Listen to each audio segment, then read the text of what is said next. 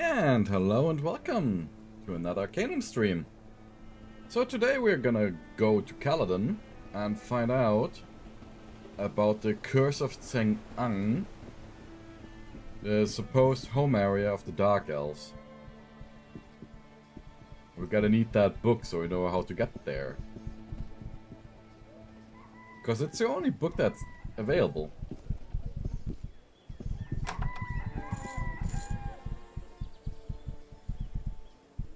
Just see what we have to set, what they've got to sell here.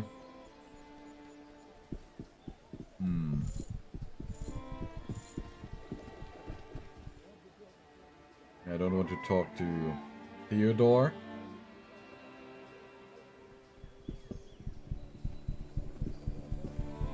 It seems we likely have to travel to Caladon some other way.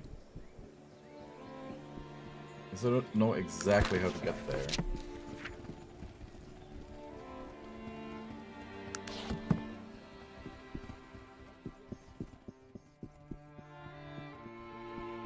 As well,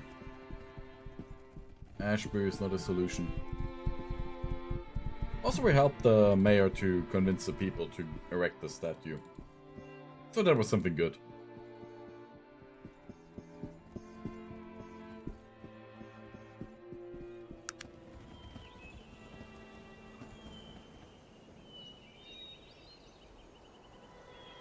Lily of Bellogrim and an ancient temple.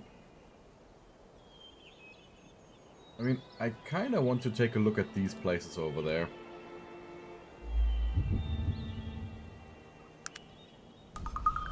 So, let's check out the place where we discovered the last dragon.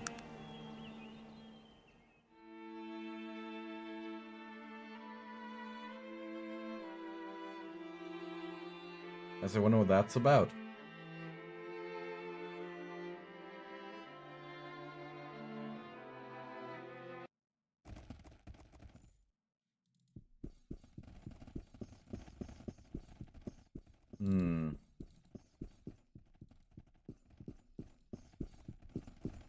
Oh. This cave was the final resting place of Bellogrim, the last of the great dragons. The cave was discovered by Sir Walter Ginsburg in 1752. Alright. So what awaits us in here?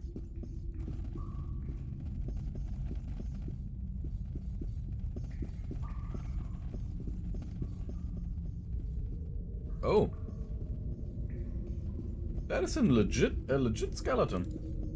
Huh.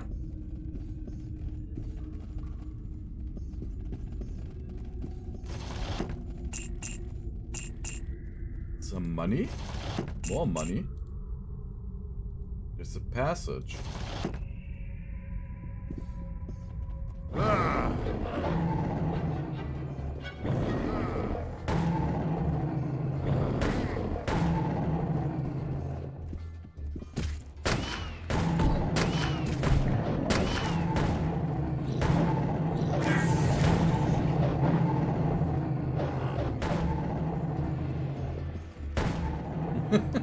The damn elephant gun.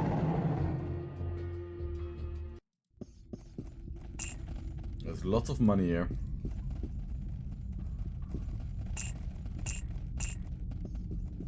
Oh, even more gold.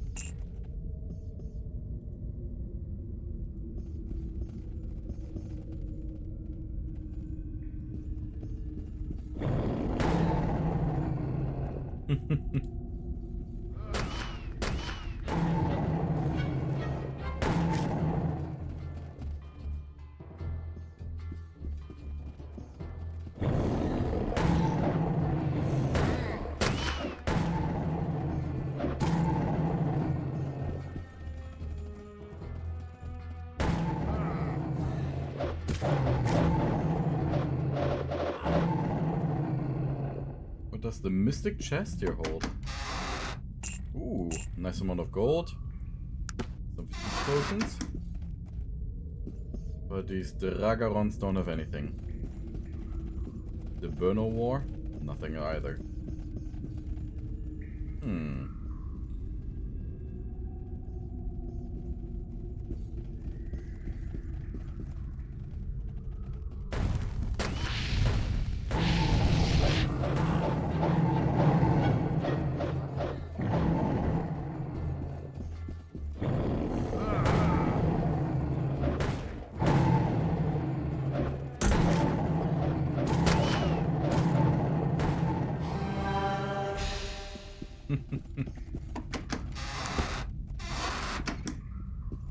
I left the gun.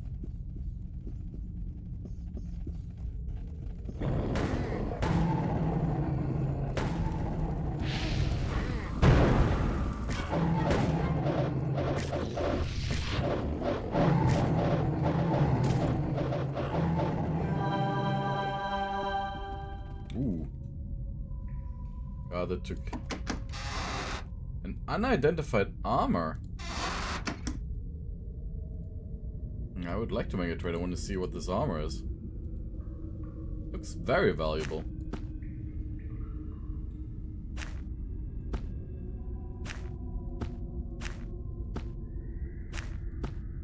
Up the arrows. All of them.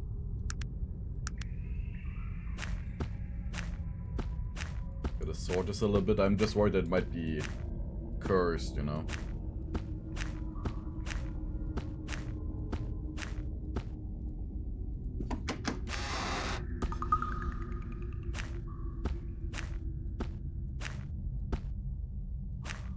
Unidentified medallion.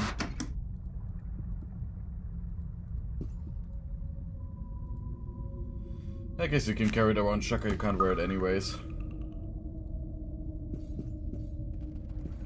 Ooh, Vigidero.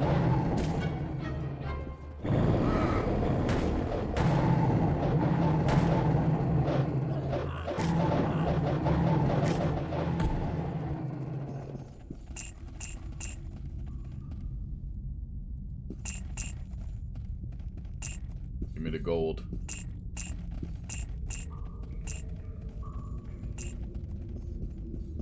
A black chest. And a book. Ooh. Unidentified large armor.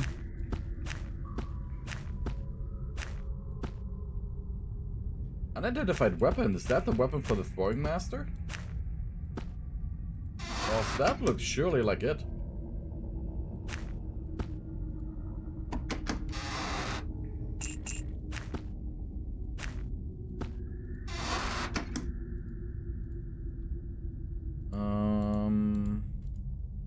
Joker. Identified weapon.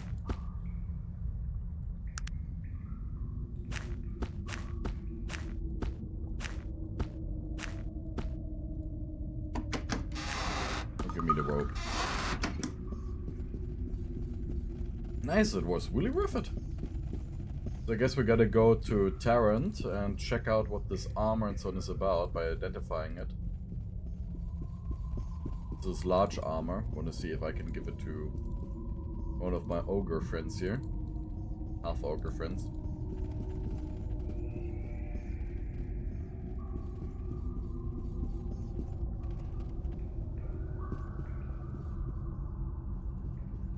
Is there anything else here? Does not seem like it. Well, a very good expedition.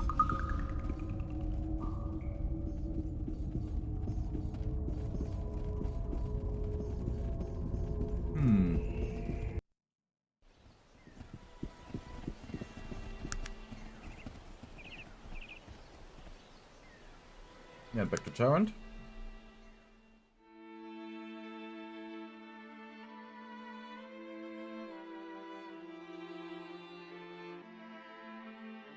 But I do wonder, how does one get to Caladon?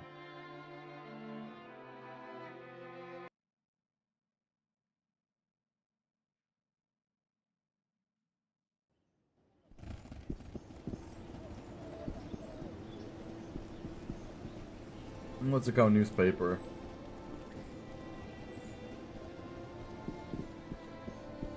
You're not shouting it.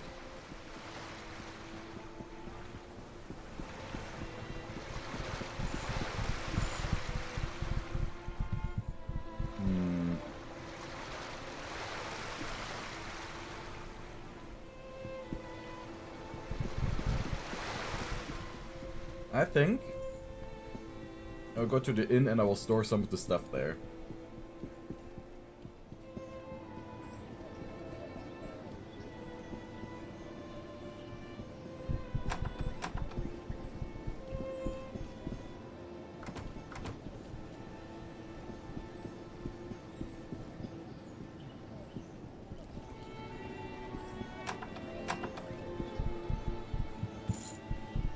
Room for the night.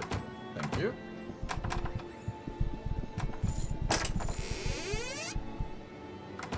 So you get the Blackstone sword, the Baneful gauntlets, the serpentine necklace.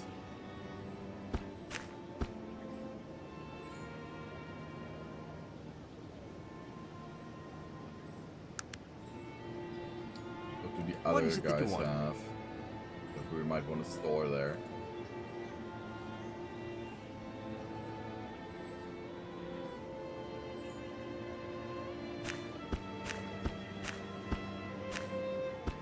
Give the shield to someone. What is it that you... You don't have a shield, Virtual, do you? We've got a lantern, you have a shield.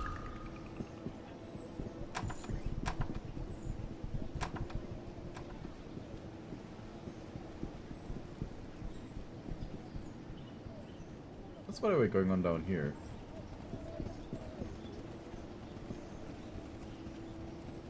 Greetings to you. Greetings, sir. May I ask who you are? Of course, I'm Perryman Smythe, recent graduate of College of Phantasms and representative from Tula, City of Mages. Very nice to make your acquaintance, sir. Yours as well, sir. Have you a moment? Certainly.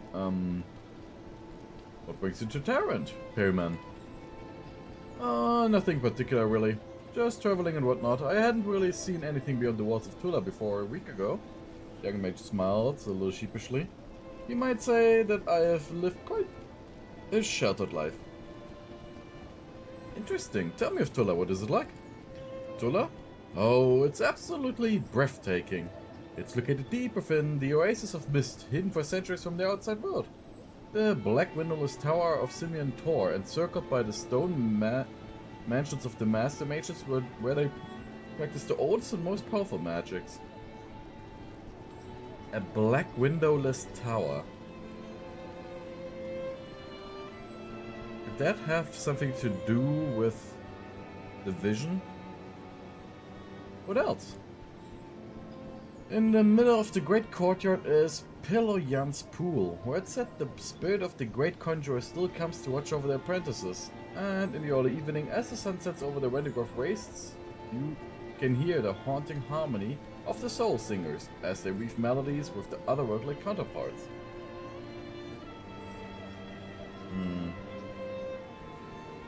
Where is Tula, Perryman? Tula? Sorry, my friend, I am under oath to never reveal that secret. Ah. I see, why did you leave there? Oh, I was sent to Tarrant on a, how would one phrase it? A mission, I suppose you could call it. Master Zimmerman felt I was best qualified for the job, and so to Tarrant I went. And I've just spent 2 weeks with Mr. Willowspees recovering from my mission. Quite an adventure, I must say. What happened? Well, here's a newspaper describing what happened as a result of the whole affair, he answered to you. I'd rather not get into the whole story, but I've been approached by a gentleman who seems very interested in writing a short book about what happened. Sir Chadwick Moore, some such. Rather a bothersome fellow, but he seemed rather insistent. I'll look for it. You mentioned Master Simeon, who's that? Master Simeon Tor? He's the greatest matron of Arcanum. As leader of the Tulan Assembly, it is his responsibility to oversee all that happens within the walls of Tula, and much of what happens without. He's a hard man, but fair and extremely powerful. He's a master in the College of Summoning, and learned in many others as well. Okay, tell me more about Tula. What else? Mention Tower Simeon Tor, who's that? Okay, that's the master again. Few more general questions. Perhaps we could travel together? Interesting proposition. You do seem well traveled, my friend, but what are you doing out in the world? What brings you all the way to Tarrant? I will tell him. I see. He's quiet for some time, reflecting on what you've told him. So what you're telling me is that your whole adventure spawned from an untimely incident you experienced while on the blimp that I've sit here? Yep. Well, I must say that I've never heard a more interesting story in all my life. And I thought I'd been through quite a bit of harrowing experience. Will you join me then? I think you already have far too many companions, sir. I mean, he would join me though, otherwise. Now let's get the stuff identified.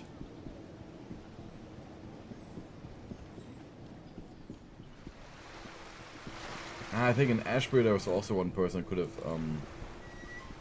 identified stuff. But then I didn't have the stuff yet. I'm gotta get to Caladon anyways.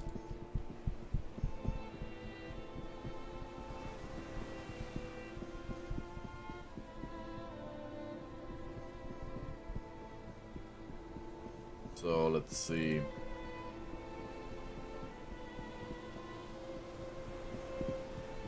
Wise woman again. I can identify something for me. Large mystic leather armor. An arcane traveler's cloak.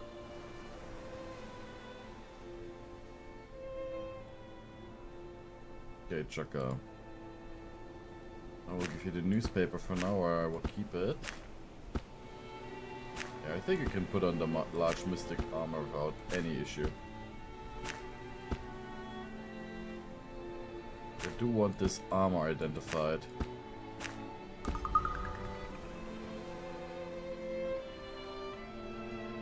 A magic plate mail.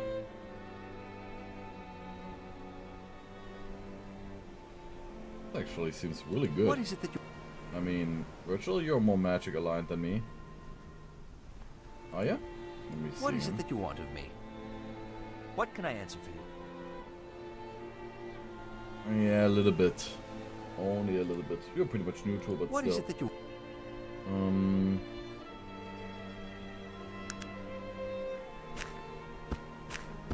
Hope that you're not completely slow then.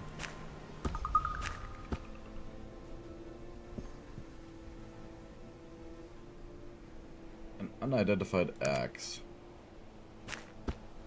Oh, I also have all of these rings that need identifying.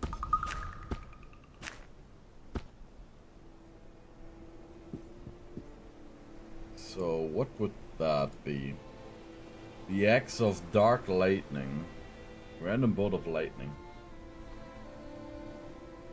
Charmed ring. Another charmed ring. Another charmed ring.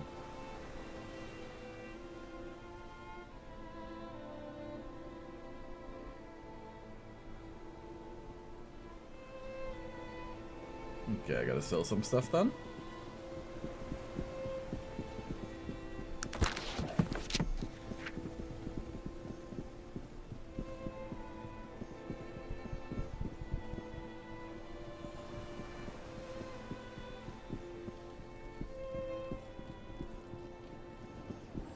Let's get to a blacksmith.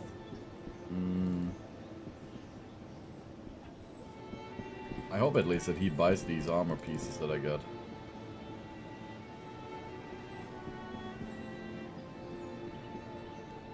And let's save here in Tarrant again.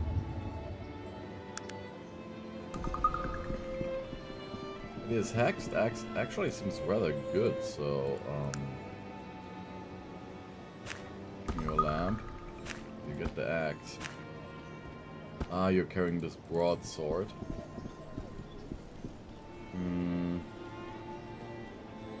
What about you, Submeat Mark?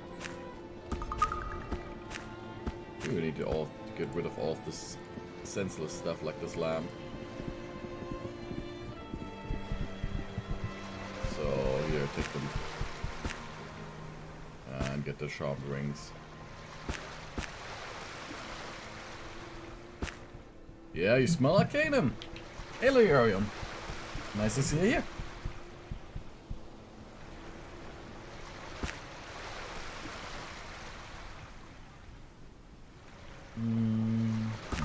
I will just sell it to the trash dude, even though he doesn't offer good prices.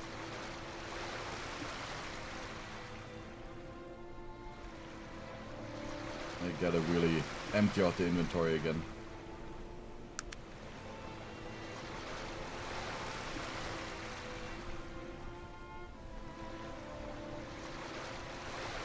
Okay, the large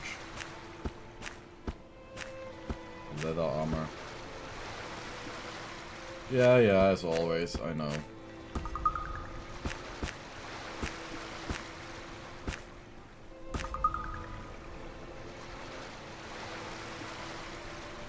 I mean, that's simply a matter of fact in old RPGs.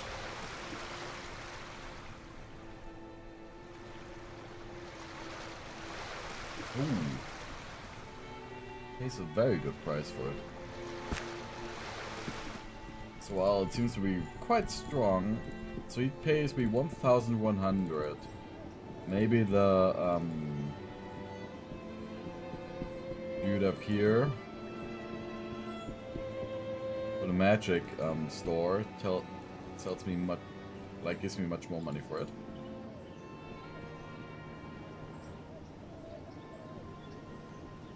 So I gotta take a look.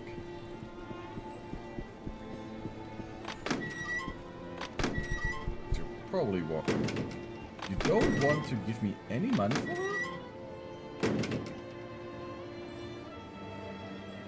You sir pissed me off.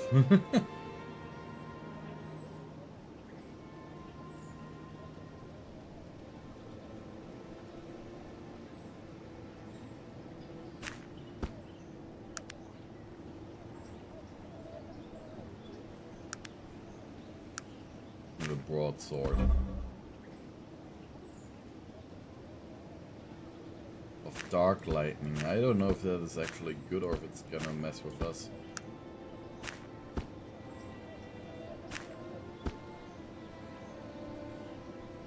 Would you want to buy the axe at least? I mean, it's good, but I don't think I will use it much.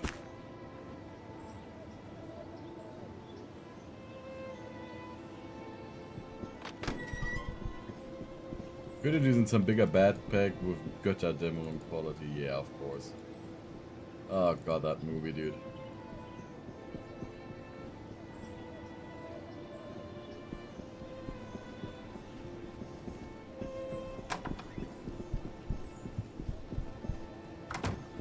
Let's add some Wagner to it, you know? That makes everything more mysterious.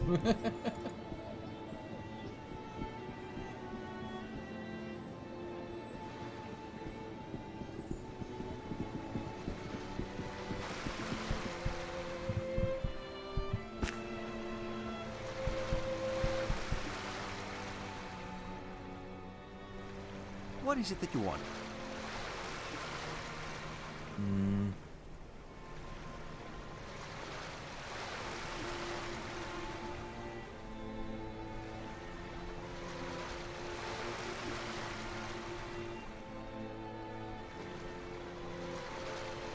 None of you has a copper ring now?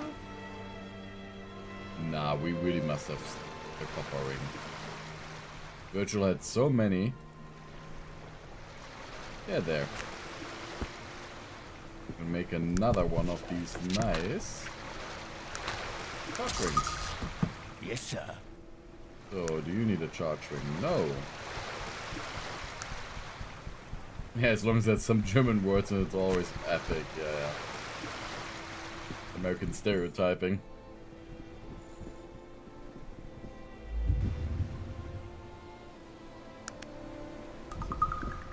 It's just like saying German beer, strong beer.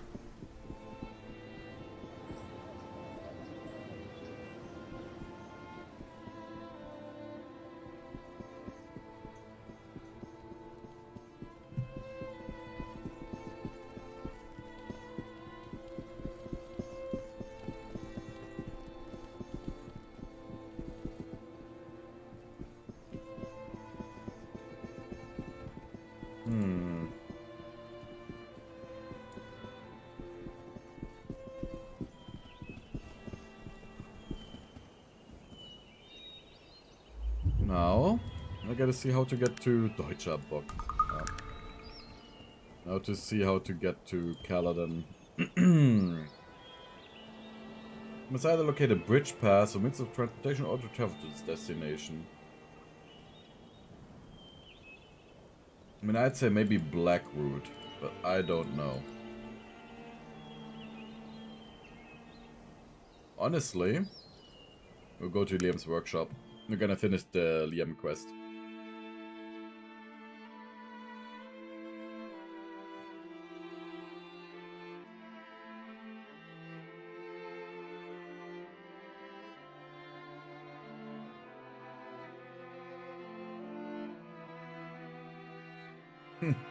Doppelbock, ja.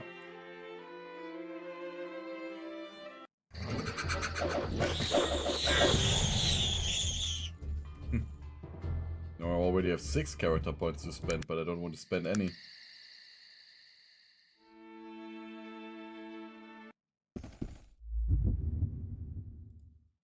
So we have Liam's workshop here.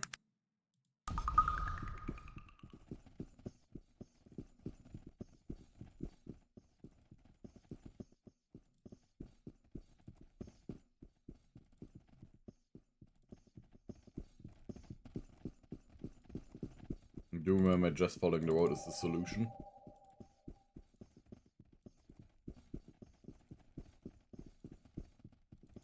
I hope his body is still here. Yeah, there it is. He still has the magical trap.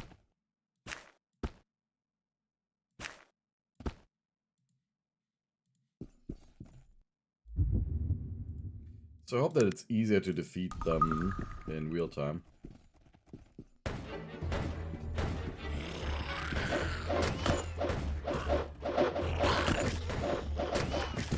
you blind? What in God's eye? I mean, better luck next time.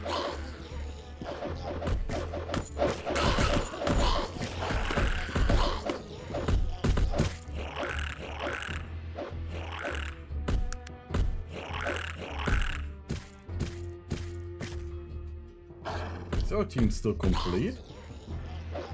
Yeah.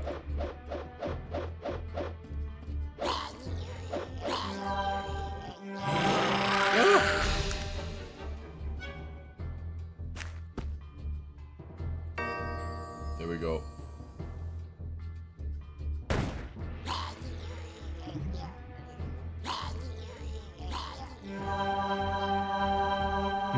And hello there, Smarrock.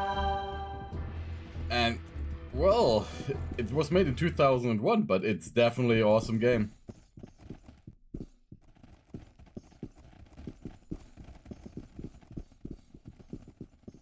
I mean, I'm already like a little bit further ahead in the story and so on. And as you can see in the title, we're now heading to Caladon. Of course, I need to get this book for Seng Ang. But I just want to finish this little stuff here in Liam's workshop so we can at least tell his mother that he didn't die in vain.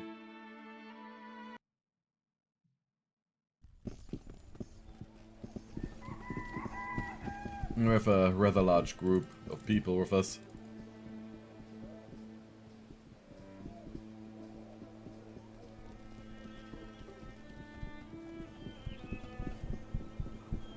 So... Hello again, Mrs. Cameron. Oh no, I've destroyed the portal. Thank you, Fitz, I'm eternally grateful. So at least that step is finished.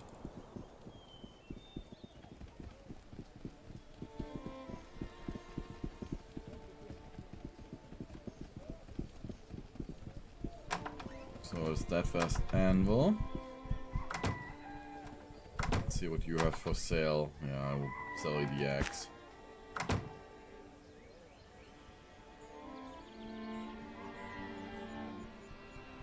No, it's not the fucked up one, it's the one that switched sides to Tarrant, but it used to be part of Cumbria.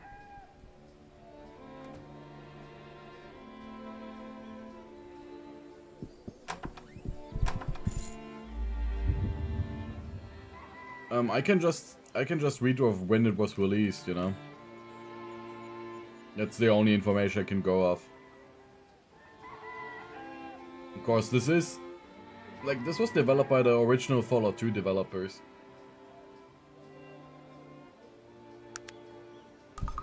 When Interplay went bankrupt and they created their own little studio, Troika Games, and eventually would end up making Vampire the Masquerade Bloodlines 1.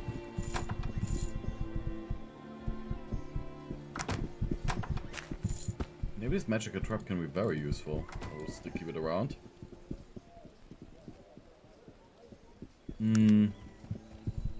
Because I don't know if we need to like get a ship to Caladon, as it seems the direct route is blocked.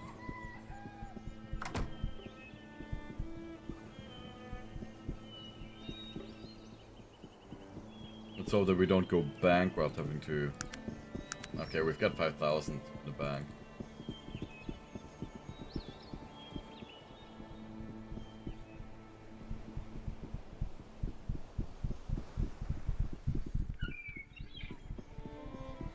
Yeah, but I'm also playing this game because it was suggested to me, and definitely the right call. Most definitely. So, who are you?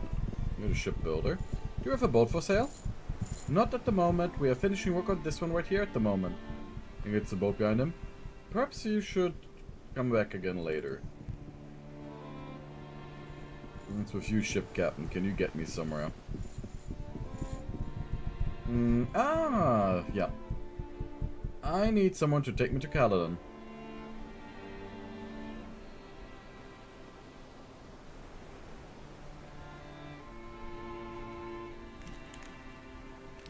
Oh.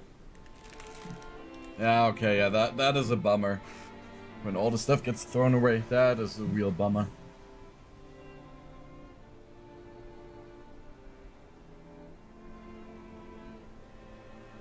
I mean, I had one case where I did save some discs myself. Because I was like going through a trash bag when we were cleaning out a place. And I was like, so why are these discs of like Civilization 2 and so on in here? Yeah, nobody needs them. Yes I do. And I just removed it from it. And that way I saved the original copy of Civ 2. And passage will cost you 100 coins a head. Okay, the fare is high. Isn't there a better fare available? That's what I'm charging. You can take it or leave it. It's of no concern to me. So what will it be? Okay, for 8 people, 800. Yeah. Expensive. But now we're in Caladon.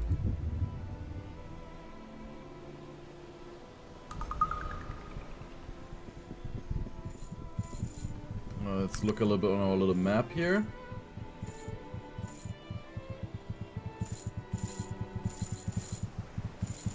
A large palace. Probably like a city council, or... Nah, it's a feudal monarchy, so probably as a king. We're just here near the dock area.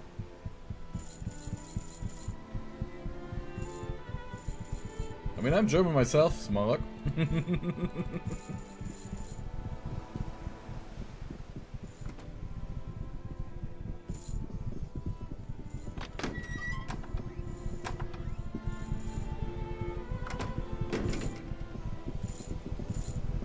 Und ich kann es ganz einfach beweisen.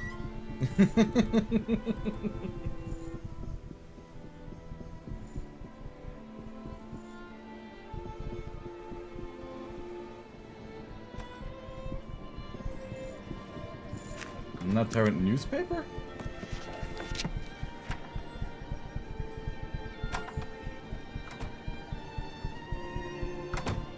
And Whitechurch murderer strikes. Police baffled. Ask a citizen for help. Any information the citizens of Caladon could provide would be greatly appreciated. Chief Inspector Henderson told reporters earlier today. We will use whatever means necessary to catch this heinous killer. This is the second in what police are beginning to fear will become a string of murders, and a madman responsible is not brought to justice soon. Details the police have shared with the public are scarce. But we do know the killer seems to have a preference for ladies of the night, as it were. Yeah, it's just a Jack the Ripper person then, right? Like white church instead of Whitechapel. This does not mean the public can rest easy, Chief Inspector Anderson continued. Who knows when the murderer will tire of easy prey and begin seeking out our wives and daughters. Any citizen with information pertaining to the case should contact the Chief Inspector at 5 Saints Ave immediately. Otherwise, just the regular stuff.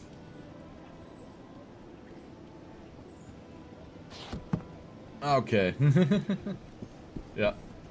And damn, like throwing away all of the Gothic CDs. Yeah, that's horrible. I only had Gothic through Games Magazine, but no. And he is a dwarf shopkeeper, so let's see what you have. Dwarven plate mail. Great helmet. A blade launcher. Pure ore.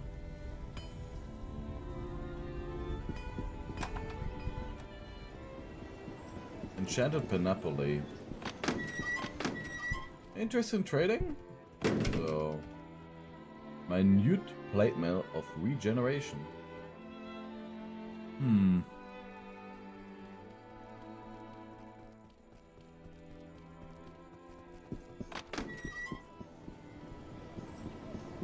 But also nice that you watched all of my Gothic videos. I hope you enjoyed them. Though obviously the English voice acting isn't as awesome as the German one, especially in the first game.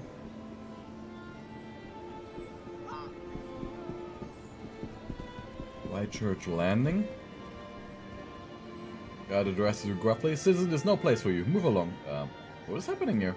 Have you not been reading the newspapers? There's a murder on the loose. This where one of his grisly murderers occurred. Perhaps I can help find the murderer. Huh. That's all we need, an amateur detective. You'd best be speaking with Chief Inspector Henderson if you want to pursue your fantasy any further. I'm sure we'll welcome your offer of help with his characteristic joy. Well, I can find this chap. At the police station, of course. 5 Saints Ave, off Temple Road.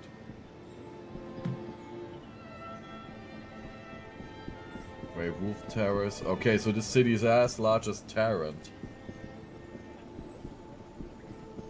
Rosemary's therapeutic tinctures. You have to offer. Wow. Gotta get my bearings in this town. Now there's a sewer apparently as well here in Caladon.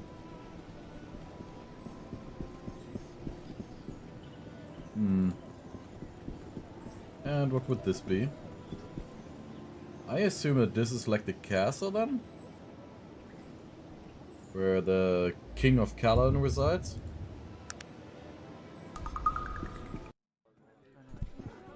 Let's see. Advisory Board Chairman.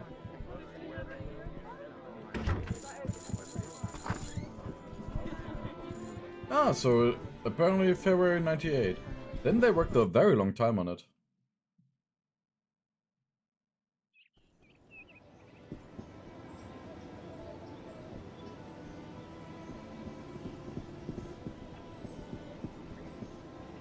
Caladon Police Headquarters.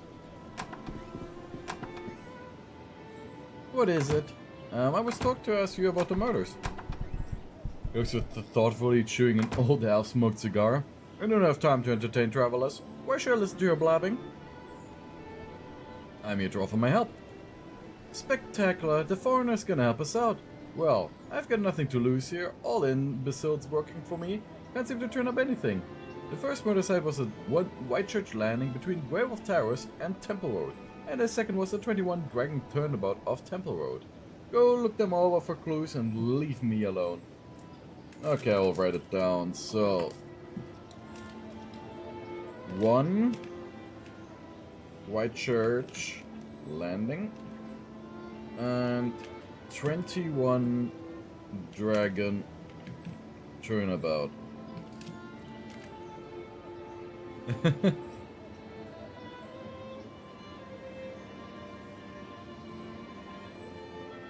Ah, okay, so too many games on Steam. Yeah, I've been playing a lot of EU5 recently.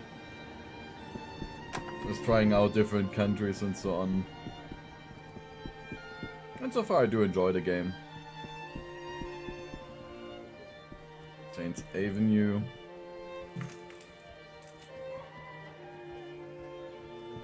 But I think I should probably go to some sort of tavern to find out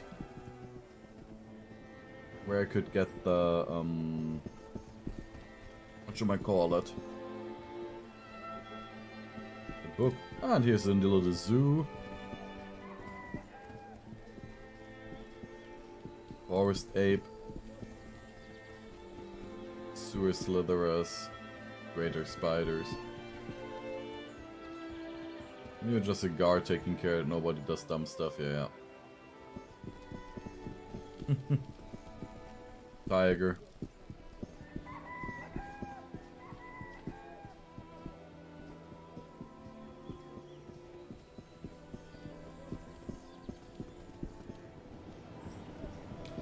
Nope, haven't played that yet.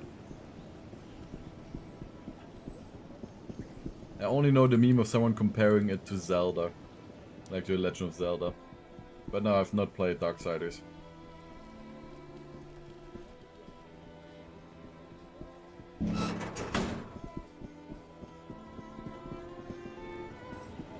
Museum of Caladon.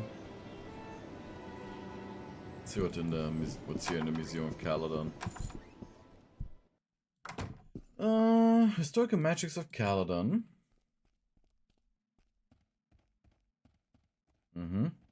Crystal Ball. Arms and armors through the ages. Another locked safe.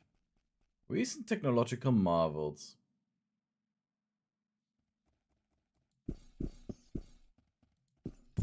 This museum seems very barely managed. If there is nobody at least looking, nobody steal stuff from it.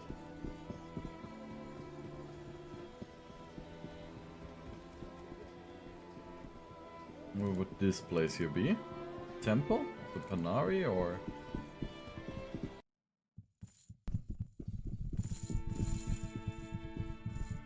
Ah, yeah, Panari. Greetings, in the name of Nasrud, and welcome to the first Panari temple here in Caladon. How might I be of service? Hello, and who might you be?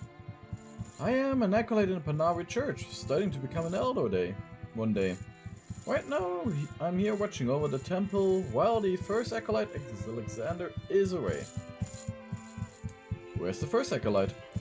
It's not for someone as lowly as I to know where the first acolyte spends his time. I'm not to question, only to serve the church in the best way I can. I'm sure he will be back soon. Alexander never leaves us alone for long. You see admiration in the boy's eyes. I see. Can you tell me anything about the temple? I'm afraid I'm the wrong person to ask. Feel free to look around, but I'd recommend returning later when Alexander is here. He'll be glad to answer any questions you might have. May the spirit of Nasrudin be with you. Farewell. Yeah, I've heard good stuff about Darksiders, and maybe I'll play it one day. But there's also so many other games. It's nowadays you get to the point where, damn, too many games.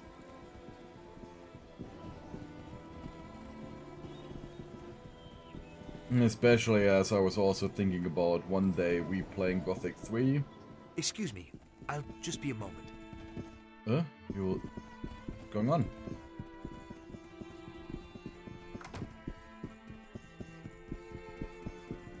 Oh, I'm sorry, I had something to do here. I'm ready to go when you are. Virtual, what are you doing here? Whose grave is this? Nothing. This is someone I used to know.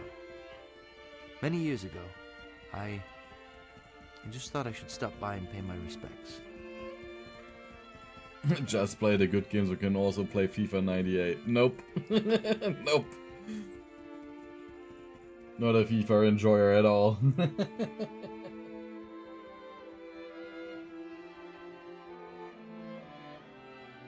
Lawrence Brummond, was he a friend of yours? Lawrence was my friend. We grew up together. In Tarant, actually. Our, families moved to Caladon when we were older. He died in an accident. Terrible accident. What happened? I don't want to talk about it. Please, let's just be on our way. Fine, let's go. I'm sorry, well, forget it. Why don't you just tell me, Virgil? Perhaps another time. What is it that you want of me? Leave no goodbye.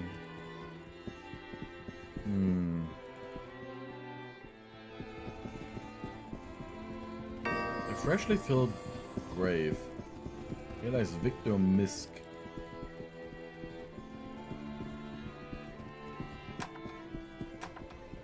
Werewolf Terrace.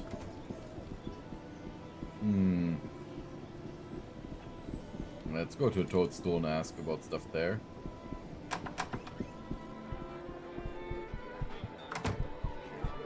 Get on with it, human. I must depart. Oh, bartender. What goes on around here? Have you heard about the new castle defenses? I hear the king is keeping Daniel McPherson very busy ensuring everything is in tip-top shape.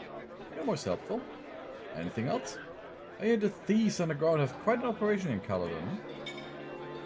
I've heard that there's a pass through the Stonewall Mountains somewhere north of here that connects the southern half of this continent. The old adventurer who told me said he saw a strange stone altar there as well. Uh-huh. What goes on? Have you met Adam Maxwell? Well, a Sherry character if you ask me. Heard of the werewolf? Some say they've actually seen the beast prowling the outskirts of town late at night.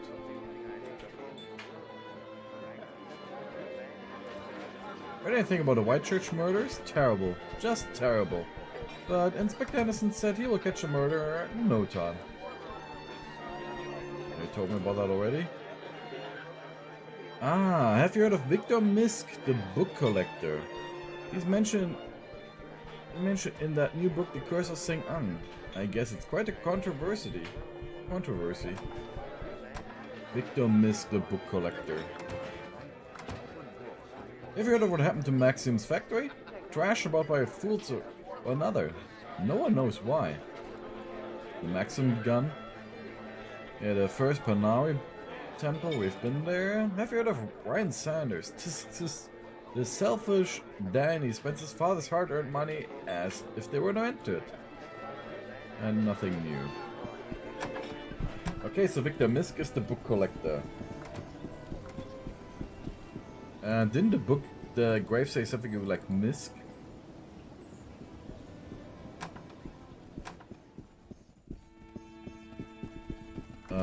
Yeah, that is not good.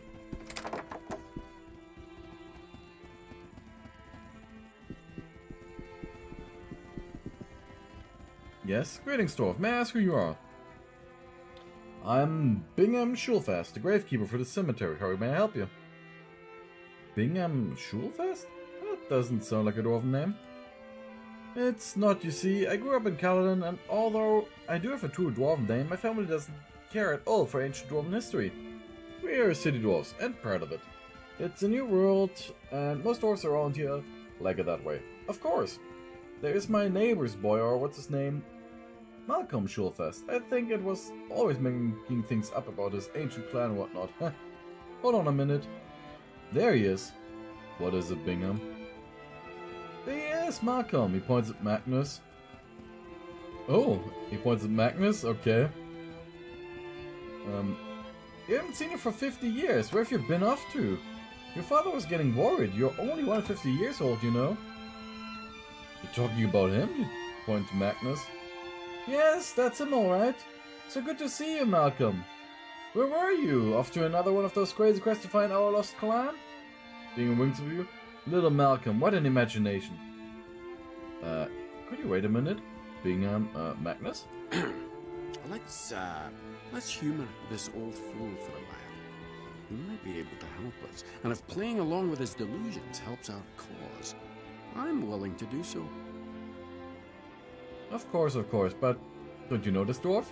This city dwarf? Of course not. I am a dwarf of the old tradition. I care little for these dwarves who forget their history and their heritage. Right, but he does seem to know who you are. What? You must be joking. Look at him. He's grown soft. And his beard. I'd go so far as to say he probably trims it. Trims his beard. You're probably right, Malcolm. Don't take the farce too far.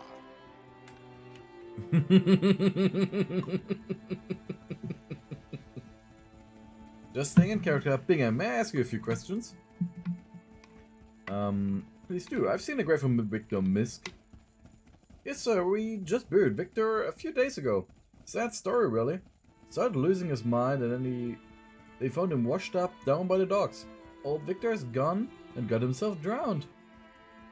Who can I speak with further about Mr. Misk? You could try the widow Misk. She lives south, just down the road on the Misk estate. If you've got any other questions, then she knows the answers to them. Bingham, just one or two things. What can you tell me about this graveyard? Not much to tell, friend. Just the place where Caladon brings her dead. I've been working here for 80 years and I've seen a lot of bodies come and go. There's stories I could tell. I'm sure. Could I ask a few more questions? Good day. So we gotta go to the Misk estate to the south.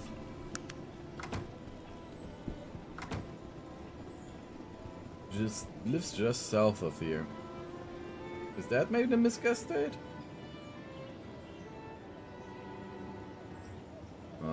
I don't know.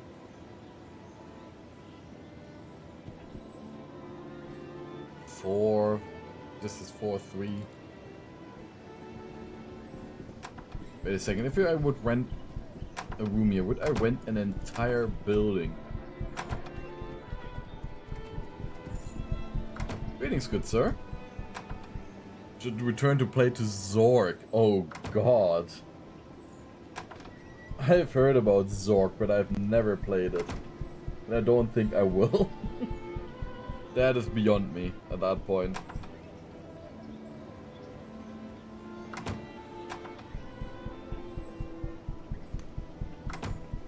What can you tell me about Victor Misk? Absolutely nothing. I'd like a room for the night. Here. You'll find a room just down the hall. You'll have to use the room for tonight only. The door will be unlocked. I do hope you enjoy your stay.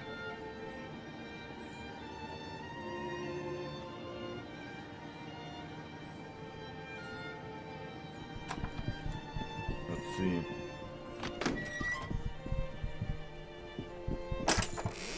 So that would be our room then. That's not an estate. Let's see here.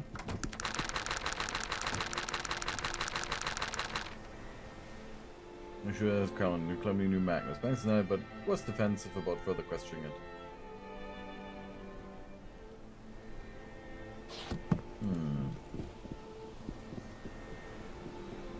Let's see what this place here is about.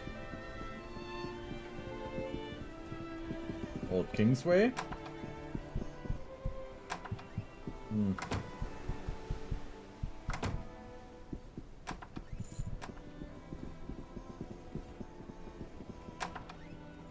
One Old Kingsway.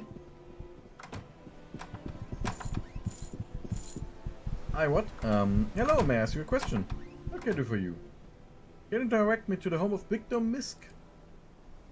Oh, the Misk residence is 9 Grey Wolf Terrace.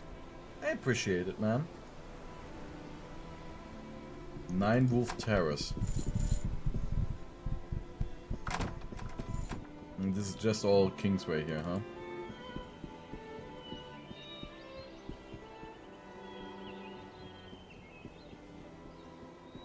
You have 15 Old Kingsway.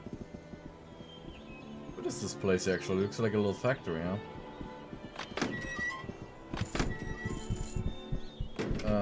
What do you want? Who are you? I'm Hieronymus Maxim, inventor of the mechanized gun and the recently absconded aeroplane, a heavier-than-air flying machine. Be distracted for a moment. and then thrusts his hands towards you. Oh, you have to excuse my absent-mindedness. I was just admiring the ruins of my life. What happened to your factory? Damned imbecile ogre stole my flying machine's prototypes and burned down my factory. And just to add that little extra joy to the whole affair, they beat me senseless as well. Now the king's advisors say I'm a fraud and that heavy-than-air flight is impossible. They say I staged the whole thing to cover my failure. Without proof, my days here are done. I saw your machines fly. You saw them? Fly? Where? Where are my aeroplanes? The ogres crashed them after shooting on the Sith here. Those stupid inbred ignorant beasts. They wrecked my masterpieces. And for what? To kill innocent people? The bastards. I can say I saw your flying machines fly. Would that help? I'm sorry to say, I fear your word might not be enough. Any tangible evidence cannot be refuted. What type of proof would you need? Anything would prove they were capable of flight. Let's say I found proof for you. What would that be worth? Give you an experimental mechanized arent I've been developing. Quite handy to have around and scuffle. We heal you automatically. Any ideas where to start looking? I absolutely have no idea where you even begin. I best begin looking then. Where could that be? What is it? Oh no. Oh no.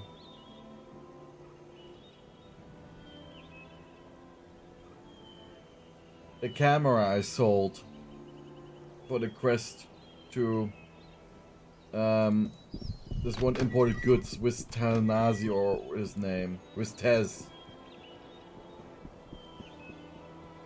Maybe the camera has the pictures of it.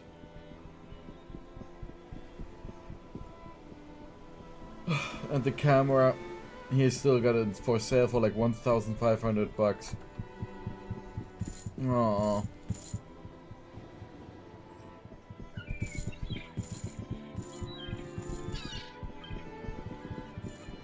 Yeah, I mean, Arcanum is a good game, definitely. As I'm discovering it more and more. And wasn't it like any Grey Wolf Terrace here where they had their estate? Probably this one, I don't know. I forgot the number. And Divinity, I only played like a little bit. I mean like Divinity Ego Draconis and so on. Greetings, sir. Might I be of service? Yes. Might I ask who you are? Of course, I'm Wesley Carrington, the butler here at the Misk household. Okay, that was the right one then. I see. Might I ask you a few questions, Wesley? Of course, sir. Where can I find Mr. Victor Misk? His face goes pale. You haven't heard? Oh, I see. Perhaps you ought to speak with Mrs. Mink. He's in the parlor, sir. I'll do that. Thank you, Wes. Yes? A pleasure, madam. May I ask who you are? The youngish woman before you is dressed in a dark blue gown with a small hat and veil. She is strikingly beautiful. Her hair is in a deep shade of amber. Her eyes blue, but a little swollen and red. You surmise she's been crying. I'm Lillian Misk, wife of the late Victor Misk. The late Mr. Misk? He's dead? Yes, he just recently passed. We put him in the ground not 4 days ago. I'm very sorry for your loss, madam. Do you have a moment? Certainly. Could I ask you about Horror Among the Dark Elves? What would you like to know about the book? Do you still have a copy of it? No. Up until the last 2 weeks, Victor carried it on his person all the time. Then one day he came home and told us he had hidden it somewhere that only he and his old dad would know. We thought it was very strange, but by then, there wasn't much about Victor that wasn't. Divine divinity?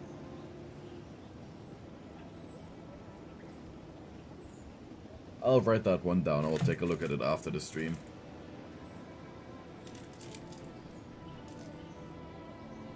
Divine divinity. Because that doesn't ring a bell at all.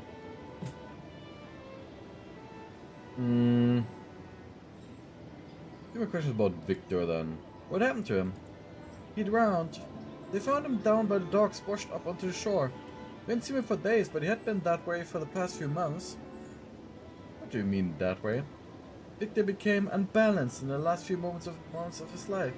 He began having delusions, frequent anxiety attacks, ever since they released that cursed book.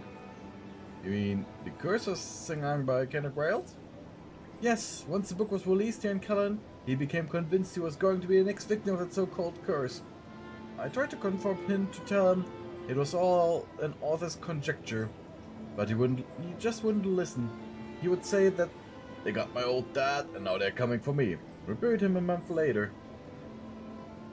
Where was the funeral? At the Caladon Cemetery. It's northwest of here, near the Panari Temple. Was there anyone strange at the funeral? Not that I remember. There were a few of our friends, the servants, and some family. More questions. What happened to his father? Victor's father, Philip Misk, was an avid collector of books. At one time he had the largest collection of Caladon. He died in a fire. It was deducted that he had fallen asleep in his study while smoking a cigar. Something had caught fire and he was killed in a blaze. Most of his collection was lost in the fire. But not horror among the Dark Elves. No. But Victor didn't find it for many years. It had been hidden in an old chest in the attic of our summer home. It seems Victor's paranoia may have been an inherited trait. Doesn't it seem strange that both died somewhat mysteriously? I don't share that view, sir. I'm not a superstitious woman. I miss my victim more than anything, but I put no stock in such tribe. Both Victor and his father were victims of a chance and circumstance. I'll hear no more talk of it. A few more questions about the book.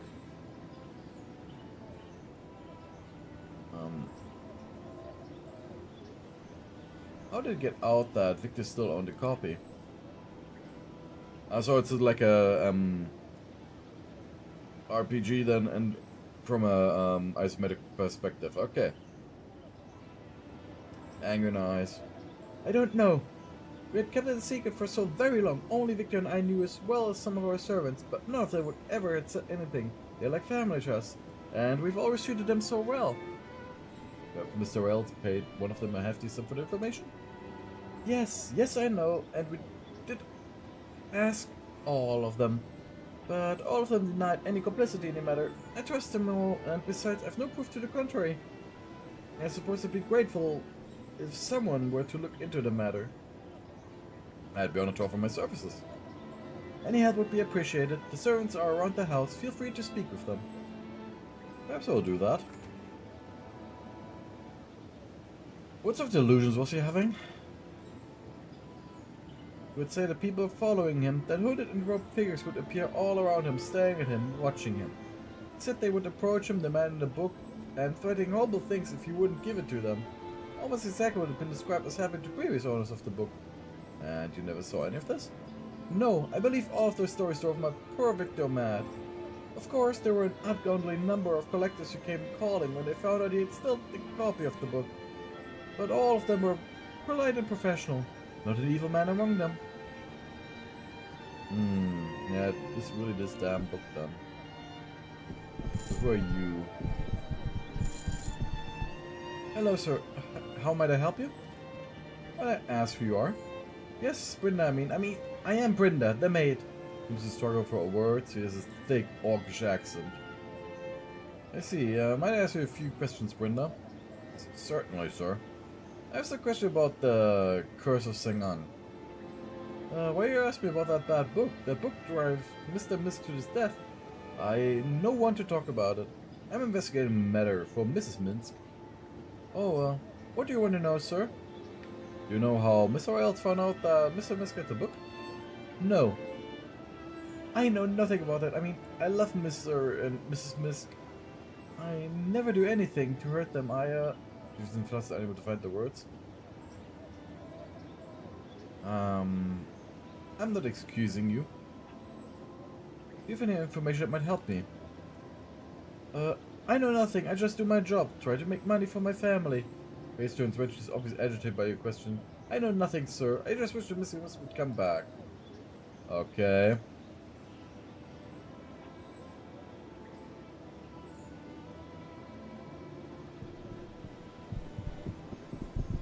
I think you're complicit. So, do you have got the moment, Mr. Wesley? A question about the Book of Mr. Wales. The Curse of Sengang? That rubbish? I surprised you have the audacity to mention the name of this in this house, especially knowing what it did to Mr. Misk. Forgive me, but I'm looking into the matter for Mrs. Misk. Mrs. Isu? Are you insinuating I might have something to do with that, sir? You seem to be awfully nervous about the situation, Wesley. How dare you, sir! I've been a loyal servant to Miss for many, many years. I would never return, not ever. Money can help a man to forget many things, Wesley. Sir, I recommend you leave here and now, otherwise I won't be held responsible for what I might do. I will not tolerate such treacherous words from anyone. I am and always have been loyal to Miss Misk. Now please leave.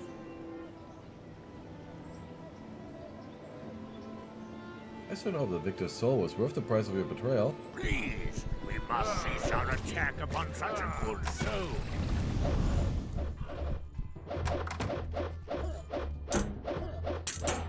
The entire situation just... I find it crazy how it just completely escalates, you know? Just a second. You push someone a little bit more. And then everyone becomes hostile. Everyone. Even though they are initiating the fight. Okay, I need to talk here a little bit.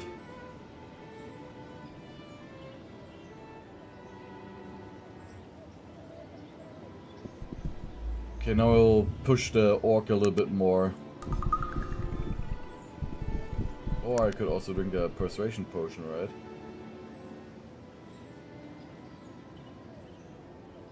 So my ass room. Goes there. Seem awfully offensive about it, Brenda. Should expect. No, I already talked to police. I never heard. Leave me alone. I do not want to talk about it anymore. Okay. And to Mr. Wesley, I will be a little bit nicer then. He looks relieved. Good, good. I've been a loyal servant to Misk for many years. I'd hate to think that Mrs. didn't trust me anymore. Is there anything you know that might help me? Mr. One loving his voice. I'm not the one to talk bad about people, but if you're looking for a place to begin a search, I'd go no further than Brenda and a maid. She may not look it, but she's a half-orc. You just never know. An interesting theory, Wesley. Is there anything else you could tell me? No, it just infused me that someone would betray Mr. Misk. I hope you find out who's the responsible party.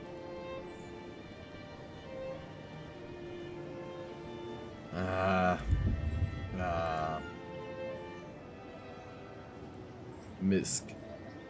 I really don't trust them. And she doesn't talk to me either anymore. Have a moment.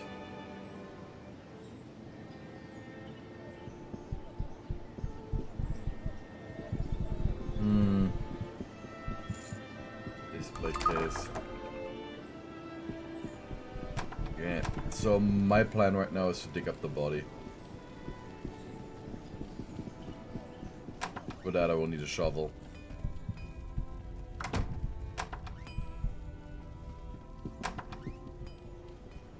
I don't see anyone here selling a shovel right now.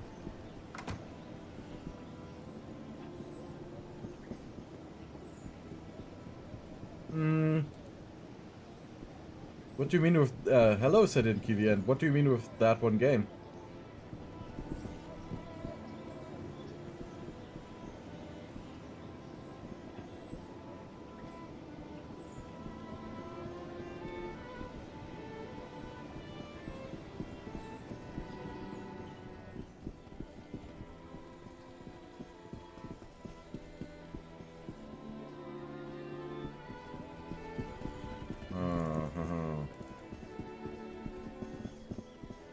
Locked.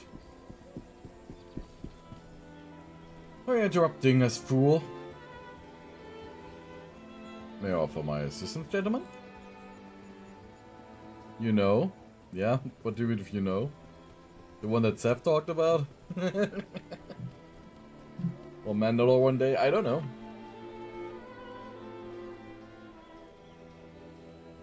I don't think it can help the fact that my partner's an imbecile. Just make that ex-partner. You two are partners? What happened? What happened? I'll tell you what happened. I chose the wrong business partner, that's what. Everyone warned me. Don't go into business with a halfling, they said. You're only asking for trouble, they said. And it didn't work out. We worked together for years. We had a small gardening business. Nothing fancy, but it paid the bills. I never let Terry handle any of the financial work. Took care of that myself. I was so stupid to trust him with this last transaction. What did he do? We decided to retire, so we put our equipment up for sale.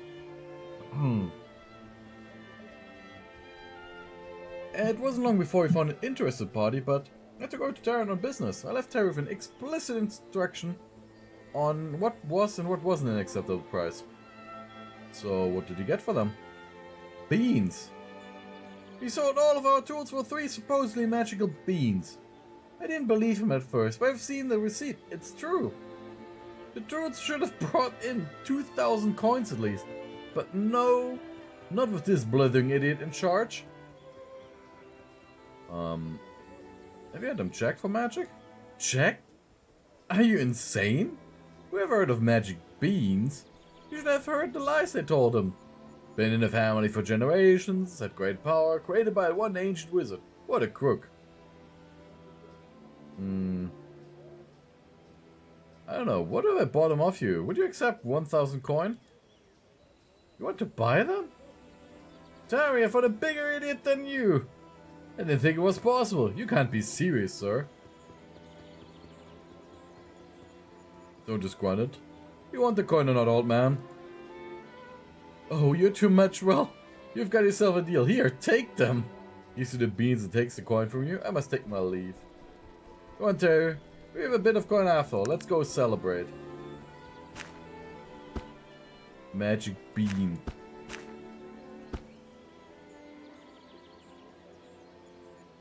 I probably wasted money, but you know.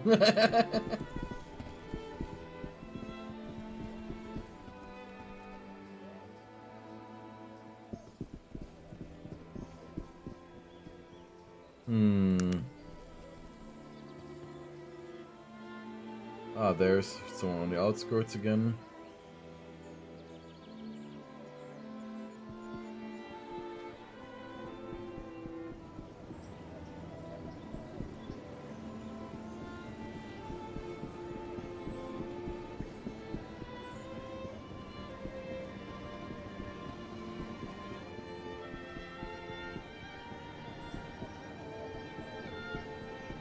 Let's see.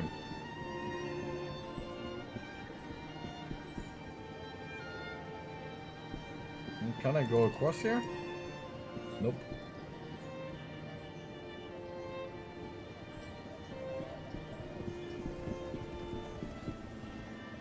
This is still the museum again. I would like to have a shovel. There must be some people that sell trash here, right?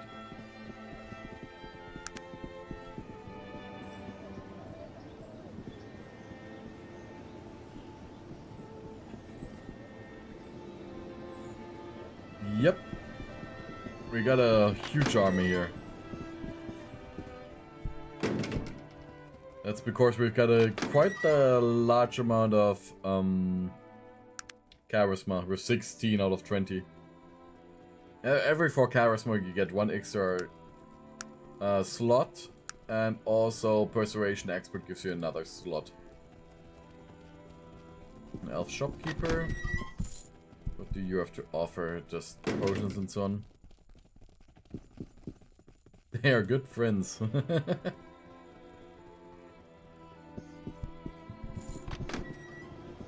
Yeah, but it is really an army that I'm going around with here. It makes the game much easier. You have people that you can actually trust.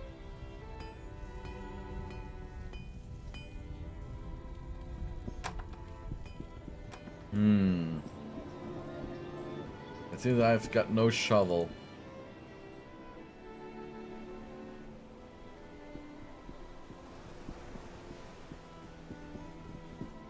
You mean my character here?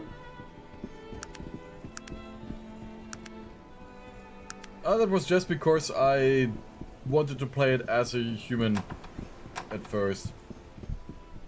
I contemplated on either playing a dwarf or a human. And I figured, because of racism and so on in the game, might be better if I first play human. Because they're the most widely accepted group of people. And thus not a lot of quests would get blocked from me.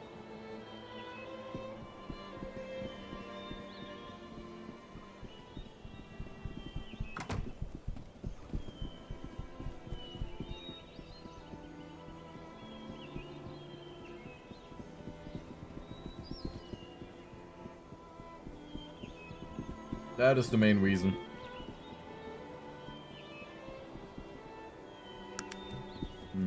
There's Maxim's factory. There's some more spots down here. Maybe in one of these barns I can find a shovel without having to actually go back to Caladon. Not Caladon, Arent.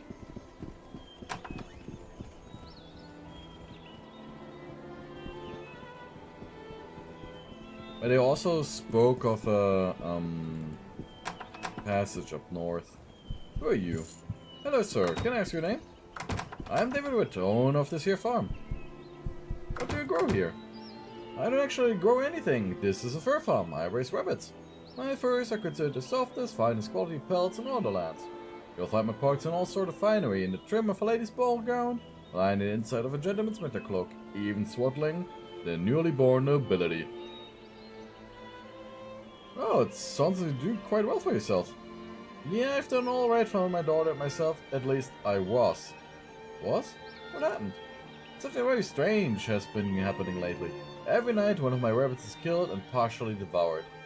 The signs indicate a large beast of some sort, but no one else in the area is being bothered or has seen anything strange. If you're available, I'd really appreciate some help figuring it out. I'll try. How long has this been going on for? The killings have been happening for nearly a full lunar turn. If I keep up at this rate, I'll ruin it within another 2. Rabbits breed quickly, but not that quickly. What about a dog? Do you own a dog or perhaps a wolf? There ain't any wolves around for miles. I don't own a dog. Tried it before. Too much trouble keeping them from scaring the rabbits. I never had one that ate them though. Does anyone else live here with you? My daughter lives with me. You can talk to her if you'd like. She's been missing a lot of nights. Suspect she's sneaking out to see her betrothed. To be young again. Okay. Good day. Hello, may I ask your name? My name is Cynthia. Can I help you with something? I look to return as an apprentice. Healing? No. I'd like to talk to you about the rabbit slayings. Oh, it is awful. Poor things. Devoured at night by some horrible beast. I don't know it's a horrible beast. Well, I don't know for certain. It's just that I have these nightmares about it every night. I dream some horrific beast attacks and devours one of my rabbits. And every morning I awaken to find it's true. Please help us find what is doing this. Have you seen anything? Perhaps as a return from my trysts? Oh, no, is that what Father told you? I was seeing my prof for a time, but I've been so exhausted lately. I have not been awakening to make our rendezvous. Exhausted, but why? I'm very distressed by what is happening to my rabbits. As soon as the sun sets, I come to my room and fall into such a sound sleep I do not awaken until it's morning. But always waking from the nightmare, and when I checked on the rabbits, another has been killed. It's very puzzling. No one has seen this beast. I try to stay awake and keep watch, but I've been unable to. I pray you're a successful in solving the mystery. I don't want my father to lose the farm. I will help keep looking for clues. Thank you for your help, Cynthia. I think she's it. Is she a werewolf?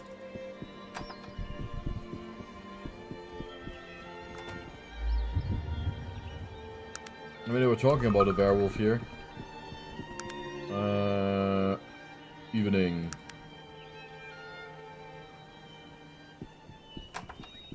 Yeah.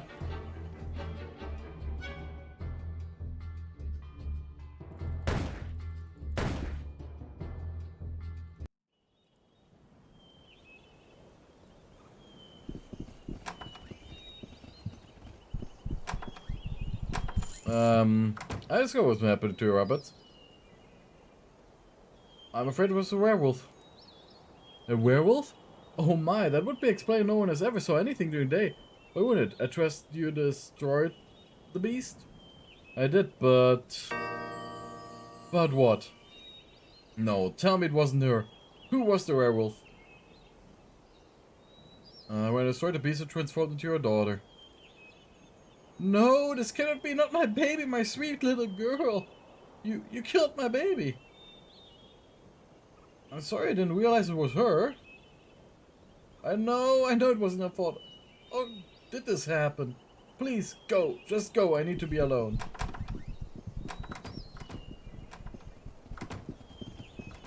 Well. I didn't actually know that was the quest, but I figured if they were talking about a werewolf, that sounded too much like she was the werewolf.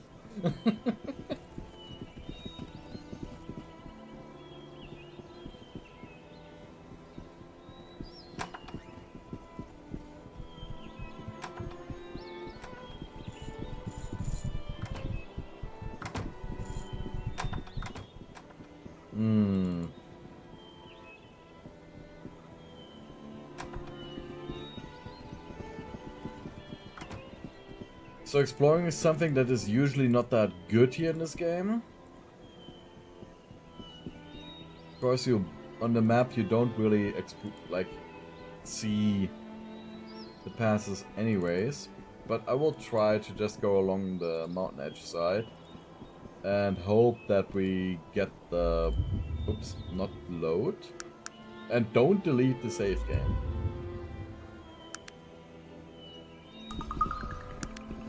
I want to take a look here. If there's like any sort of pass. Huh?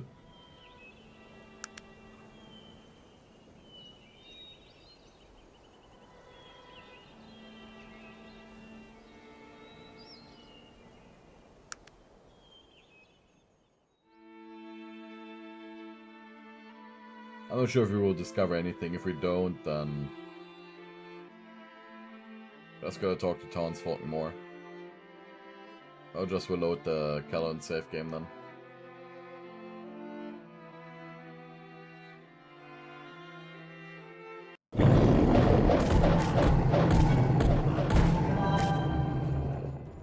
Ooh. Ah, the cold place.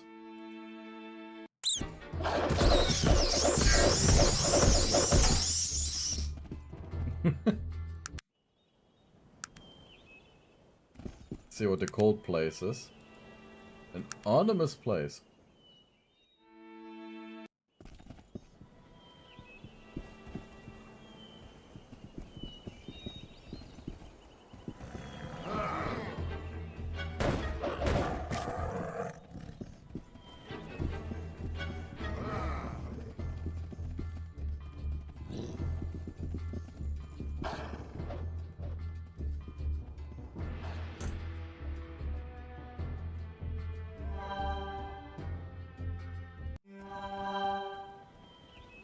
Why are you running away, Gar?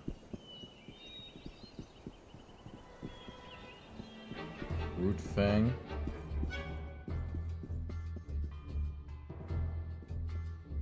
Demon Shard.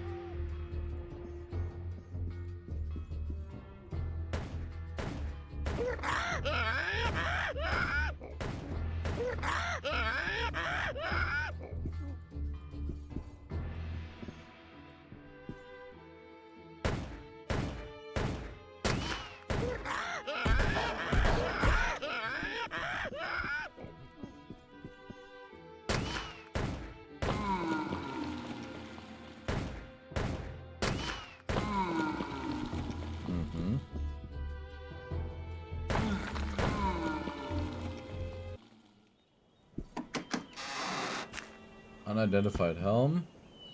Unidentified bow.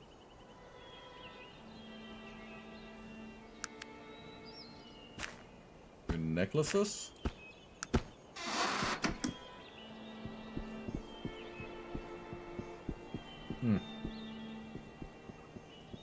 So probably some rare loot stuff then.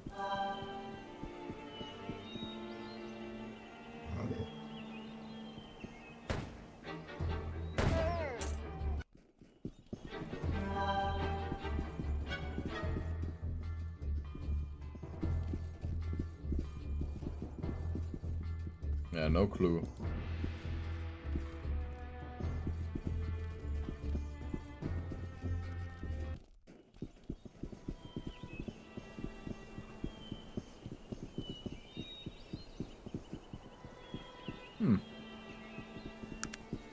That was kind of worth it though. I'll just keep looking around the mountain edge and then we're gonna go back to Caladon because this is actually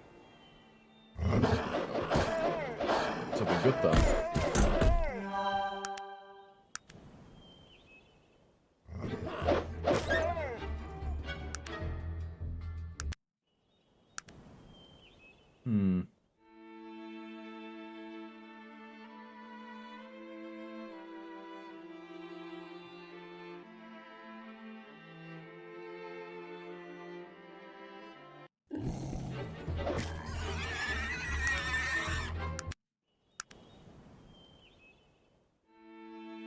Doesn't seem like there's any pass though.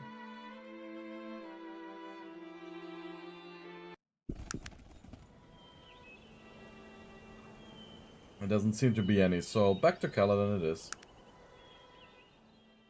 I'm gonna probably talk to the people a little bit more if there's like a pass.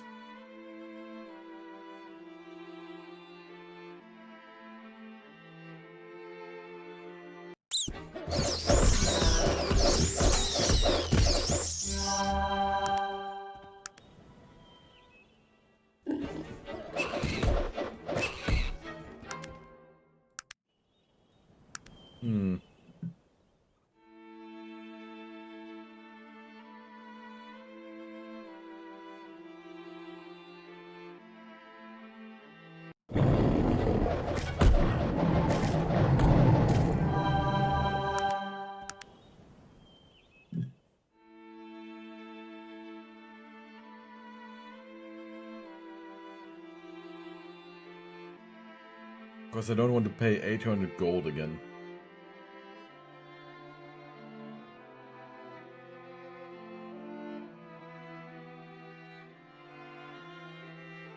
A kingdom for a shovel.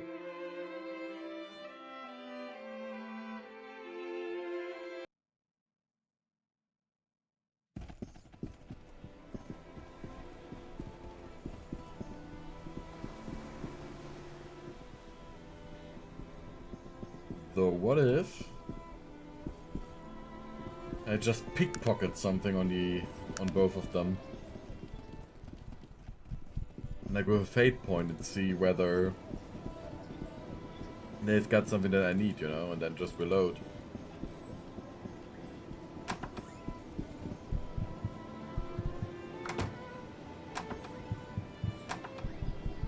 Book of Druid's Truth. Warning. Tamper with display may prove fatal.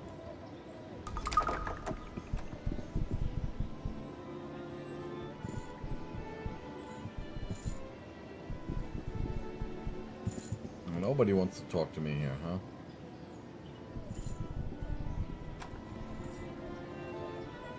Or maybe he has got a shovel in his shed or something, you know? Like a door?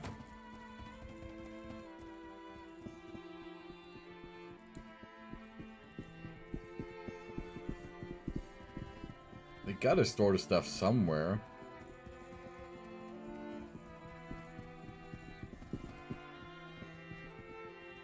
I also don't want to waste a fate point. Well, let's take a look.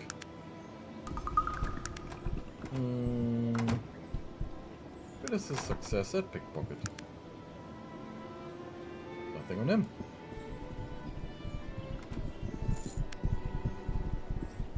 Nothing on there.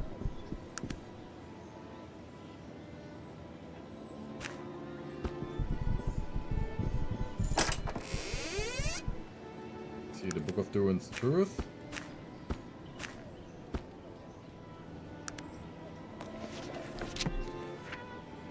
The Book of Durin's Truth. The Iron Clan. Search for the truth of Durin. Do you seek stone in shape? Then walk the path and know the path. He follows in its wake. Have you found the place of voices? Have you heard the message clear? I think you have, I know you have. Or else you'd not be here. The road from here is not much longer. You've traveled far to see the light. Your heart keeps strong, your courage long. This morning will be bright. Now travel to the Vault of Iron and bring with you the key of glass. The door swings wide, and there inside you will find the truth at last.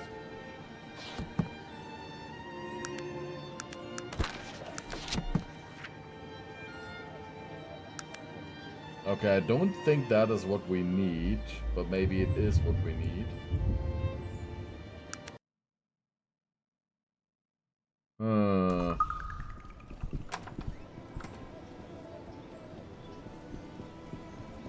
And parlor. Give me a second here, I need to sneeze.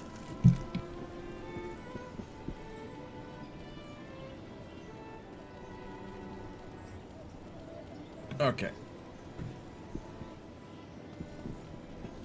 Maybe there's a shovel in the rubbish bin? No. I do actually need to travel 2 times for a damn shovel. $800 down the drain.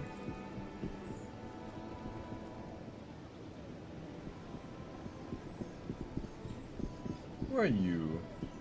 Be quick about it. I have to be on. Hello, may I ask you a question?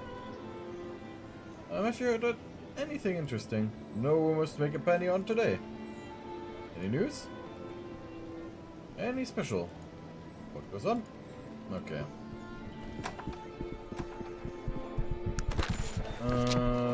Let's see the last notes here. So, there was acting strange last day. It seems that this baby was brought under by the recent release of the Curse of St. Anne. Yeah.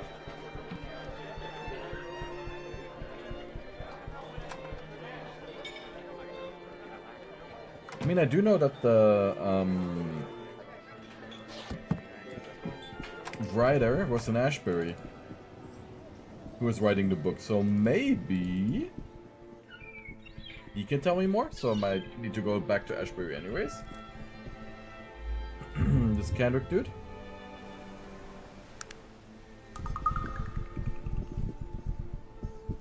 Yeah, I wish to go Ashbury. That's a trade.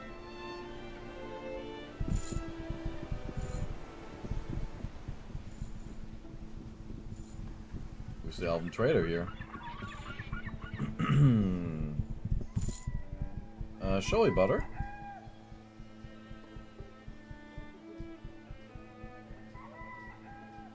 I'm not interested in anything of my stuff, huh?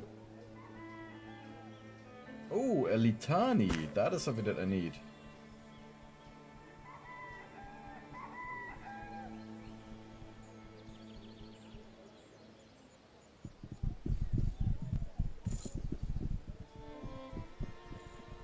So the dude, that was Ashbury, was it? Or was it the other place? No, Ashbury, yeah, up there.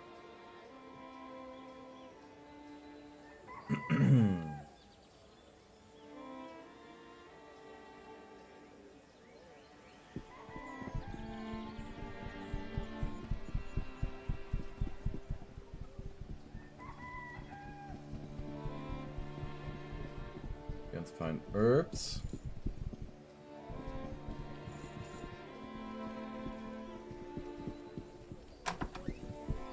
Kendrick wailed. Hello, Kendrick. Might I impose on you for a moment? Certainly. Who told you that Victor Masquerade has a copy of that book, Kendrick? Why do you want to know? I have my reasons. No. Who was it? His face goes stony. You don't expect me to reveal my sources, do you? Do you think I'd violate my own journalistic integrity? That's my business. I will speak no more of it. I'll be off then.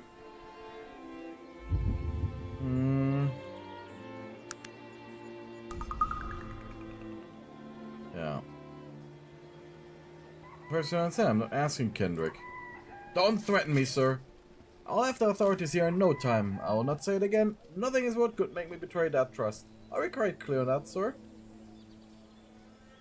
I'm clear on this either. You tell me you're wishing you did. Stands resolutely. I will not, sir. Do your worst.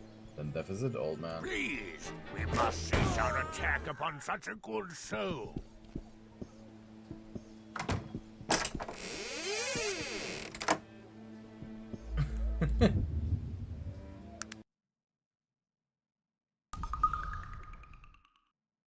That dude actually has balls of steel. So, I need to talk with you about Seng Ang. What could you possibly want with that dreadful place? I recommend you don't ask too many questions about it. Bad things seem to happen to people who do. I really need to find it. Do you know where it is? Did you read my book? The point that no one knows where it is. There's supposed to be a map to the place in horror among the Dark Elves, but the only remaining copy is being held by Victimist, the Caladonian book collector. If you want to find Seng Ang, then you better go speak with him.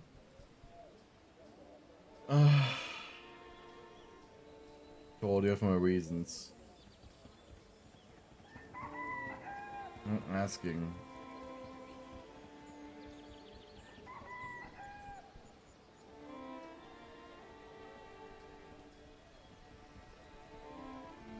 Ah, damn it. Damn it.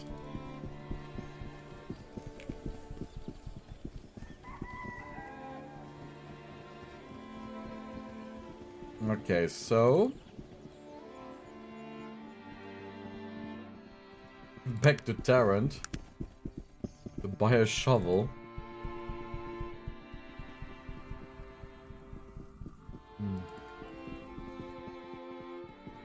And then back again.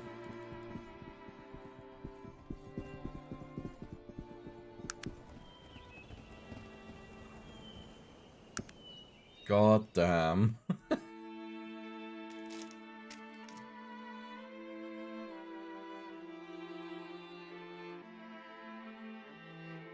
I hope that we would find Seng Ang very easily. Or at least that we would get, like, had the problem getting to the guy with the book. But then we could convince him and then have the book and then find Seng Ang and so on and then find out what's actually going on. But no.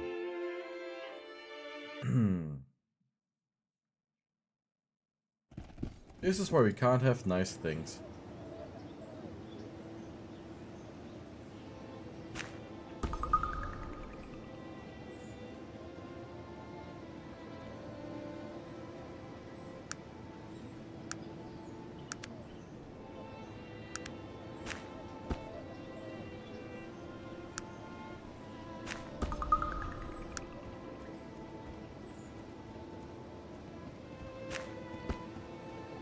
No, don't wear the helmet immediately.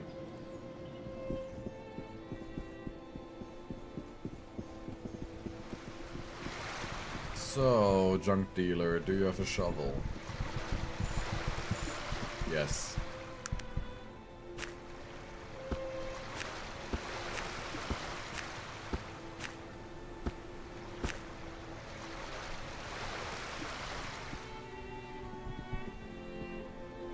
I can't believe you've done this, Richard. What?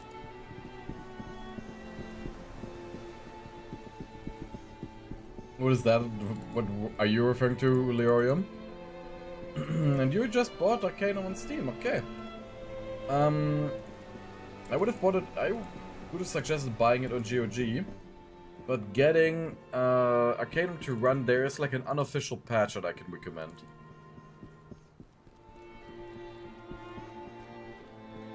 Okay, okay, I understand. Kind of nice thing, like a old lady. Richard, this is why we can't have nice. I was not even thinking about something like that. I don't even know the proper. I probably don't even know the proper reference then.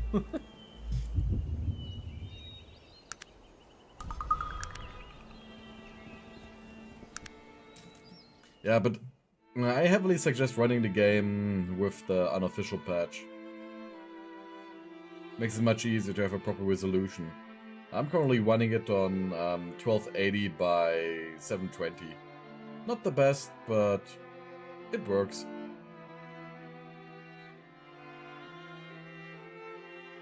And then we're just recording it with that setting and then just stretch it out to 920 by 1080.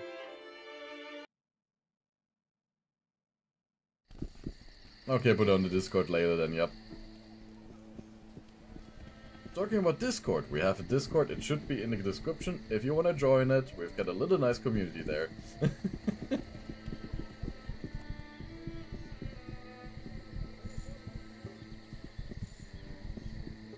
This is also where I usually do like little announcements and usually hang out outside of streams and so on.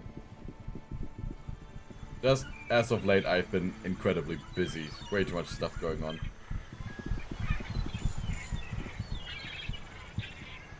And to Caladon, passage for 8, yeah.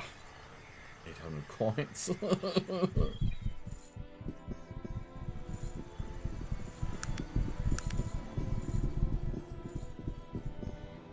At least we arrive at night.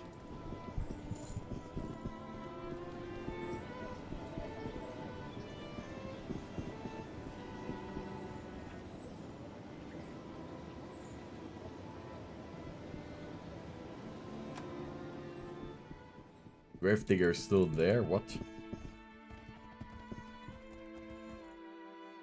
Okay, let's save on confusion. Where do we have it? Oh, saboteurs. The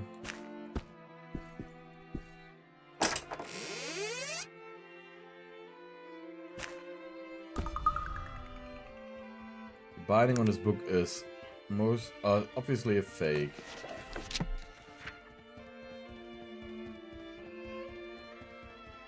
Purchase at the Roseberry gift shop. Gather around dear children and hear the tale of how Nasrin defeated the nefarious Arent, child of darkness. Many years ago, before even the oldest of the elven folk alive today was born to this world, Nasrin and the good ruled our fair Arcanum with kindness and the firm hand of justice. But Arent was of the darkness and resented the rule of the light. With his black heart, he conspired to wrest control away from the virtuous Nasrin and his holy elven council. Nasrin in his goodness and not knowing of Arent's evil had bestowed a seat on the elven council to Arent. And to repay this kindness, Arent destroyed an entire city. Nasrin's heart was crushed. He condemned Arent to the void. But Arent had twisted several of the council to his nefarious ways, and there was war. This was the bitter war, my children, and if not for Nasrin, Arent would have destroyed us all. But, as it always does, goodness won the day. Though a sad day it was, as the great Nasrin lost his own life, as he banished Arent to the dark, eternal void. So throughout the blessed Nasrin guiding our way, we would all be enslaved by evil. Remember this as you go to sleep, and know that Nasrin watches over us all, but beware. Arent may still be lying in wait for those who do not mind the elders and keep to their studies.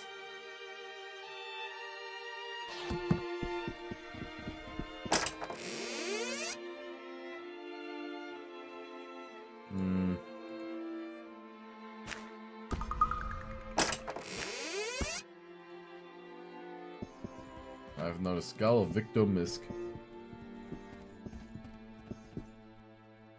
What do you know about Roseberry or its gift shop? Roseberry? I don't know much about the place or the shop you're talking about, but I know where it is. It's just north of Caladon. Here, I'll mark it on your map. Oh, okay.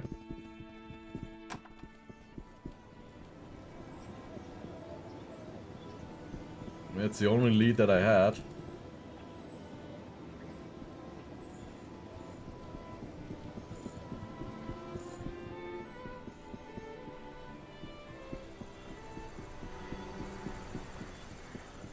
I'm digging up a grave as is.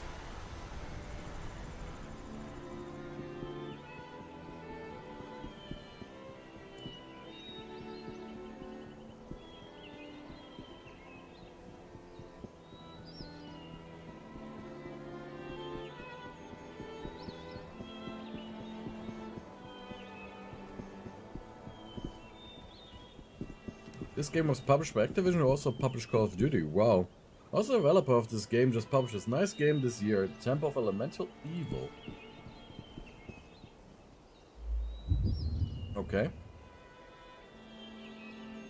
I gotta admit I can't follow right now. Ah, there's Roseboro.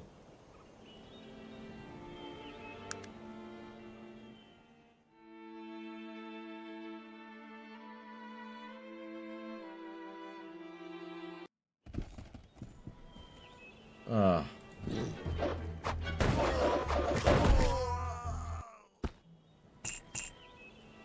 The Moloch in hand, still there to give us money.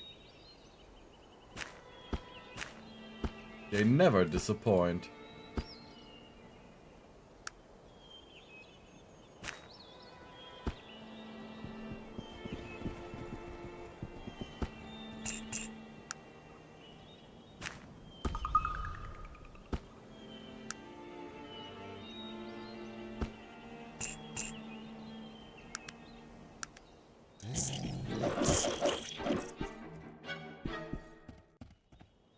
They had no real threat at all.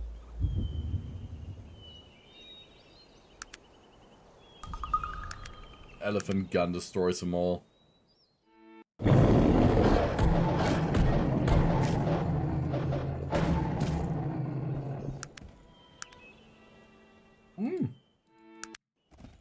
Bolos altar.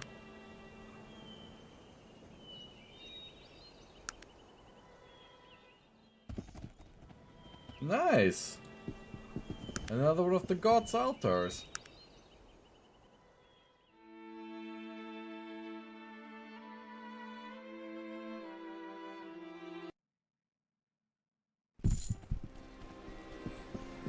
Okay, Roseboro. So where's the little Roseboro gift shop? What's this? How do you do, sir? What is your name, sir? I'm the captain of the Roseboro Guard. What can I help you with? Nothing at the moment, thank you.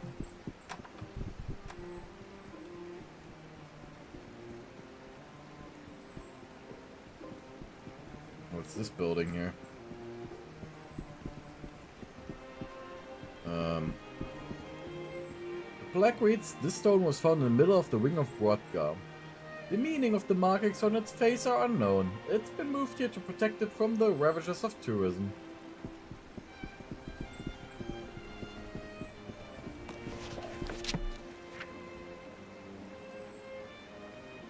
The ancient stone is carved with what looks to be old runes and numbers.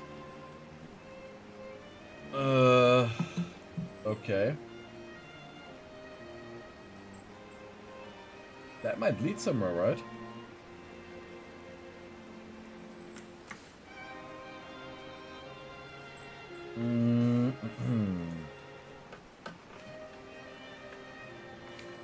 Let me write that down.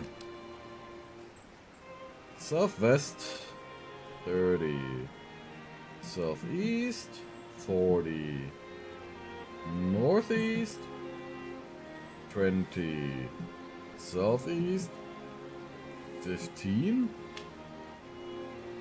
Northeast 30. Southeast 50. Southwest 15. Northwest 20. Northeast 40. Southeast 50. I guess that is a plan to go somewhere from here or not. I don't know. But also, let me create a save for Roseboro. Roseboro.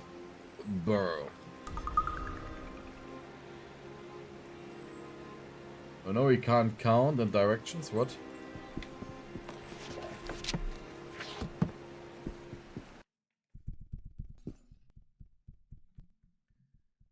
Okay, there's like a huge villa. So what is this? It's an innkeeper. So it's like an hotel.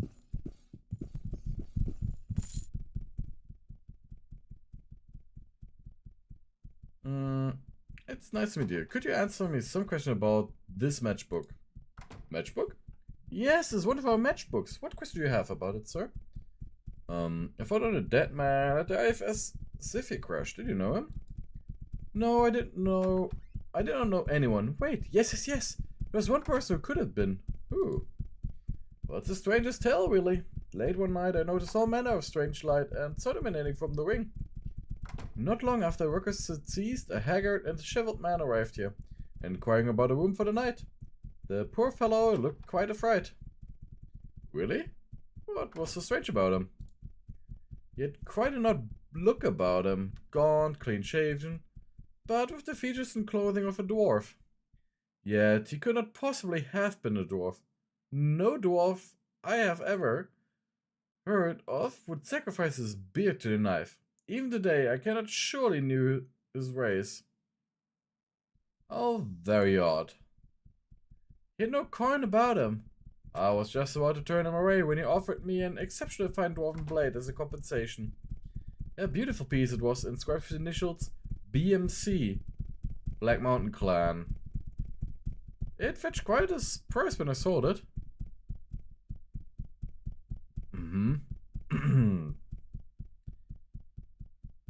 Did he say anything to you? The only other inquiry he made of me was for the quickest route to Tarrant. I told him that this was normally a length journey, but he was in luck. The main voyage of the Iver Savior would be leaving from Caladon shortly. It was surely to be the quickest way to Tarrant. It was not the luck that brought people aboard that doomed ship.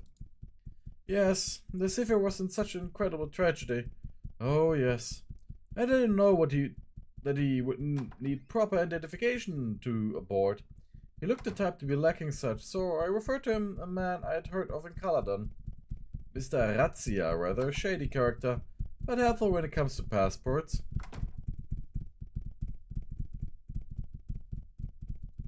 So he said he was going to get on the Savior, are you positive? He thanked me and he went to his room. When I awoke the next morning, he was gone. He didn't say a word, just left. Well, I told you he was a strange one. Anyways, this is the only person I know that would have been on that accursed flight. Thank you for the information. Okay, so we have our dwarven friend, because we know he's a dwarf and not a gnome now. And he got a fake passport in Caladon by Mr. Razzia to board the Savior, and that is how he got on that blimp with us. And probably is also the reason why it was shut down. Because we know the Molochian hand is no after us because of it. What can you tell me about Miss Victor Misk? Name sounds familiar. Some connection with a book? You have my gratitude.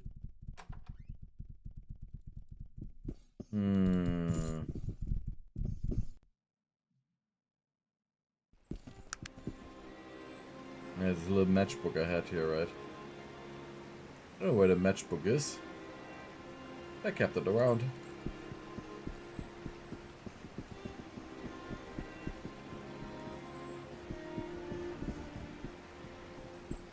So I have a little background information or a gnome friend app or a dwarven friend.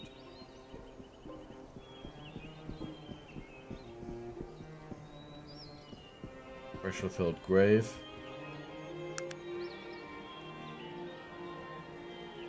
So where's this gift shop? Really in the hotel. Let's take a little look around.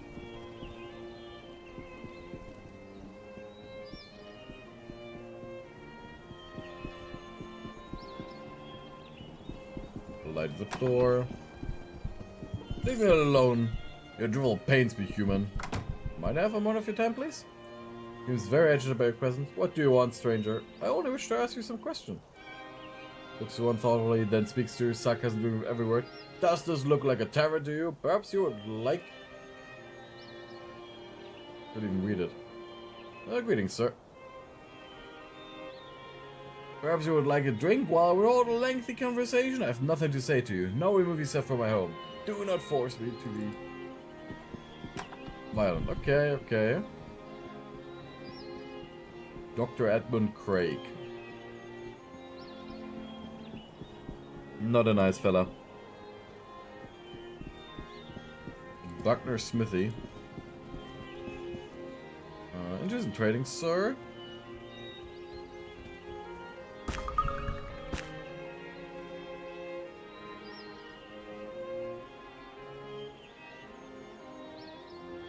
Inferno Hammer.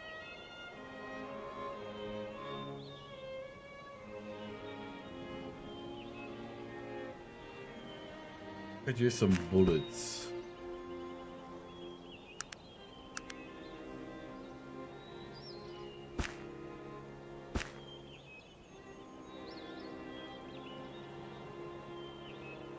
It's 663 if you look around, but I can pay you 520, 516. Yeah, that's fine.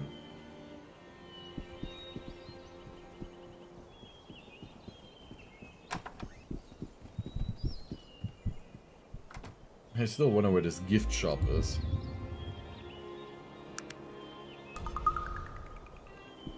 Yeah, always the blacksmiths. I says, yes? Hello, may I ask you a question?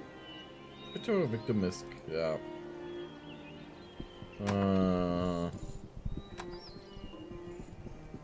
Where's the gift shop?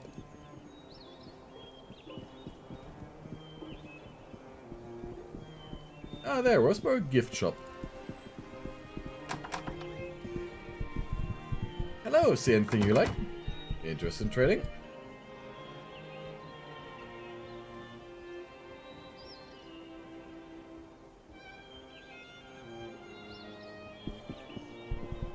What is it you need? Hello, may I ask you a question?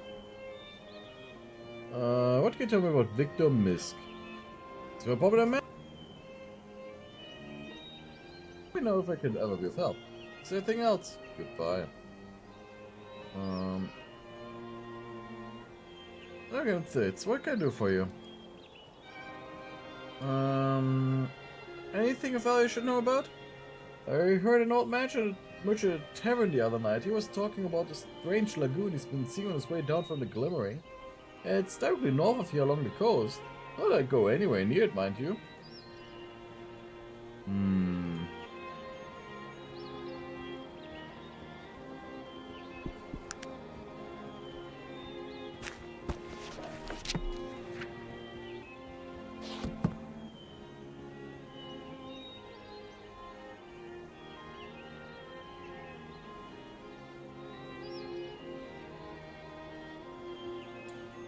And this is a gift shop, but...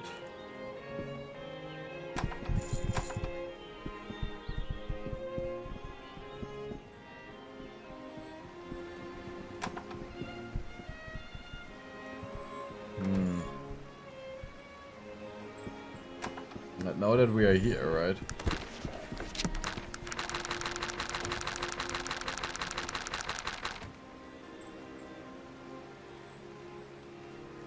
Oh, nice one defeated. I found a book in the grave victim. This word binding was obviously a fake. This seal on the title page reads Roseburg gift shop. I think I know what exactly happened. Binding is fake. And I think that's supposed to be the curse of Sang-An.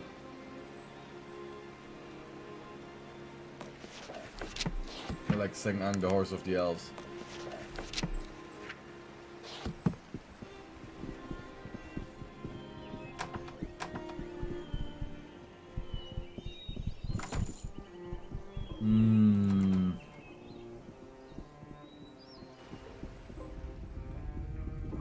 Well, if I show him the skull. A little bit morbid, but you know.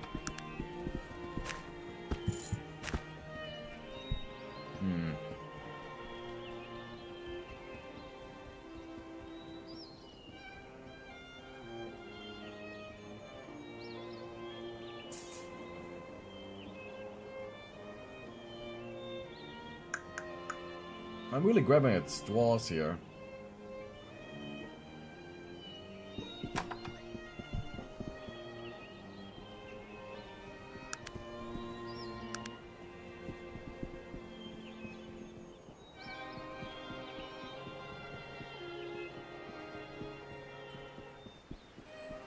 That is one of the only ways to whisper in.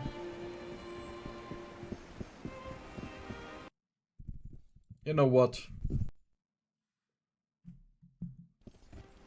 I will see if the coordinates help. I don't know if they do.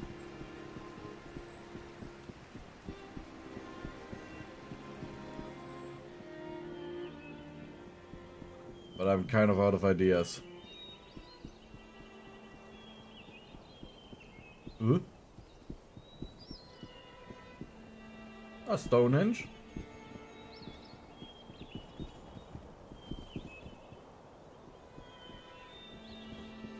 Okay, now.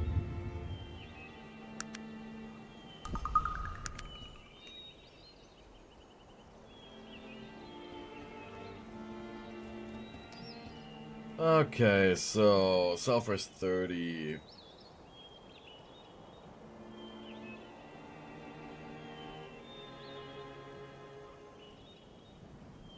That's Southwest would be here. Southeast. Northeast. Southeast. Northeast.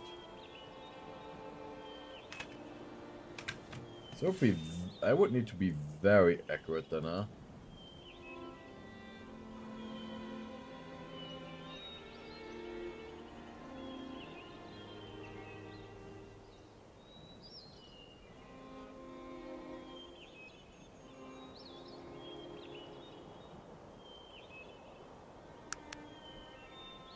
Continent view.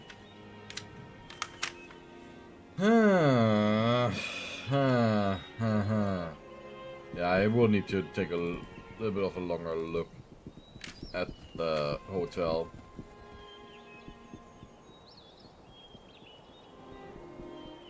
What a pain, what a pain.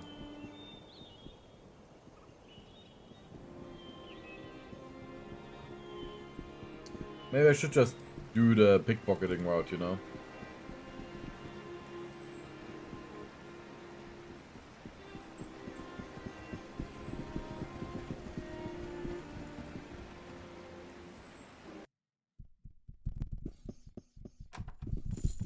Let's see, who are you, dwarf villager? What can I do for you? Okay, he doesn't want to talk to us. Not much bloody shame about the I-Pacific crash, isn't it? Know anything about that, friend? Sure, was the only survivor. Ah, 100 gold.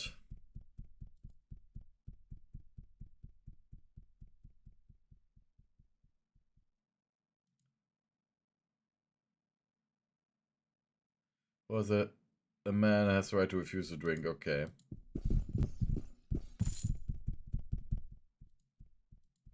Who do you do?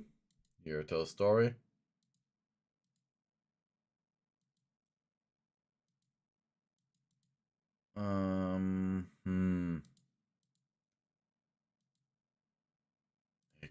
Only sells drinks.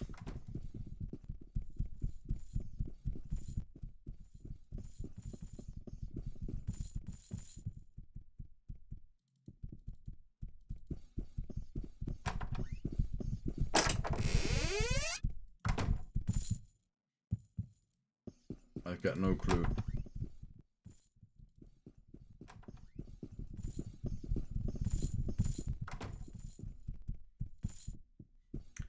Yeah.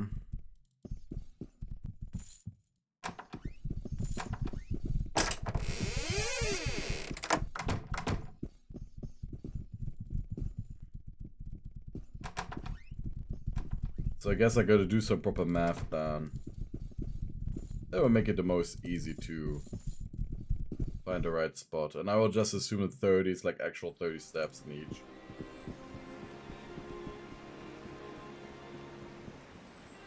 So I need to know our coordinates. And then I just will deduct the position.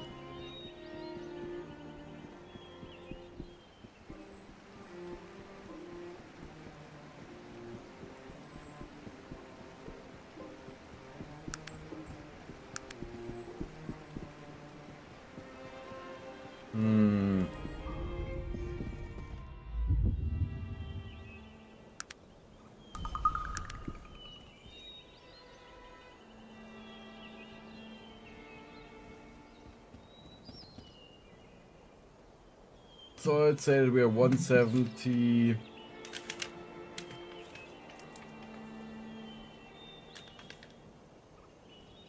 1750. 1515. So southwest would be adding 45, 80. Then east is 40, 85. Northeast is 20 there,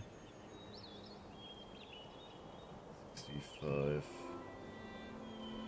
Southeast is again, that's the only 5 over there.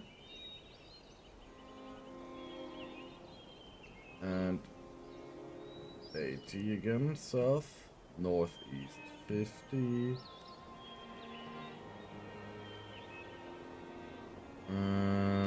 85, but 1685.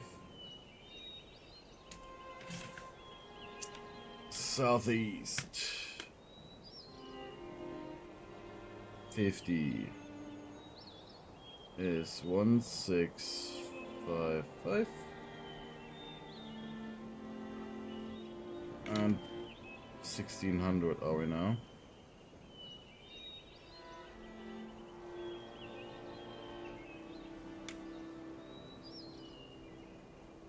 One 670 and 615. 155. West again. 1690. North again. Northeast. That is 1650 and 1515. Southeast is now 156 5 1600. Okay, so here somewhere, and then 1600.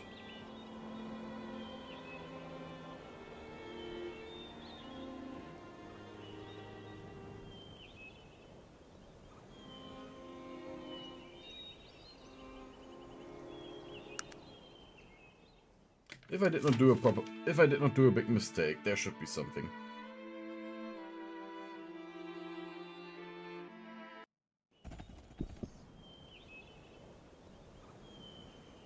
And here goes nothing.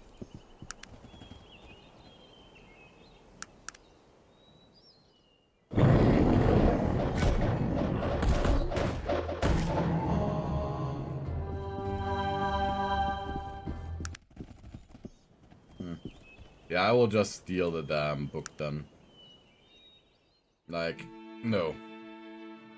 I don't know what to do.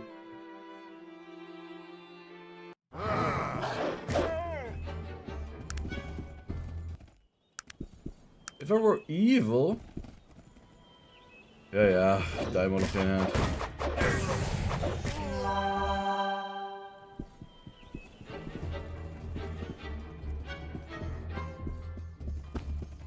Don't worry, there was now again music playing. Like that.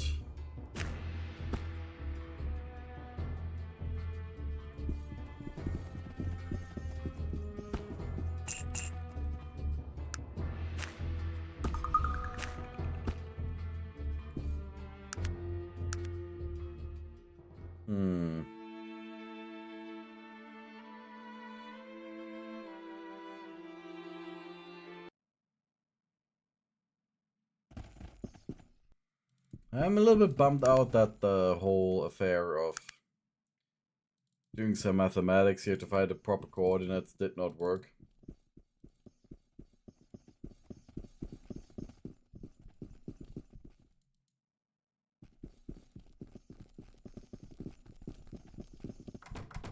Or maybe I also did a mistake.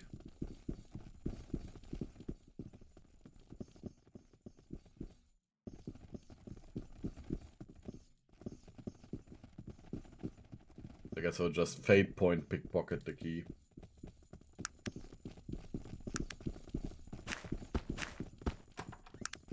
I mean, it has helped us already.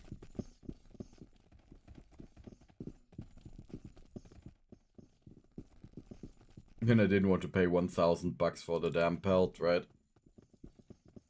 But also the game is becoming much more full of riddles and so on. So it really wants us to think more and more outside the box now. The other stuff seems to have just been like, yep, here you can build up your character, you know?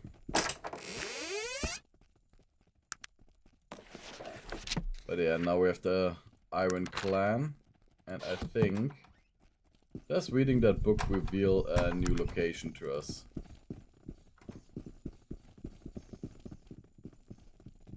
That is something I'm mostly curious about.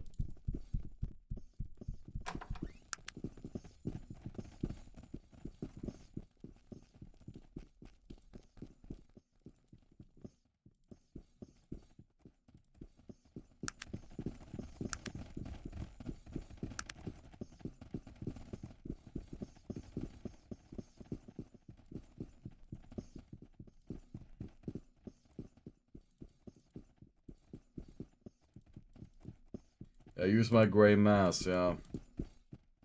I'm starting to think it's insufficient. Secret entrance to the Iron Clan. Yep.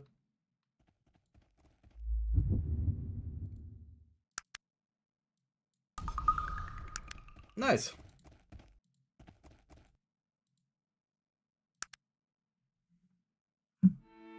To the Black Mountain Iron Clan.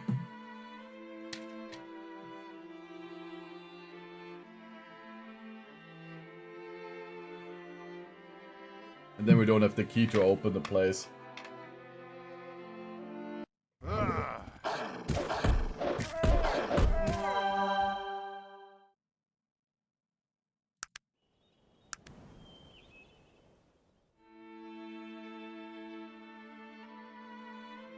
I was wondering what the circle is. So the dude sometimes uses the weapon, the ring, like this chakram thingy that I found, and he throws it, and that's what I've been seeing, like flying up over the screen. I thought for a second, like, what the hell is that? What bug is it? The broken cathedral.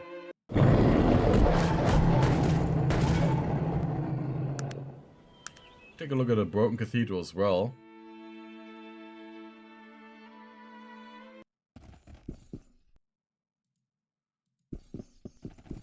Okay, yeah, we need an ancient iron device for that.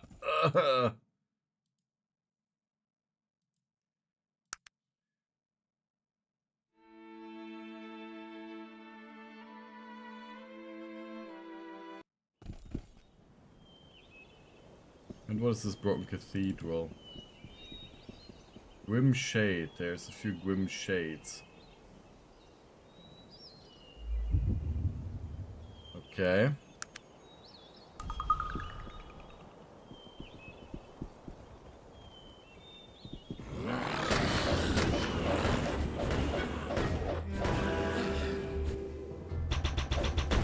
Ah!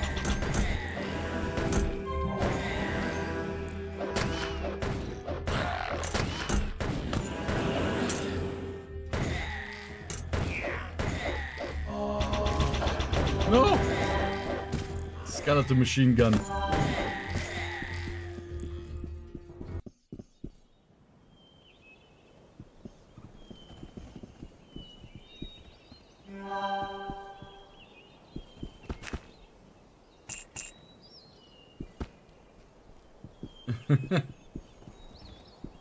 But that worked fine. So what's this arcane chest here? Newer coin, sapphire. The emerald necklace and another sword.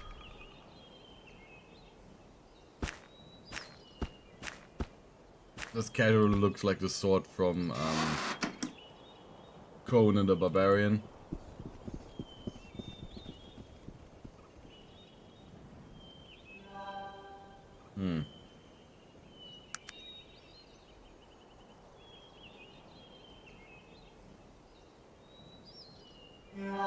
Guess back to Caladon. Yeah, we will do some side stuff in Caladon. I'm stuck.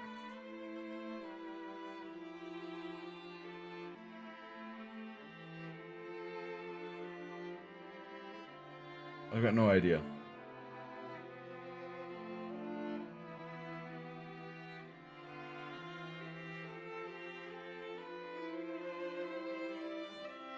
So...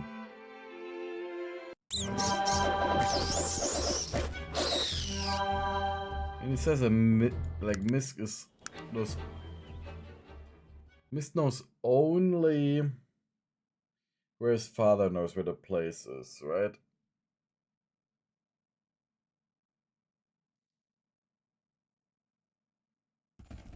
The other clues is Roseberry Inn book.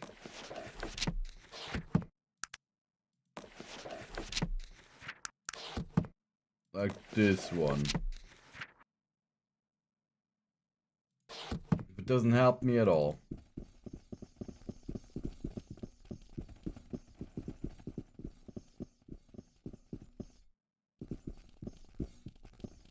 Cause Kendrick knows where Tseng Ang is, but he doesn't want to tell us.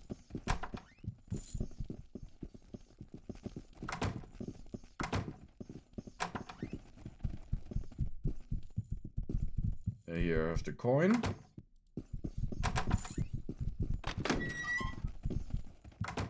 Let's leave it the morning.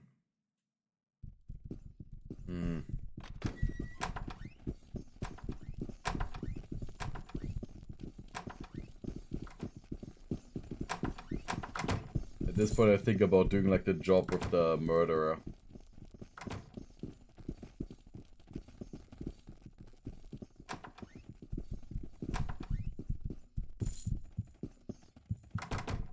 What do you know about Roseberry's gift shop? Roseberry? I've only been there once. Victor and I traveled there once to visit the grave of his father. I've never been there. Small town, rather boring. Here, I'll show you where it is. Oh. Oh. Oh. I should have just talked to her. I guess we're gonna go grave digging again.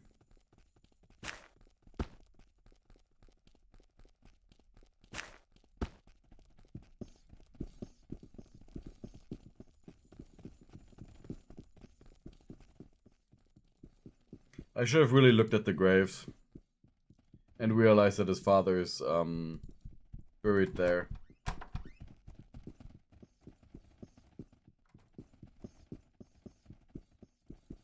Too unconcentrated.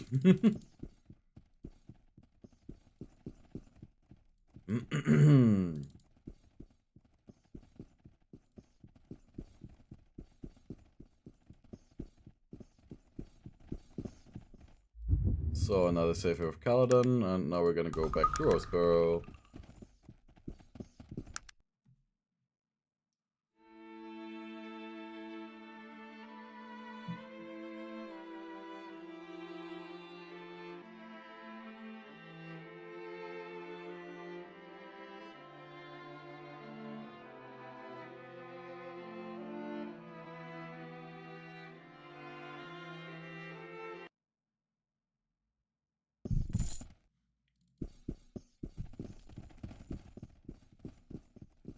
There's some freshly dug graves, right? Told you I was sick. Life is a jest. Beloved mother.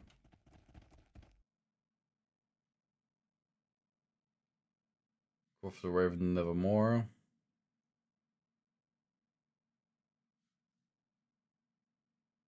Here there's Philip Misk. Okay. And apparently, and it's a freshly filled grave. But we know that it can't be freshly filled.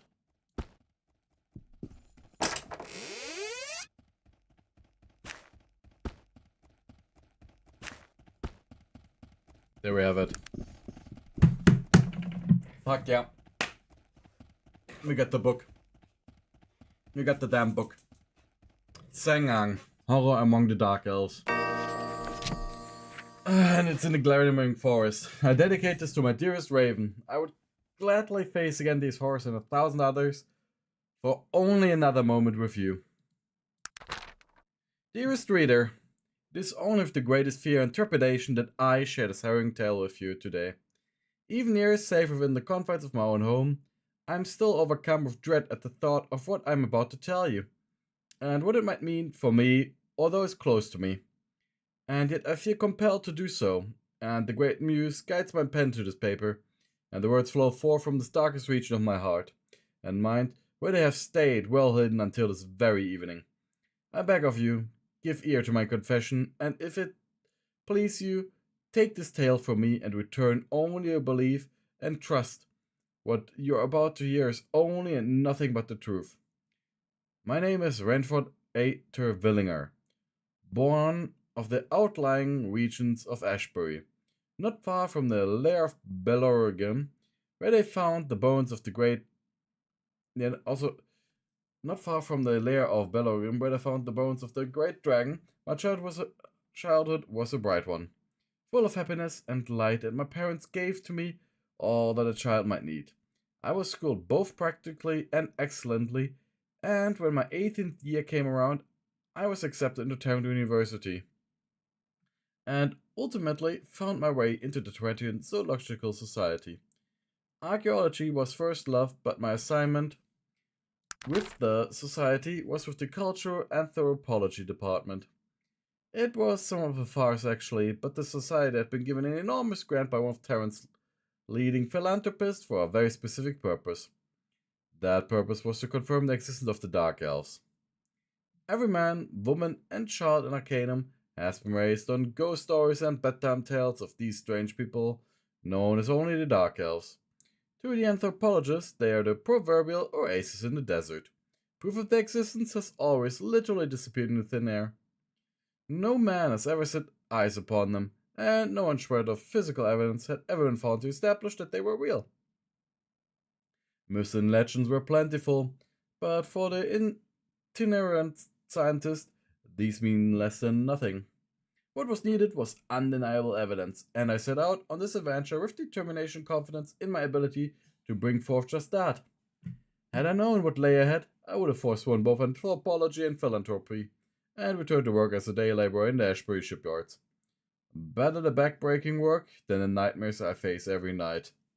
Before leaving Tarrant, I employed the services of a certain John Binal, an elven tracker who was recommended to me by the noble Mr. Quentin Payne, famed explorer and gentleman in every sense of the word. Jean Binal has been born in the Glimmering Forest, and it was said that there was none more knowledgeable man about the deep elven groves this side of the Stonewall Mountains. His fees were a little less than reasonable, but I had been giving enormous liberty in spending the allotted funds, and it was my honest opinion that Mr. Binal was crucial to the success of the mission. I couldn't have been more correct. Within weeks we were well within the deepest and uncharted regions of the Western Glimmering, and never once did the unflappable Mr. Binal look to his compass or consult a map. Occasionally he would stand for a moment within a clearing or beneath a great tree, head cocked, eyes closed. But aside from these infrequent moments of meditation, it was all we could do to keep up with him. Upon the 42nd day of our journey, we came to a great meadow, seemingly alive with the multitudes of birds and butterflies that flew above. Crossing this fragrant and lively field was the one of the most vivid moments I'd experienced on the journey so far, and I was too enthralled by the scene around me that I almost missed the most spectacular vision given to the eyes of a mortal man. Kintara, the great elven tree city, lay within the towering trees at the end of the clearing, hanging like a cut jewel on the crown of a king. The mother tree, almost 400 feet tall, housed the intricately carved Hall of Truth, which shone white and smooth in the noonday sun. Impossibly thin walkways wove in and out of the boughs of the great tree, not taking away from its natural beauty, but were adding to it, as if this were a merely inconvenient and beautiful tangle of leaves and branches, tattooed with the flowing runes and symbols in the ancient elven tongue. And among these, the graceful and lithe forms of the elves sing their beautiful songs and looking down upon the ragtag group of men with curiosity and amusement. Of Kandara, I can only say this. The month I spent there was the best of my entire life. I learned much less about the Dark Elves than I would have liked. Almost nothing at all, really. But the moments I spent there were strange and wonderful and breathtaking. And I will not do them a disservice by attempting to put them into words. Suffice it to say that I learned there as a young man that often takes others a lifetime, and to my teacher I give heartfelt thanks and the warmest greetings. There is not a day that goes by that I don't think of you. We left the trees of Quintaro and little more than faint whispers about the Dark Elves, and where they might be found. The Elves of Quintaro were very reluctant to speak of them, and they begged us to forget such foolishness and to go home to Tarrant. I, of course, would hear no such talk, and we travelled on north this time, as Mr. Benal believed he had uncovered a clue as to their whereabouts during this investigation while in Quintaro. And they discovered a name, Sengang, the home of the Dark Elves. We traveled for 17 more days, exhausting our supplies and sending most of the party back to Tarrant. The forest had become thicker and more brambly, and it seemed that many of the trees were adorned with thorns, some more than a foot long. Another week, and it was only Mr. Benal and myself, and we agreed to return before the first of the month if we failed to find any further evidence of the Dark Elf's existence. That gave us 6 days to fight Sengang, and we pressed on, despite our anxiety and fatigue. On the day before we had planned to return, the weather took a vicious turn. From out north came a dark thunderheads and lightning flew down from the sky like a barbed lance of white fire. It began to rain, and we found an uneasy shelter beneath the massive roots of one of the great trees, which seemed poised over us like a giant and grotesquely gnarled hand. I was shivering, and not altogether from the cold and rain. Weird shadows played against the trunk of trees. As storms strengthened and the lightning became more frequent, thunder tore the sky above our heads. I looked at Mr. Benal, and for the first time since we left Tarrant, I saw fear reflected in his eyes. I can't say when I first became aware of them, but one moment while I looked out through the rain, I began to notice shadows that stayed even after the lightning had subsided. Those shadows became phantoms, the phantoms something worse. They were shock still, tall and wiry, ghostly face of the colors of ivory, with the eyes of the blackest night. Their hair hung in limp strands against their foreheads and cheeks, and they stood unblinking, oblivious to the storm and its ragings. Benal screamed something to my right, and then he was pulled bodily from our shelter 2 woods above. He screamed once more, and then he was silent. I never heard from him, nor saw him again. I ran headlong past the elves in front of me, swinging blindly to clear a path. I was maddened with fear, and my feet carried me deeper into the forest. I thought I heard dark and twisted laughter above and behind me, and shadowy figures darted among the trees to my left and right. Thorns tore at my arms and legs, and I stumbled among stone and the underbrush, screaming incoherently. More than once, great elven arrows sunk into the trees around me, grazing my skin as they flew by. They were playing with me, enjoying the hunt, waiting for just the right moment. My head was light from exhaustion and blood loss, and I fell to my knees, gasping for air. When I looked up, I saw it. There in the trees above me was Sengang, the home of the Dark Elves. Unlike Quintaro, Sengang was an abomination, slouched in the branches like a great beast waiting for its prey. There were sputtering fires all along its battlements, and great spikes protruding from every surface like dragon spines, and I saw robed figures, gaunt and terrible, lying along its walkways and looking down upon me, beckoning it seemed for me to join them. I screamed again, and the figures seemed to raise their voices in unison, a terrible call without sound or meaning, but I heard them nonetheless. They were cursing me, they were welcoming me. In moments, I was surrounded again by my pursuers. Through the downpour, I saw them unsheathe daggers, their ghostly smiles floating towards me as the thunder roared above. I closed my eyes, praying to whatever god would hear me. There was nothing else I could do. And then, from nowhere, arrows were flying from behind me and above me. In moments I was encircled completely with the half-buried shafts of the thickest hunting arrows. In the dark of someone we rolled to and fro in confusion. One pulled his bow from his back and notched an arrow in one flowing moment, but was shot through the heart before he raised it past his shoulders. He fell silently, unbelieving. The others looked at me for a moment. The purest hatred howled in their eyes, and then disappeared in the night, hands conspicuously at their sides. Amazed and spent, I fainted. I awoke some days later, many miles from northern reaches of Glimmering. I was alone, but my wounds had been treated, and my supplies had been replenished. I was back in Tarrant not 2 weeks later. I never met my rescuers, but I can guess who they were and where they were from, and I thanked them if they are reading this. Without their aid, I surely would have died there in the shadows of Sing Ang. And so, dear friend, again I beg of you to believe these words and the man who has told them to you. I do so own to share this burden with others, to gain comfort among those of my kind. At the very least, let these words stand as a warning to you. Often, evil is a tangible thing, and sometimes it is a people and place. Such are the Dark Elves, and such is the hell that is called their home. I've never returned to the Glimmering Forest, and I pray that I never do. Some things are better left alone.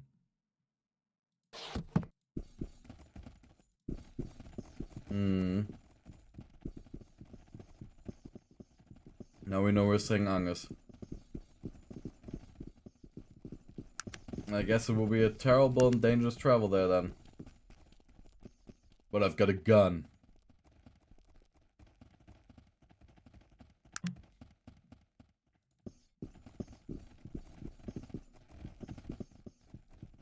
That was an interesting read, a very long read too. I was completely lost in it. So, time to travel. Back to Caladon, get the ship. Get to Tarrant. And from Tarrant...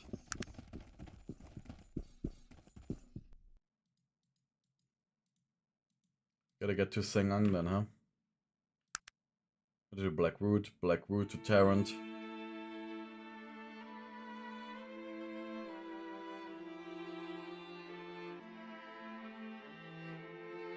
Or do we even want to do a stop by Tarrant?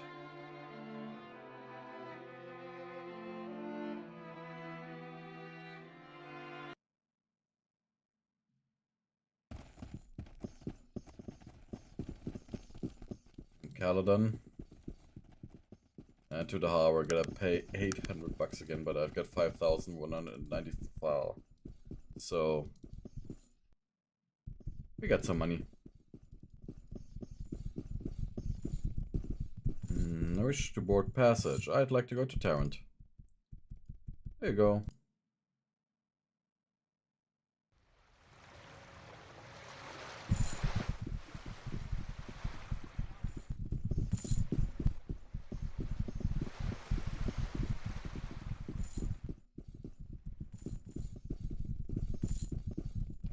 Just gotta wait till it's daytime again so that we have music. Not yet, huh? Sell the stud leather, sell this. I have this one. Oak axe handle. We could stop by the Wheel Clan and buy some mithril. Because the elf wanted it in return for the chainmail, so... And we're gonna stop by there anyway, so we should do that.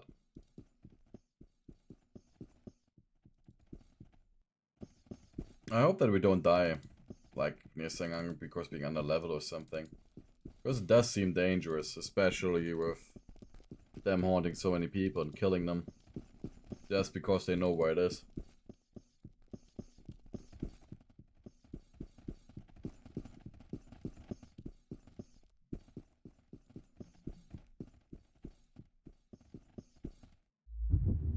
And now I'm the only person who has the damn book to Sengang. So if I die there with the book, then it will nobody will ever know. Yeah, we died. And music seems to not really be playing properly right now. Come on, cloak figure.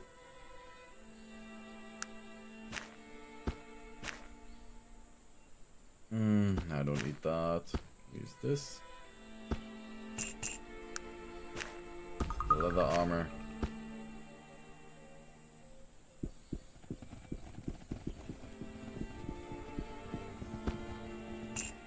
To think about it, I got killed and it looks like there's just one central bone there. Like, you know, from the astronauts from Among Us.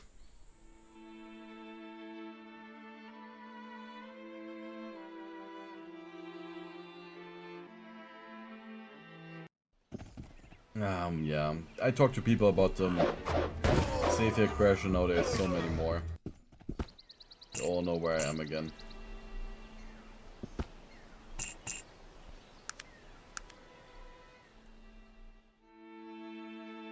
So it is directly related to whether I talk to people that I'm there. Yeah.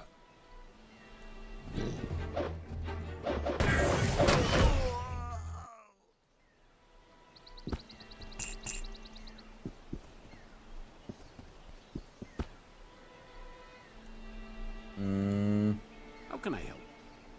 Hey, Magnus. Dana, here of this. First, I want to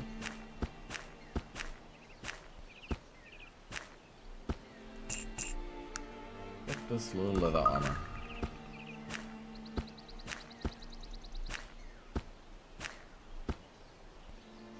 Quality sword, even though, huh?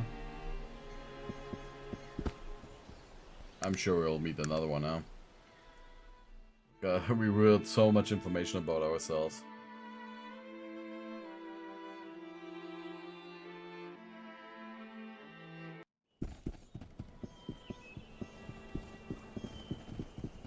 Oh, I'm also overloaded.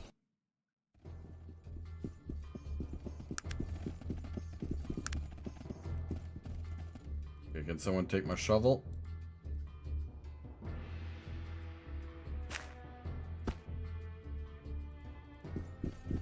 Yes, Still overloaded? Take this little figurine and yeah, the leather armor here.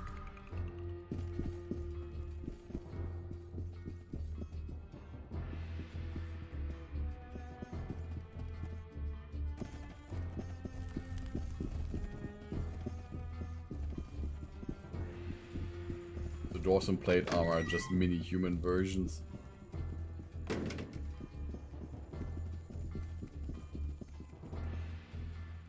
This is not where the store is yet, huh?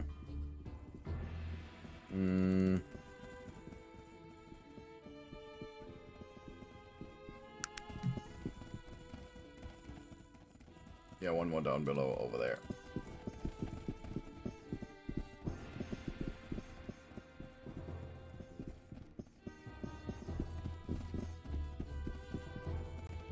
Where do these stairs lead to?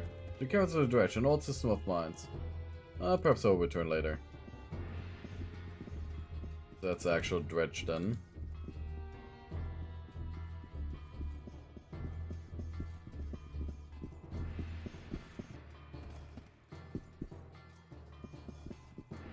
This is the mine area. Where we help the dwarves.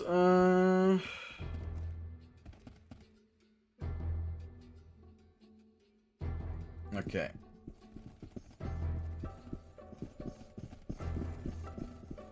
Getting lost in the talents of the dwarves. I just want to buy some mithril ore.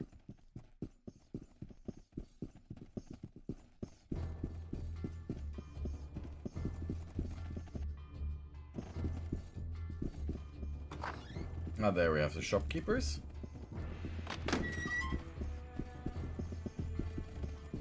So interest in trading goods, sir.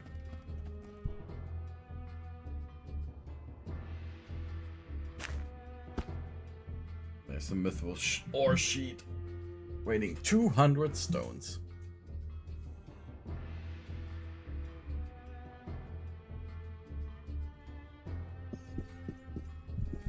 See if they've had something to sell here.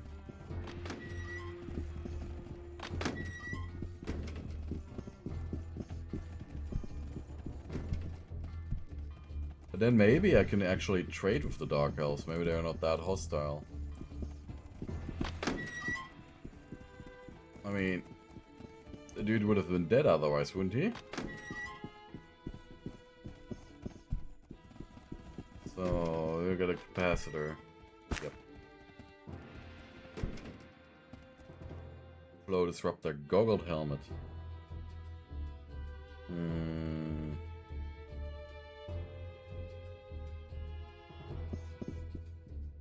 Okay.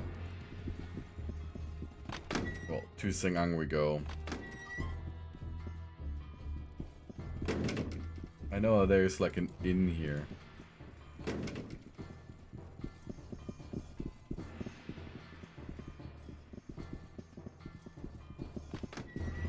That's the easiest way to get there.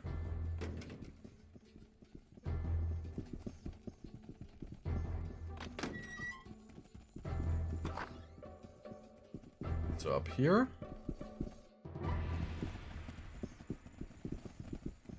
Through here. And back out there.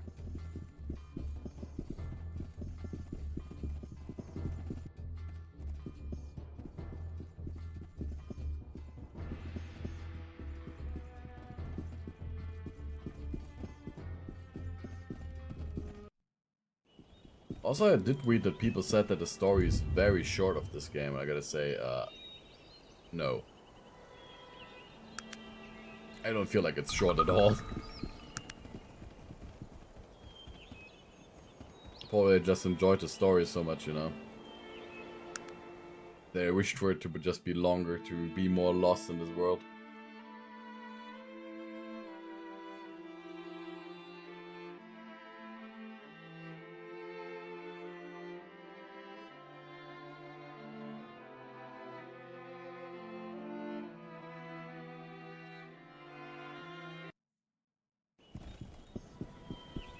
The only problem is like that exploring is a hassle.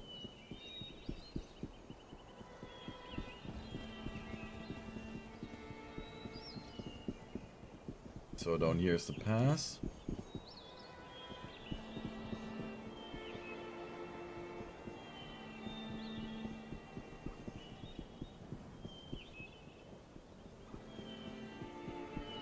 I'm gonna get to Kintara.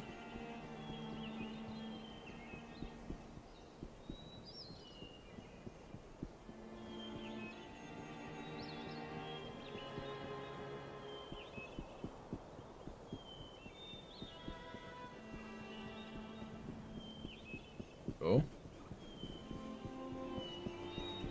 Ah, the player's not supposed to see that over there.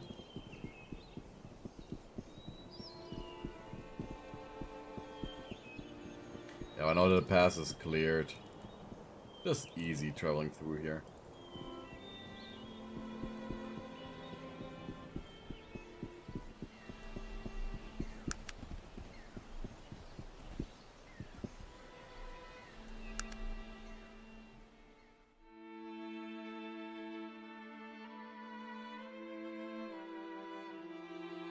Then we arrive there and Quintara is completely destroyed.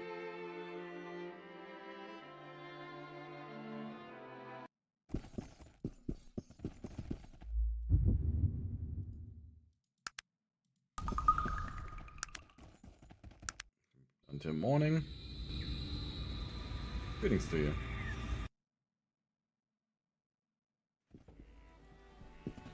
So, there you are. Greetings, Mr. Wind. Do you have a moment? I found the lost Elven Hunter. Yes, he returned here and told me of what happened with the Bidokhan. The elves of Kintara indebted to you, my friend. Please take the armor I promised you in payment for your brave actions. Goodbye and good luck to you. Nice. Elven chainmail. How can I help? I don't want anyone to wear it right now. So here you go.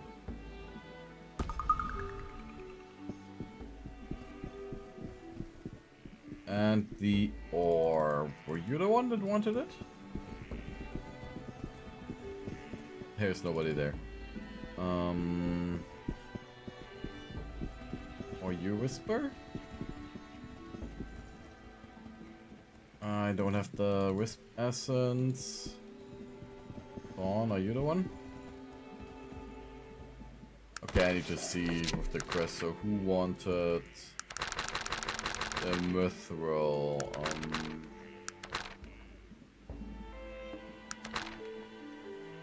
I'll pop back to Raven.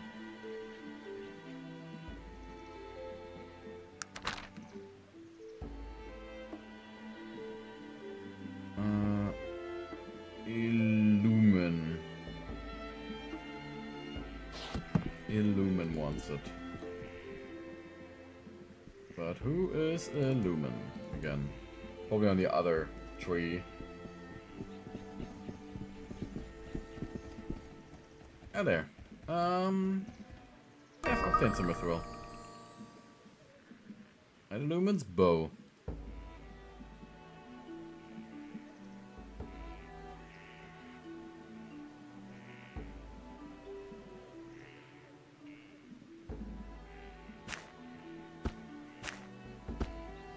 There you go.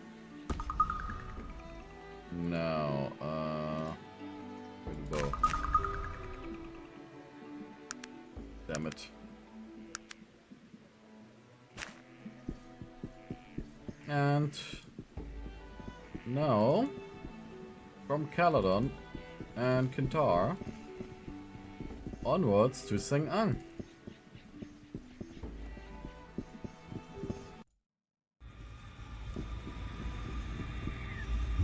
So Kintara is your safe game.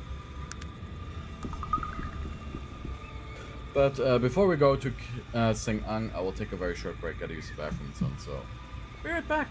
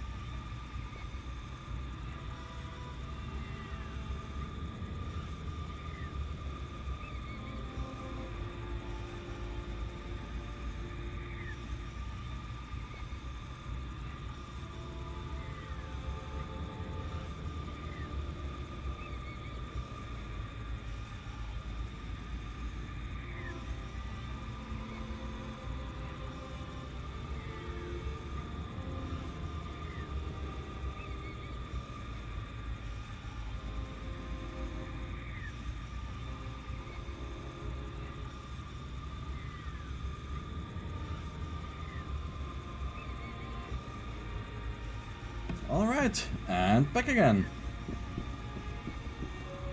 So, are we properly prepared? So, I will put on one of these Molochian hand amulets. Simply, of course they're associated with that Molochian hand, right? And maybe that gives us an edge.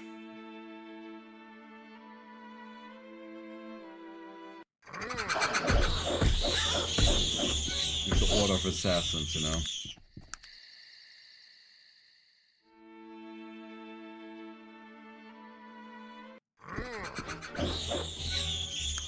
This place is really not nice to travel.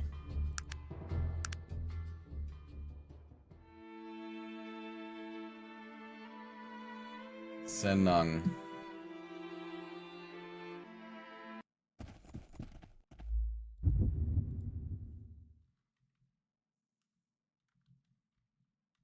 Senang.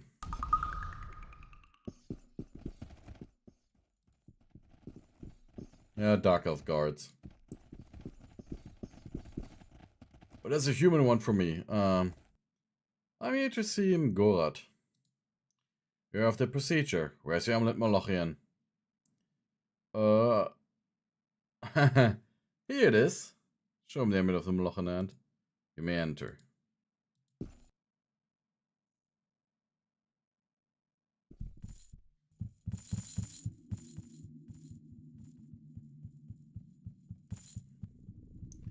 Yeah, this place is really a contrast.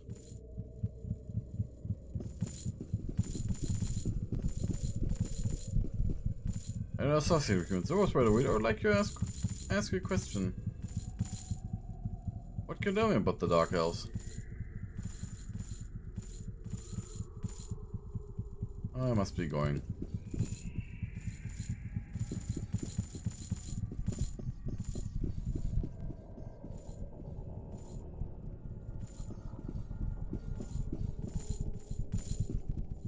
Yeah, they're very hostile.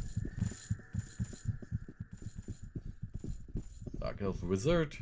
What do you want of me? I rarely speak with those of your kind. I'm sorry, madam. Why do you say such things? Pitiful creature. Why are you wasting my time with your drivel? You're obviously not fit to speak with me. Begone! Madam, there must be something I can do to impress you. Perhaps I will deign to speak with you for a moment or two. Consider yourself lucky. Thank you so very much. Might I ask who you are? I am Zan Alurin, warrior priestess of the Dark Elves. And who are you, stranger? You've never before seen the trees of Senang. Of that, I am certain. I'm Fitz. Honesty. You surprise me. You take a large risk in exposing yourself to me, especially considering what you are. And what exactly do you mean by that? I don't know exactly who you are, but I do know that you don't belong here. Sometimes I see things that others cannot. I know that your road has been long and that you're in grave danger by being here. I suppose you could say that meeting me has increased that danger. Oh, really? For some reason I don't feel I feel you pose a threat. That still remains to be seen, but unlike many of my brethren and sisters here, I am seeking answers to difficult questions. Blind devotion to a cause is the easiest path to take, and the most foolish. I wish to shed light on the path ahead, and choose the best way to travel. Those answers, I think, begin with you. Really? And why would you think that, San Elrune? I see things. When you walked into Senang, I saw something around you. A great latticework of wood and iron, and it carried a great weight, which weighed nothing at all. These are the visions I see. What they mean, I don't always know. But I do know that you are somehow important to me. Why? What answers are you seeking, Sonarun? What do you know of the Dark Elves? Do you know the differences between us and our cousins in Kintara? Yes, I know of the philosophical differences. Then you know that the Dark Elves, like Aranax, want Arcanum to once again be ruled by elves, and elves only. They will stop at nothing to make this a reality. They've already done much, and are still doing so. You keep saying they. Aren't you a Dark Elf, Sonarun? Yes. Yes, I am. I am a Dark Elf. Sometimes that is a burden. I don't know exactly what I believe anymore. I see visions, and these visions tell me that there is something very wrong with what the Dark Elves are working for. Something very wrong with all that they have done.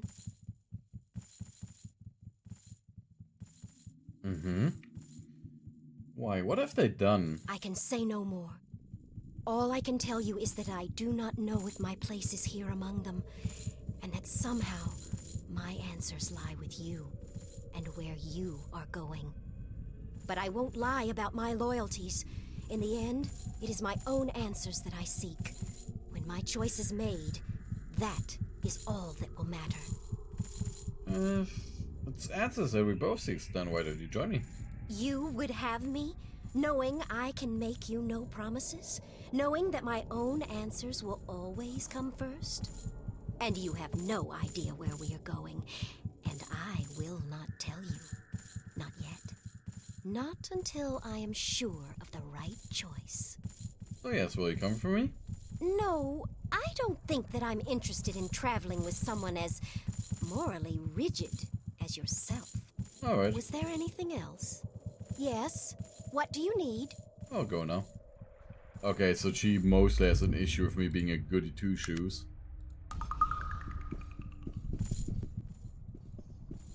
Oh. This is the place here, huh?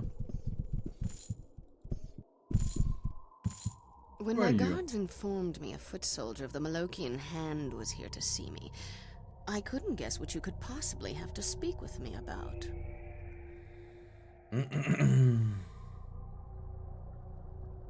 I come to talk about the banishment of the dwarves. What concern are a bunch of inbred dwarves to you? You should be out hunting down that blimp survivor instead of wasting my time, assassin. The BMC... Oh, yeah, she is then responsible for hunting us, huh? Well, the BMC directly relates to our search for the blimp survivor.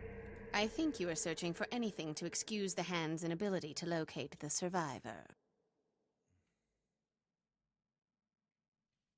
We are more effective when we're given all necessary information. And just what do you think we are keeping from you? There's some link between the BMC banishment and the survivor. What could a possible link have to do with finding and eliminating the survivor? You need to understand our prey's mind to predict his actions. The only link between them would be information that the escaped dwarf passed to the survivor. We don't believe they had any knowledge of each other before they boarded the blimp.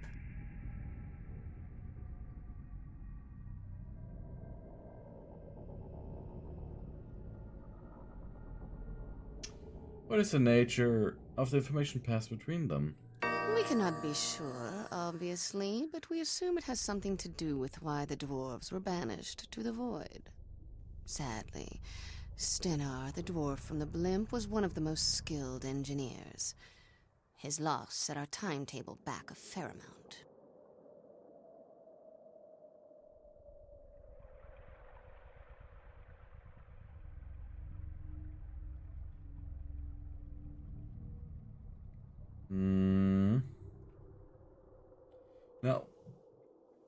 Now it makes sense. So, the BMC clan was banished to the void. And Stenar was one of the best engineers of them. And they said that they've done something terrible. Of course, I've shared the cutscene from the start a few times.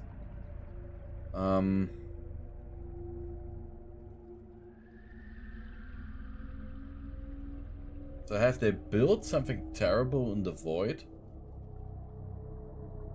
portal or something to turn, like, the void into the noise? I don't know. But you must have somehow escaped the void then.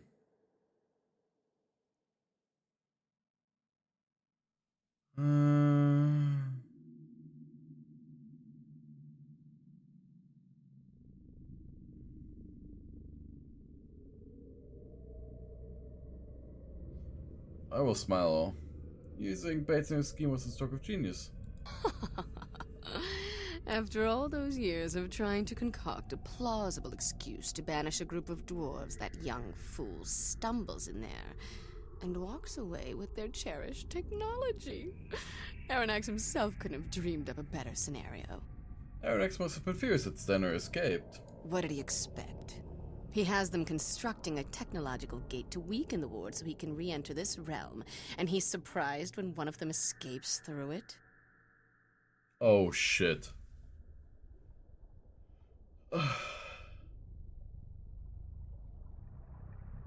So they're bringing back their Dark Elven Warlord. Why hasn't Arenax returned? Stenna made it through. Stennar had absolutely no magical aptitude. He was able to slip through the smallest opening without any danger to himself. If someone of Arenax's magical power were to attempt to come through before the rift was big enough, it would be an excruciating death, to say the least. Oh, okay. I think I have enough information to proceed now. Good day.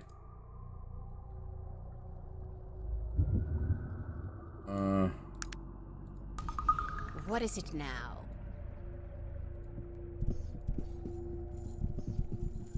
I know who you are. The man before you is thin, very with grey wolfish eyes. He thinks the dagger on his belt.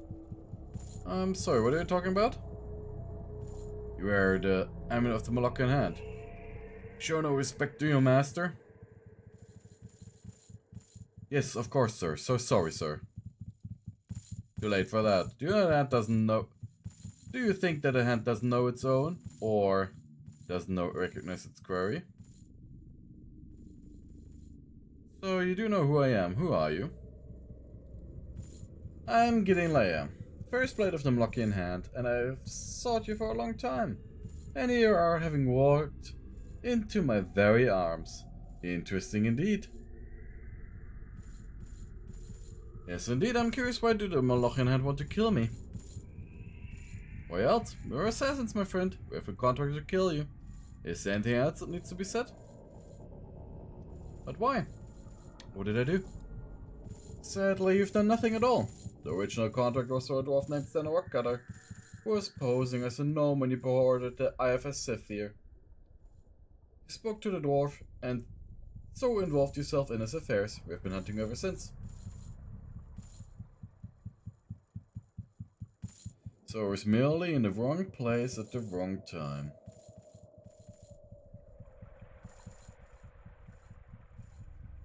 It would seem that way, yes. And yet you don't wonder why a Dark Sword Stennar did? That is not important to me. The ants are assassins, and we provide service which we perform very well. And we are paid for that service upon completion of our contract. Nothing else is important, my friend. The ant has no conscience or morality. We are death. That death has now come to you.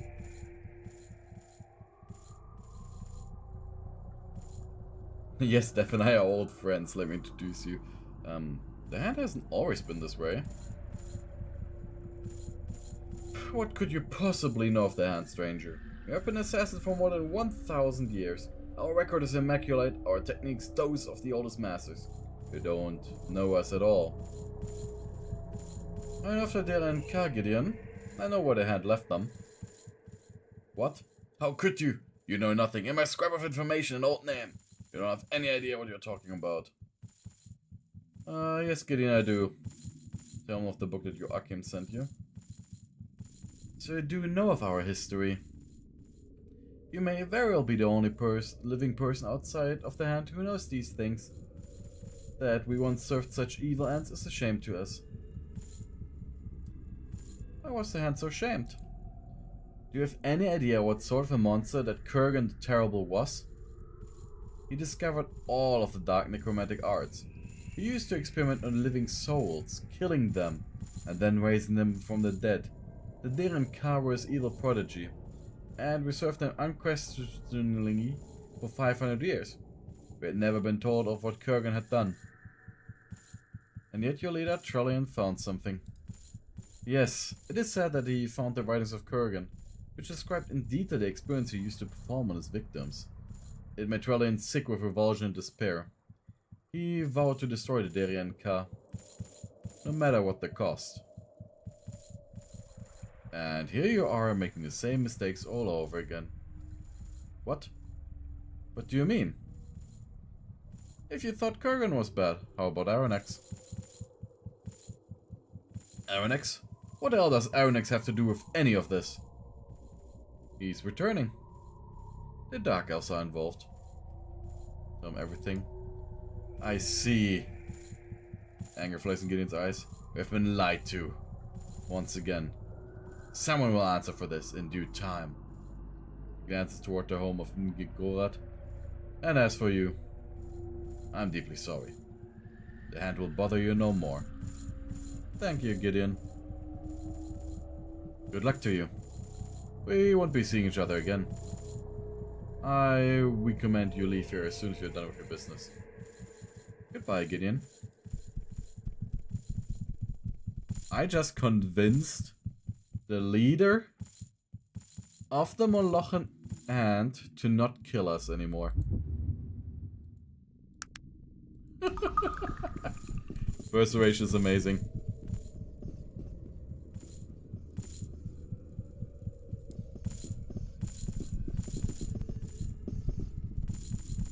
Who are you?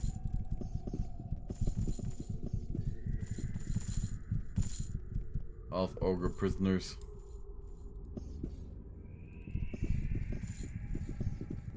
Okay, now let's leave. I've got all the answers I need. I know exactly what's been going on now with Stenar. Excuse me, I have something I need to talk with you about.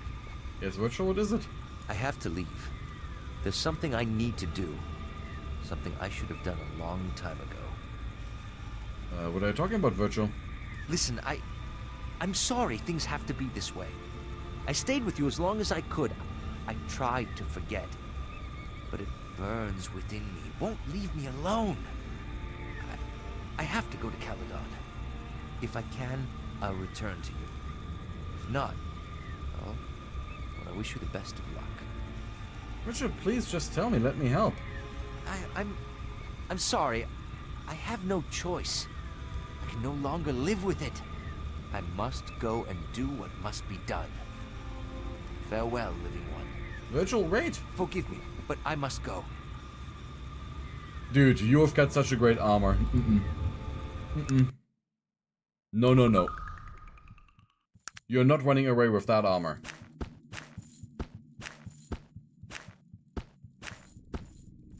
You are mine now. You belong to me. What is it that you want of? Here. And you also have a good sword. That stuff is mine.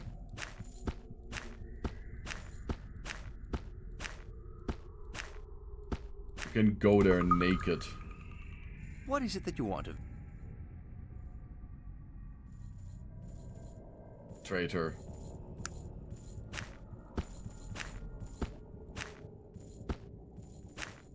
Even have charged rings.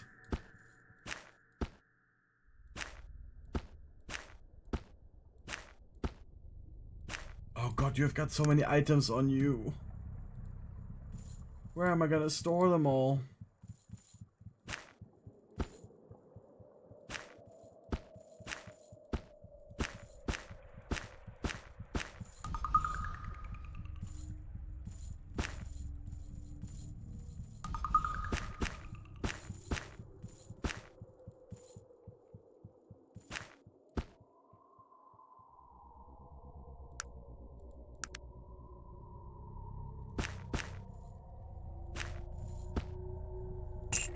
Nope, my money.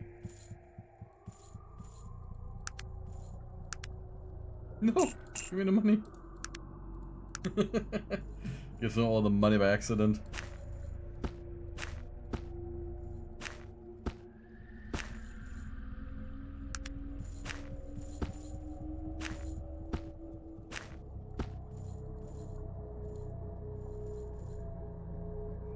Okay, the filaments I don't really care about. You can have Liam Cameron's journal. Pamphlet I also don't really need. Some stuff that, yeah, the lava rock I want.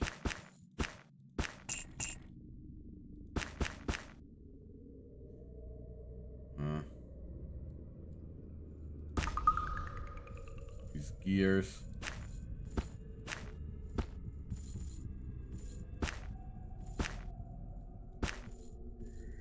And the Arent newspaper.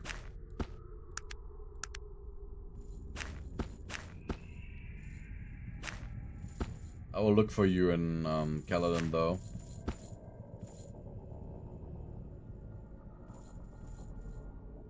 In case you're still there.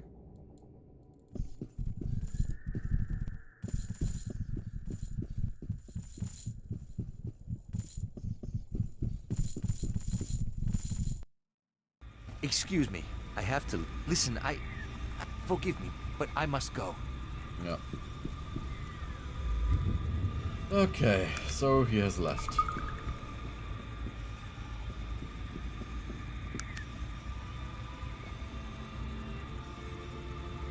So I gotta go back. And I will check for him in Caladon.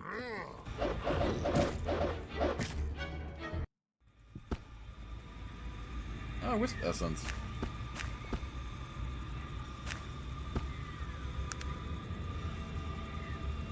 Let's go to Kintara then. Deliver the Wisp Essence.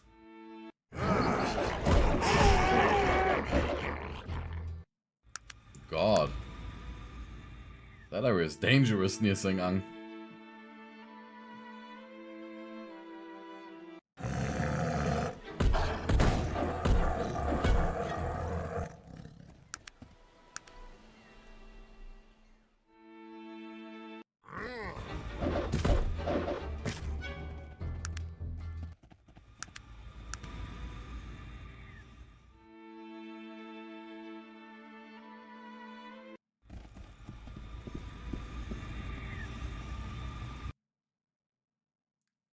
So, to Fawn.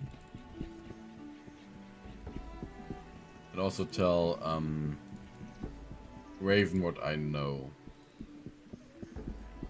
Yes, Fawn. Oh no, you don't need that. You are the one that whispered. Here is... Oh, I have yet to gather it. Did I need 3 units, or what did she want?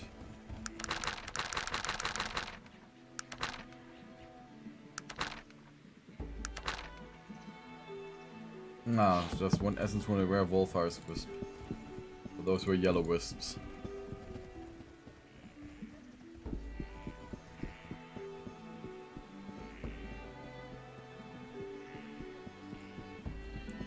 Let's tell Raven the stuff. Oh, wrong location.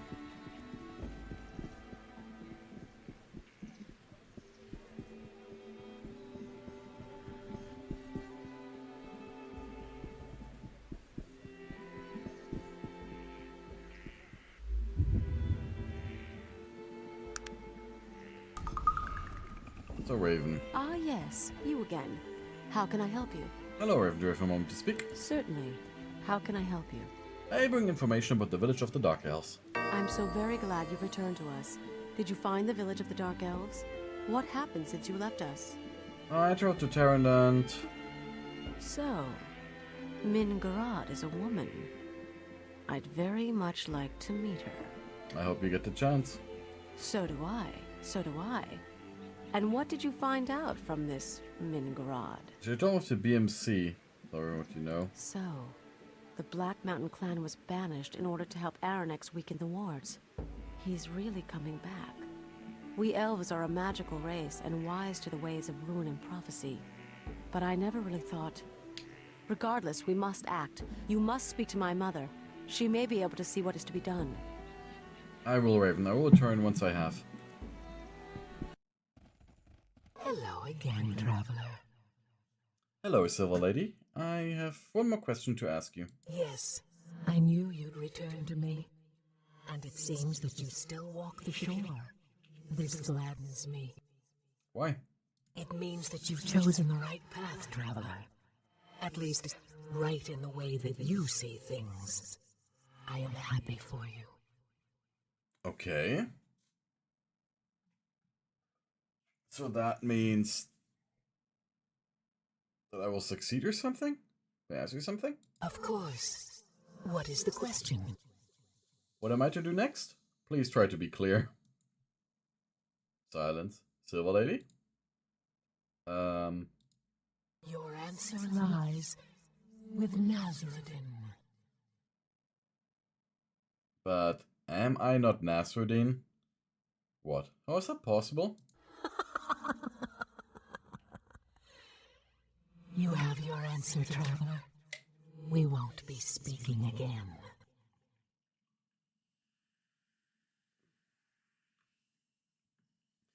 Wait, who? Faint whistle and so blah, but otherwise the lady is still... Okay, so we have to find Nasruddin now? But isn't he dead? Hello again. It's so very good to see you. Hello, Raven.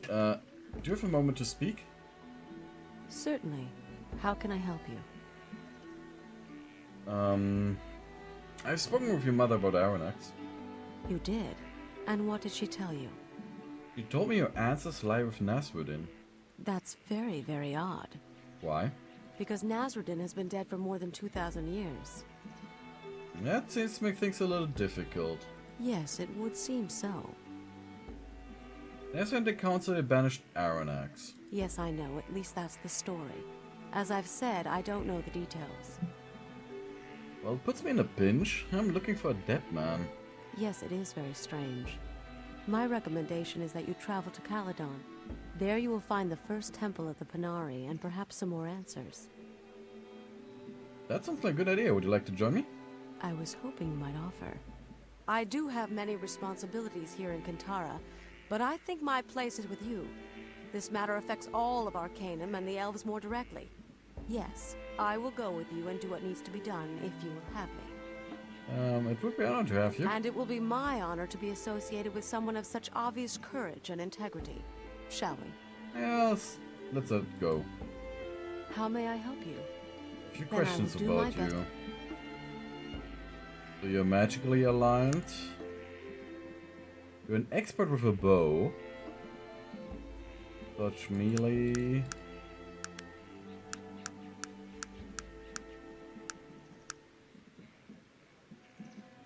Wonderful. How may I help you? Not from Renford to Raven.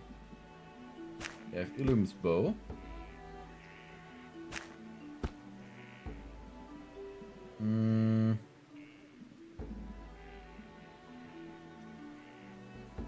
How may I help you? Armor do you wear? Dragon skin leather.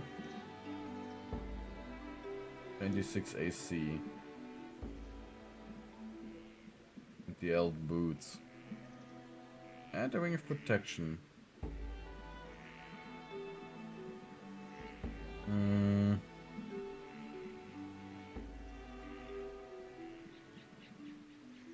Could I interest you in some gloves that I should have? Or a magic plate mail.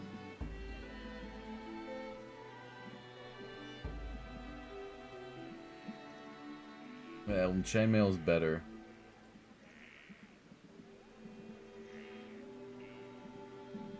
I have the books. I don't know if the helmet is good or not, so don't wear it yet.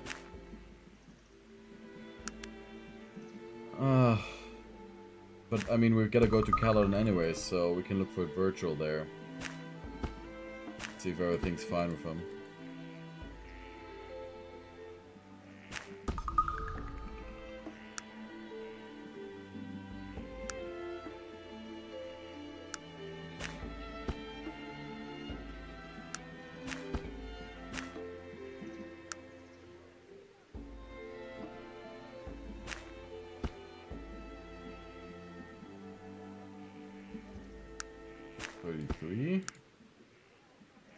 basic, so I should probably really wear this.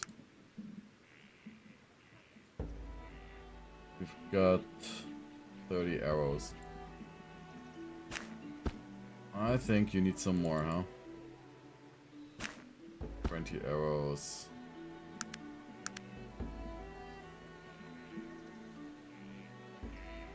And another 20 arrows.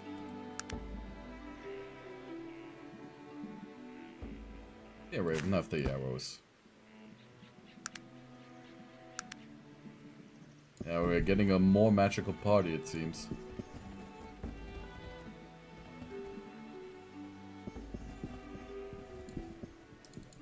Okay, so we gotta go to Caladon, to the first temp of the Panari.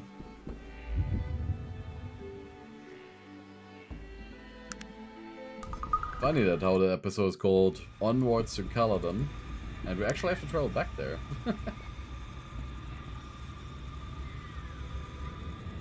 So onto Hardin's Pass.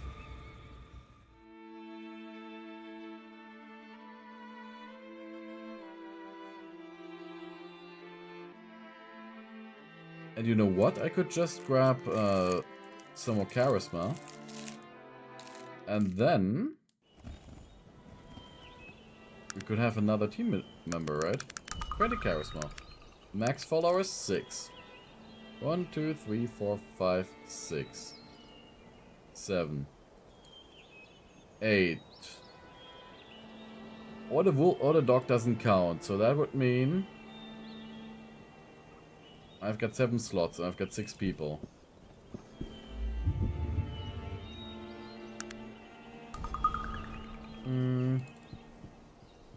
Yeah, let me throw away.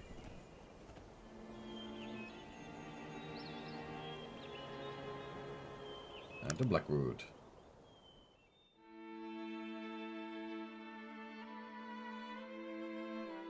Alright. We should go to Mr. Bates first. He wants to know what happened to the dwarves. And then we can just take a ship from Tarrant with the money.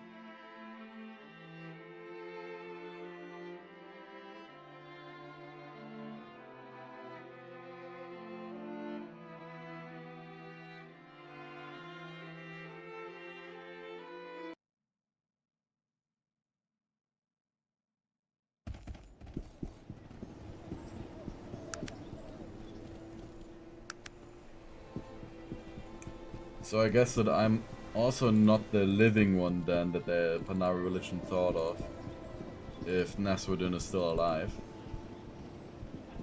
So I'm really just one damn guy.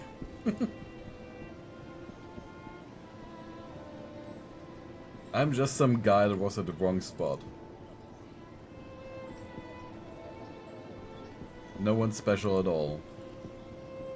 Yet Aranax calls us Nasruddin.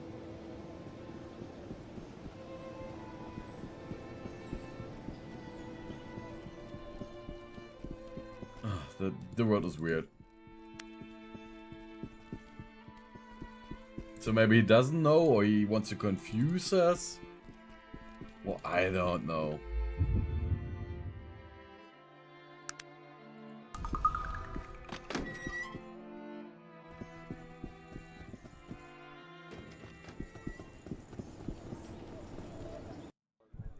So, Mr. Bates. You have returned. Tell me, what news? The Black Mountain clan were banished to the void by the Dark Elves. It can't be. What possible purpose could that have served? The Darkers had been waiting for any excuse to banish dwarves. But why? Tell the whole story. And to think my life has been conducted under the shadow of guilt for no reason, save it fit the heinous machinations of the Dark Elves. I must think on this. But here, please take these coins for all your troubles. You've been most helpful. You have returned. Tell me.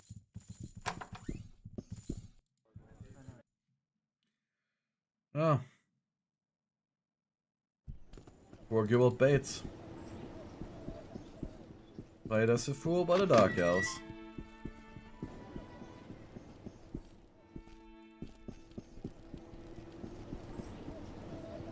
we've got enough ammunition still. I wonder if we could get one of those nice automatic rifles, you know. Oh. Right, when we're going back to Caladon, we would want to bring the camera with us, right? So to Shrouded Hills to get the camera for a ridiculously high price.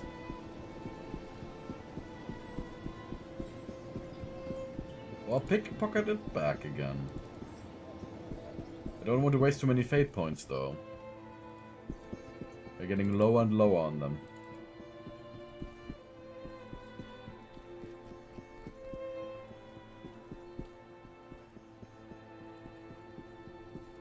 And it's only 1,500 bucks, yeah.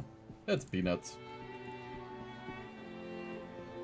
Do we have enough to get still? Yeah, we do have enough to still go back and forth then. So the Shrouded Hills.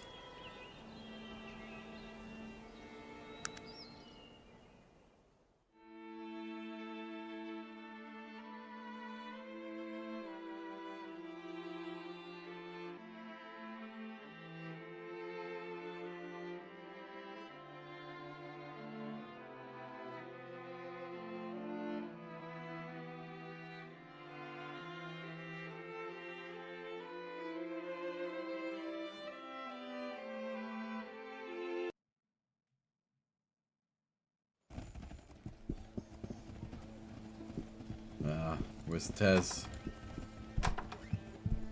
Oh, let's bother. I hate you.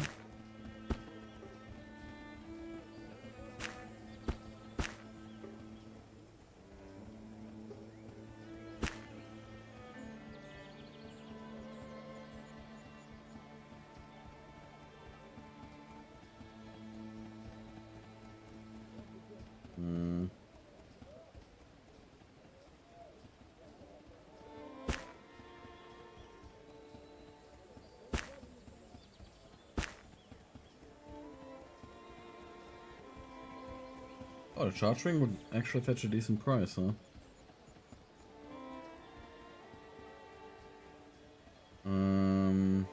Unidentified dagger. Unidentified hammer.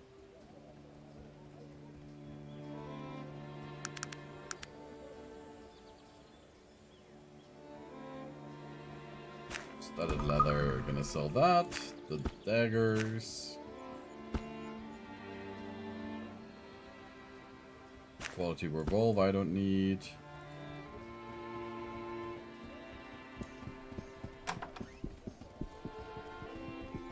Soloid. Gullos.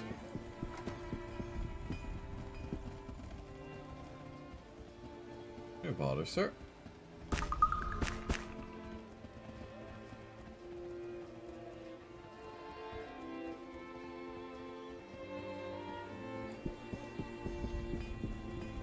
How may I help you?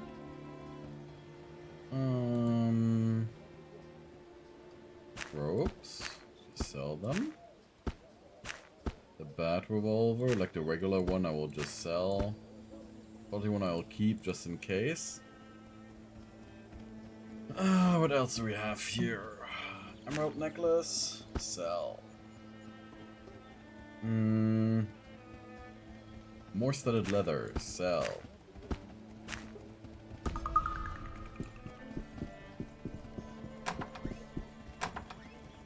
Let's bother.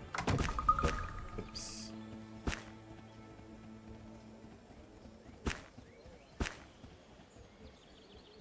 Yeah. Okay. And we're gonna go back to Caladon.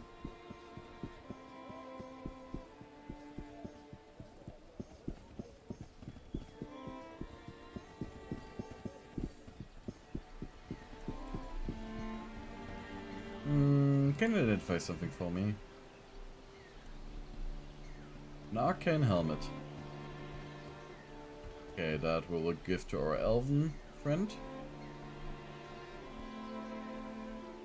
Because that was actually much less dangerous than I expected.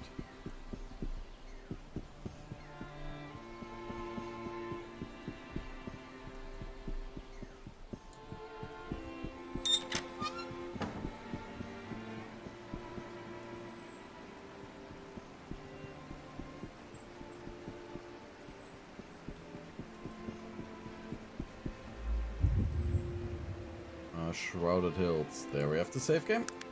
All the way back there.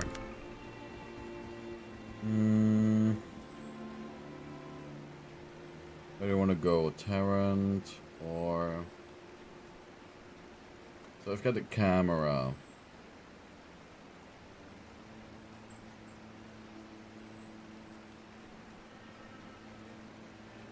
I just had something in mind that I wanted to do in Tarrant, I think. I'm gonna go to Caladon. Oh yes. In Tarrant, there should be a persuasion teacher. For Master Persuasion. And the newspaper talked about talks led by that dude. So maybe you can bring us to Caladon without us having to pay much, right?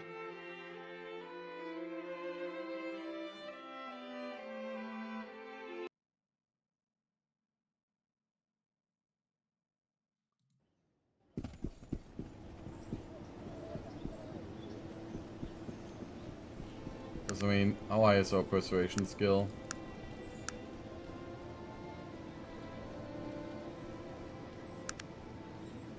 Maximum. Now we're gonna become the best persuader in the world.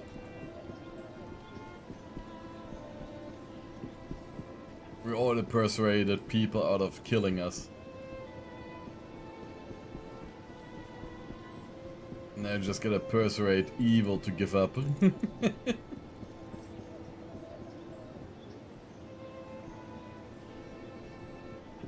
Defeating people with facts and logic.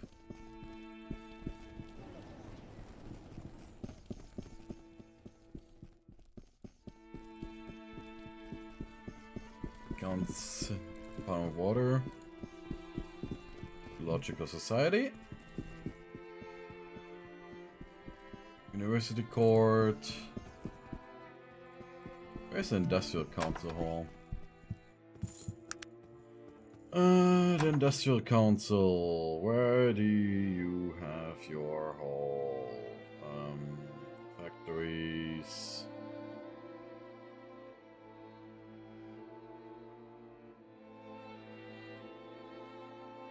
The university. Fountain of water, hall of records. Based estate.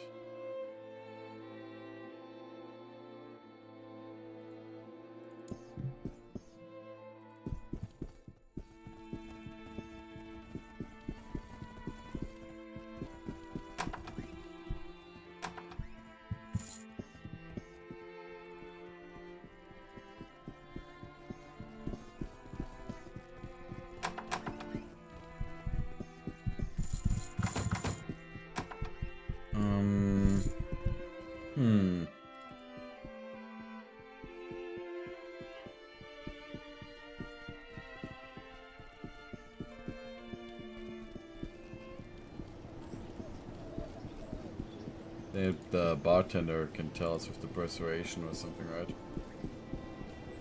Or maybe the madame. Yeah, sure, right. The madame with the glass ball, crystal ball, could tell us.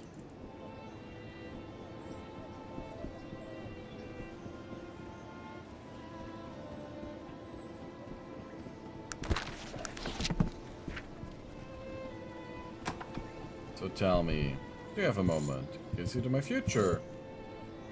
When to introduce that? A few more questions I must be off. Oh, not her, now here. Greetings. I haven't got the necklace yet. Okay, reputations. By the hero of Shrouded Hill, savior of Bessie Toon. Rescue of Thorwald. Story of the Dread Crystal Spider, Orator of Ashbury, Friend of the Molochan Hand.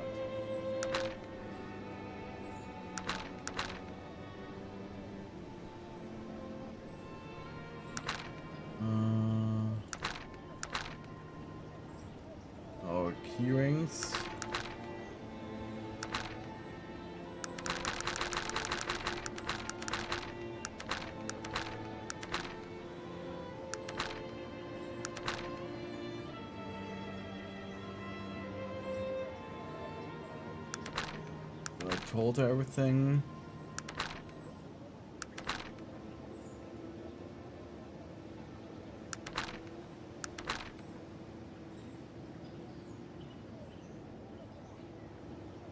The excellent training with Dodge came from Blackwood or Kintara.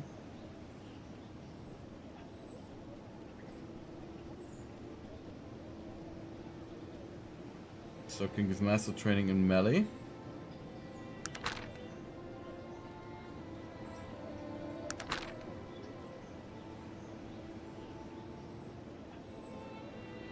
Thanks for paying for 57 bone alley.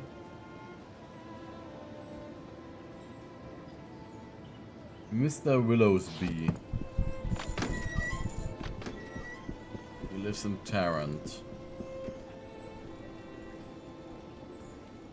Oh, my brother, I woke up this morning, you know, took an old trip to the loo. So wash my hands, my many-wing falls right down the sink and disappears. And I ran out with the lads that night. We had a few pints too many and I didn't get home until late. So, you know what the wife is going to think? I thought I might go down the sewers and see if I could find them, but I hear dreadful things about the sewers. Perhaps I might be of assistance? Yep, I will find the ring for you. I hope I didn't sell it already. Mr. Willowsby. The Garensburg residence. The Pettibone residence. Ah, the Willowsby residence.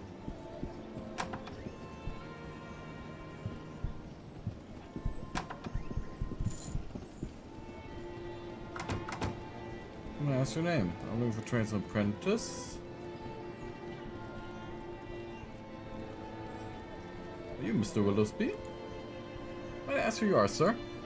Greetings, I'm Edward Willowsby, businessman and chairman of the Tarantian District Council. How may I be of service? Well met, Mr. Willowsby. Might I ask a few questions? I'd be more than happy to speak with you, young man. I'm always here to hear the thoughts and opinions of constituents. Unfortunately, I have a pressing engagement just now. Will you stop by my office in the City Hall? In an hour or so, can we speak further? Sure.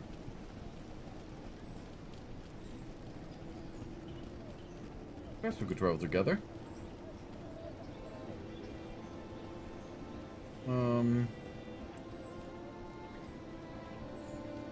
Okay, now I have him as well.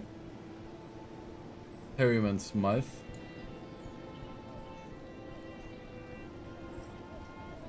What can you do, by the way?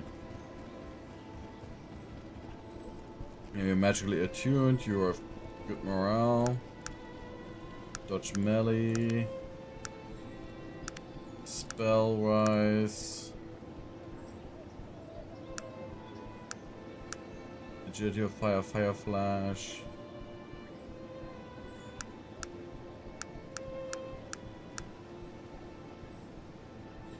Oh.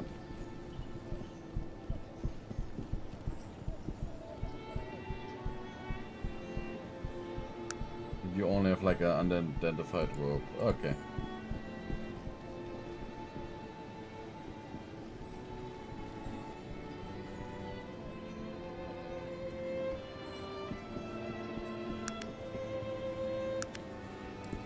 So, office in City Hall.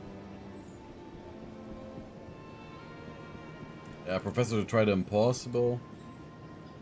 Wait a second. Now that the Molochian hand is no longer trying to kill us, right? I could just go to Tarantian and tell my story, sell it for money.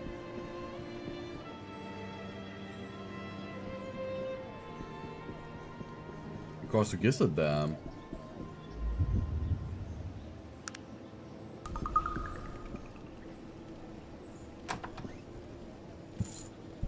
I might have news for you. I'm the sole survivor of the IFS, if it doesn't qualify. 500, and you've got yourself a great story, Mr. Wright. Ask away. First of all, I realize it was a very traumatizing experience. Please take your time. If you need to stop for a few moments, I fully understand. Are you ready? Yes, thanks for understanding. We can begin. So, Fitz, you're the sole survivor from the horrendous IFS Sephir disaster. Yes, and I'm sorry to say that no one else survived the impact. Do you have any idea what caused the great airship to plummet? There was a tremendous explosion that shook the entire vessel. Yes. I didn't see anything in the air, but I heard the sounds of gunfire. Gunfire? At that altitude? How is that possible? Also heard engines. I believe there were 2 different ones. Engines? The Zephyr was one of a kind. What else could you have been up there? Could have been up there with you? There was a wreckage also near the blimp. Some strange craft. More flying craft? Incredible! So you don't think it was an accident or sabotage? You tell me the Eye of the Zephyr was shot out of the sky deliberately? By some sort of secret aircraft? Yeah, that's as much as I've been able to piece together.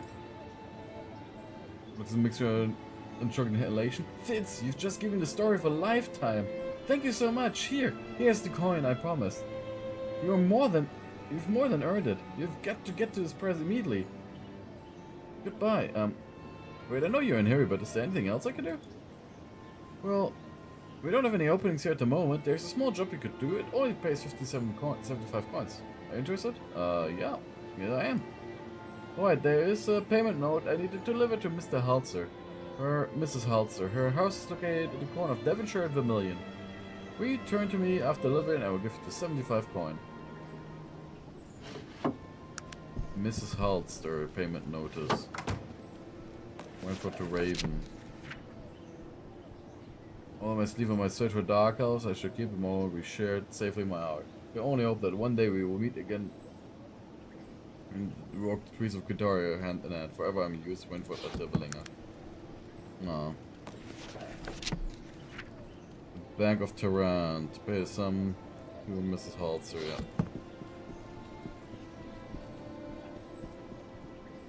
I'll go there in a second. Of course, right now we're gonna go to City Hall. Gotta get another little job, huh? Now we're starting to rake in the cash.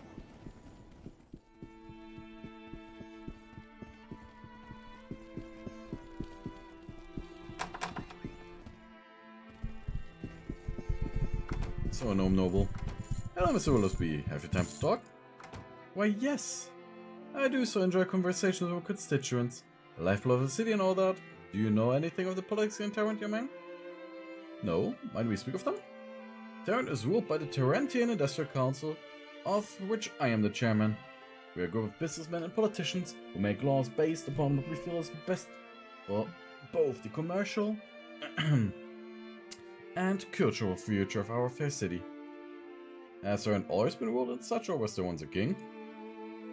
No, the monarchy, well, how should one phrase it, became outdated about 50 years ago. We don't speak of it much here in Tarrant. You can tell that it makes him feel uncomfortable. Suffice to say that the city has prospered under our new system of government. You know of the Unified Kingdom, friend? No? What is the Unified Kingdom? The Unified Kingdom is an alliance of 2 major kingdoms, those of Tarrant and Ashbury. We share trade routes and military strength, and there are many cities that are currently looking into joining the Unified Kingdom. Negotiations with prospective members are part of my job. A few more general questions. You said you were chairman of the Tarrantian Industrial Council? Tarrant is ruled by the Tarrantian Industrial Council. Yeah, okay, this again.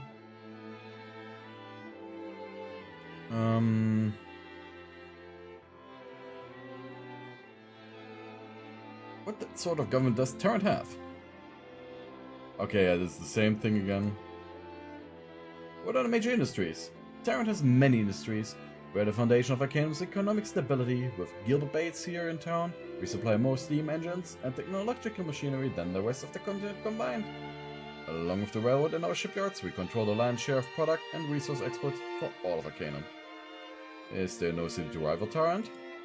Of course not. We are superior in all aspects of commerce. Well, I suppose one might mention Caladon just in passing, might you? They are an upstart kingdom and nothing more. More general questions. What in your opinion are the major problems in Tarrant? Oh, we have many problems here in Tarrant. The rise of criminal activity in the Boil is one of them. I'm taking up personal measures to alleviate that problem. You also have a rising Orcish and half-Orcish population here in Tarrant. They've created unions! He spits out the name. And of course, the general unrest among the laborers here in the city. What have the labor unions done? The labor unions? Oh, they've done nothing but bring manufacturing efficiency to a screeching halt. Always with their protests and their equal rights. Not one of them values a decent work anymore. Like a decent day's work anymore.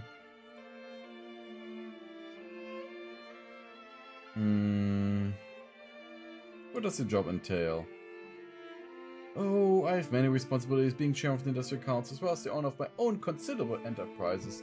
As of late, I've been monitoring the negotiations with Caladon. Caladon, you see, is considering becoming a member of the Unified Kingdom. Really? Have they agreed to do so already? No, we've hit a barrier in the negotiations, we're not quite sure what to do. We're desperate needs of a skilled diplomat to approach the King's advisor with our newest proposals, and to make sure that their decision is to recommend Caladon join us. We're having trouble finding a man with the skills to successfully do so.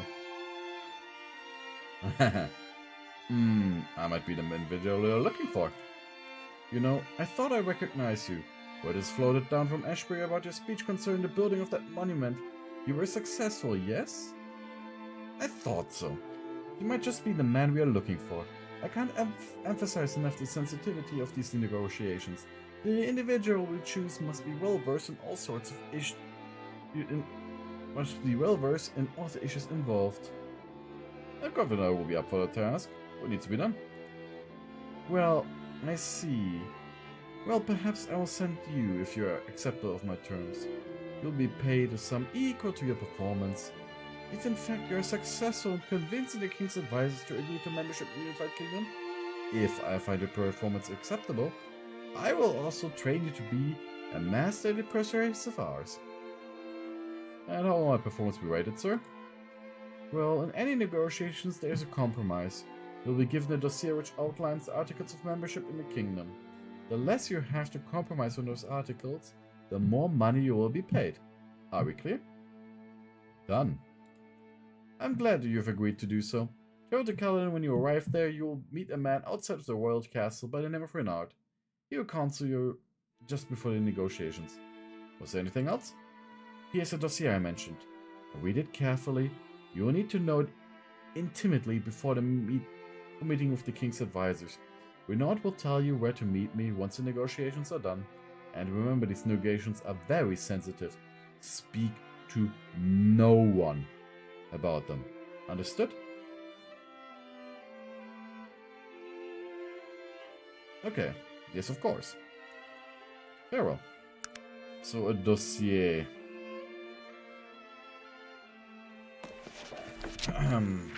There are 10 important points you need to take into consideration when speaking with the King's advisor. The first issue is the construction of a railroad to Caladon. Of course, the Industrial Council would like to be in control of all aspects of the railroads, but we understand the position of the advisor to share ownership of both the railroad and the train station. Offer this and see what they say. Under no circumstances are you to give them control over both. The second issue involves the use of magic within Caladon. As you know, Tarrant is very forward-thinking. Oh god, I gotta write down my dossier here, huh?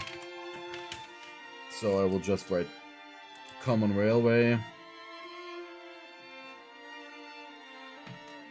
So Tarrant is a very forward-thinking and technological city, whether possible we've controlled magic and where it's practiced.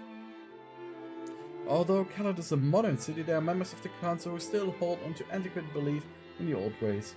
Although we don't want magic users to have special privileges, they do want people to continue to have the freedom to practice magic. Moderate stance. Moderate magic. The more delicate issue in the negotiations will be the status of the Bates Steam Engine Company. The advisors understand the importance of technology and are very excited about the possibility of the Bates Company opening a factory there. But they are also concerned about the domination of Bates in their own companies, and so are leery about giving Bates trade privileges. You should recommend that Bates be given limited trade concessions within Caladon, but not unlimited freedoms. On the other hand, they don't want anything in the agreement that would deter the Bates Company from developing in Caladon, so be careful about what the terms of this agreement are. Okay. Limited Bates, 0 freedom. Oh, not unlimited freedom. 50% freedom. The status of the Caladonian military is a very important issue, both to us and to them. We of course would like to have a full dismantling of the military, but it will take a skilled negotiator to convince them of that. According to intelligence, the advisors would prefer that half of the military is sent to the unified battalions, which is in line with standard unified kingdom membership practices. The advisors will be happy about this because they spend less on defense, but don't fully leave themselves vulnerable. They do not want to keep a full standing army and navy. Be careful when speaking of these issues. The success of the negotiations might hinge on this. 50% unified army. Unified kingdom membership tax is usually a closed issue, but considering the strength and size of Caladon, we may want to bend the rules for them. Arent, of course, would enjoy seeing Caladon pay an even heftier tax than anyone, but I think that moderation here will win the day. We've been told that Caladon would enjoy a reprieve from the tax for 5 years, then reduce tax afterwards. But this may be giving too much. Use your best judgment. If you need this issue to tip the scales in your favor, then do so. Taxes.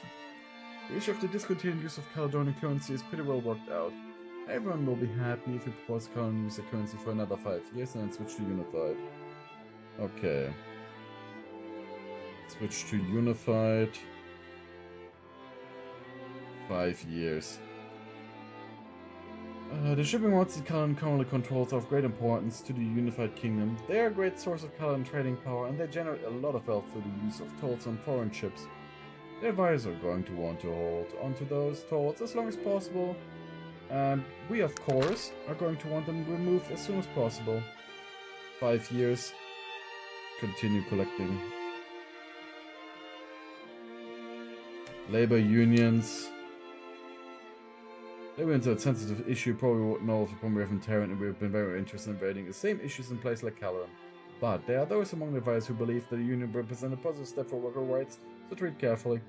I think they would be happy if labor unions were legal, but had limited operating rights at the city walls. Only a truly skilled mediator would be able to convince them otherwise. Mixed union laws. Issue a number of votes Caladon will have in the unified parliament should be academic. Should not, unless absolutely necessary, offer them anything but the standard initial 2 votes, followed by an increase to 3 votes after 5 years of membership. If there was a way to limit them to 2 votes indefinitely, we would be very happy, but you'd have to speak very convincingly to do so. 2 votes to 3. The final issue concerns the Caledonian farmers. This meant no Terran is very dependent on them for grain, and they have prospered greatly because of heavy export taxes. Caladon will want to keep this as long as possible. We have to decide what's best when dealing with this issue. The sooner the tax is lifted, the better for Terran. Use this final issue as a bargaining chip when necessary. Good luck, I'll see you in Caladon. Okay. Bargain. Grain. Edward Willowsby, ESQ. Okay.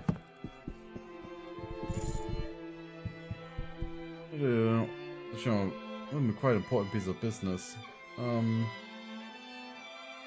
Worried to be asking.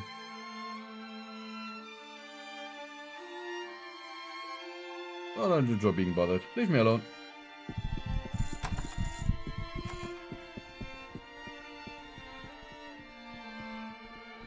I've got important business.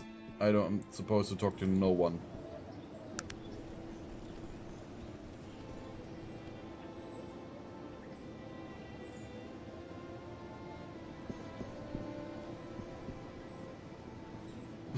Already these people talking to us, I guess. Convince of us of other things.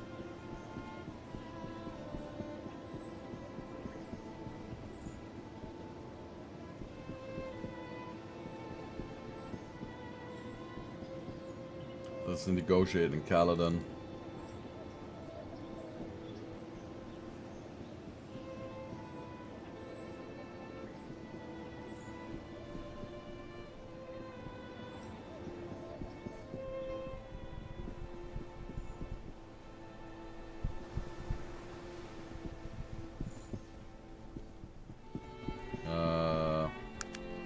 Where's the port exactly again? Was there a little bit... Oh. Yeah. Over there, over there.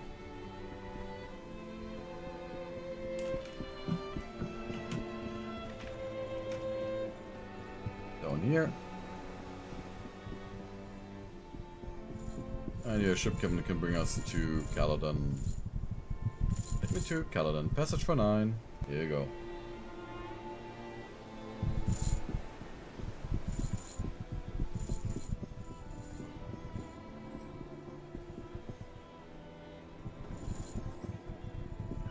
So now to go to the king immediately and talk to them.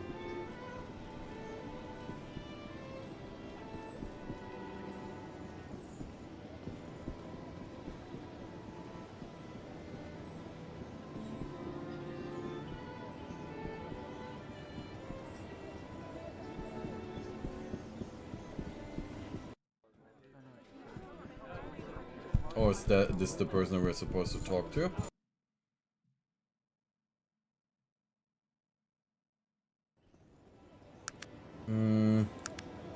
So, save Caladon. And... rest.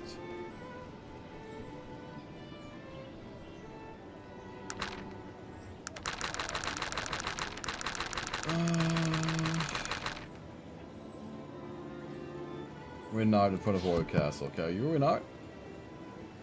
Greetings, I'm Renard. I've been expecting you. You've been sent from Mr. Willisby, you know? Yes, Renard, I'm here for the negotiations. Yes, of course. You're not from Caladon, no? I hate this place. Pit of vipers. I'm a politician, but... And I know that sometimes the game is hard, but these Caladonians... I've never been so much backbiting and brutally in all my days. Interesting, do you have any advice?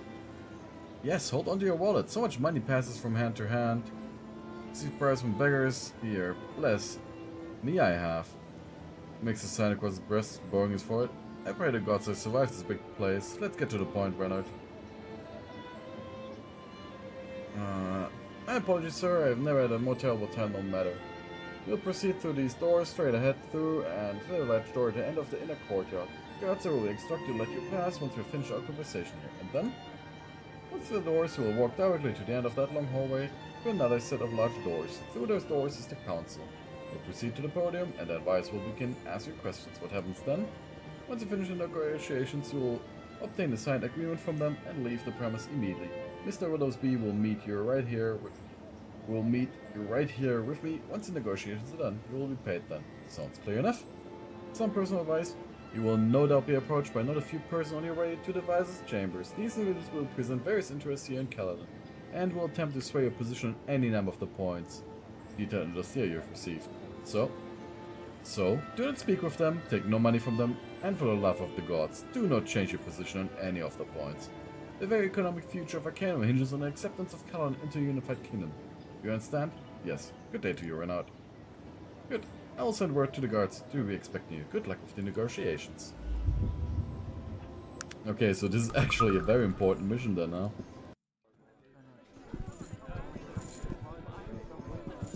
Let's let me past.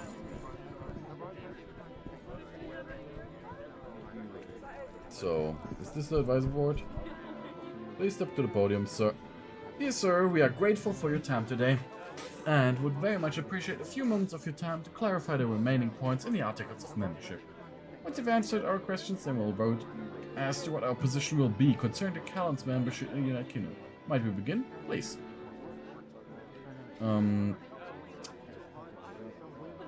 Please specify what Terran's position will be on the issue of the construction of the railroad here in Caladon.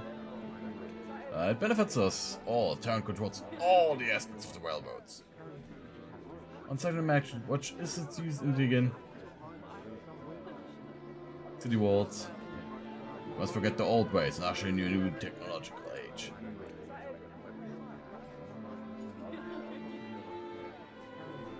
It's a genius. His trade field ensures Caladon's prosperity. And the military. Therefore, this man of your troops is a sign of good faith. And with the so-called membership tax is placed, display all new entrants into the Unified Kingdom. The heavier the tax, the more Caladon reaps the benefits. And what is the requirement that all Unified Kingdom members must discontinue use of their own currencies in strange gold? Unified Gold Standard? An immediate and full change builds a sense of commonality. And what of Caladonian shipping routes? Who will receive privileges and concessions? The use of the shipping routes will build a strong economy for all. What of labor unions? What laws might be enacted concerning them?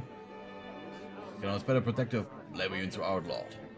On a number of votes, Caladon will have a unified parliament. Where do you stand on that issue? Seniority must prevail in matters such as these. 2 votes only. It is well known that Tarrant is dependent upon Caladon for grain, and they make a lot of this money through tax on exported produce. What concessions were made to our farmers who enjoy demanding market? We must share everything for prosperity. That includes grain. Thank you for your candor in this matter, so give us a moment to discuss what we've heard today, and do a decision concerning what our recommendation will be, of course.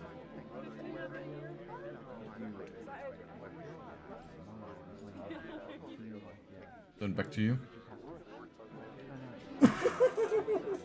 We have completely screwed them over.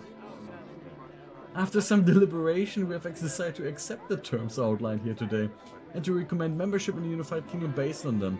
To make the king aware of our decision, he will be leaving immediately for Tarrant.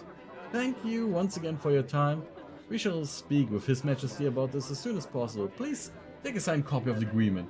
The answer to good day. What?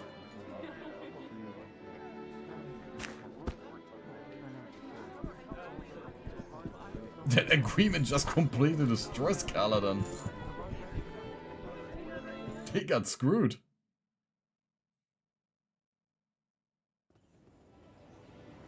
Hey, Billowsby.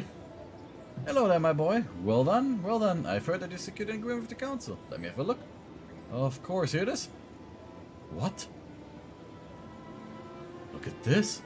This is incredible, my boy. You've far exceeded even our highest expectations.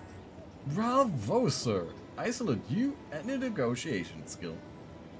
Thank you, Mr. Billowsby. No, thank you. I'm going to buy you 11,000 gold pieces for your efforts. I usually not pay so high, but you've done us all a great service. I'm going to grant you honorary ambassadorship. People should always remember what you've done here today. Well done, sir. And you will train me to be a master in persuasion as well, sir? Yes, of course. Now, the important thing in any negotiation is, and he whispered in your ear for a few moments, and there you have it. All of the secrets for the persuasive arts. Thank you, sir. Say no more, say no more. You've rendered Terran and all of the Unified Kingdom a great service. You will be remembered for many years, my boy. Good day to you, Mr. Willowsby.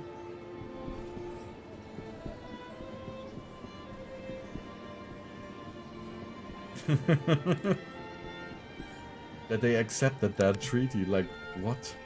I didn't compromise on any point, even demanded more. They were like, yup, we're still gonna join.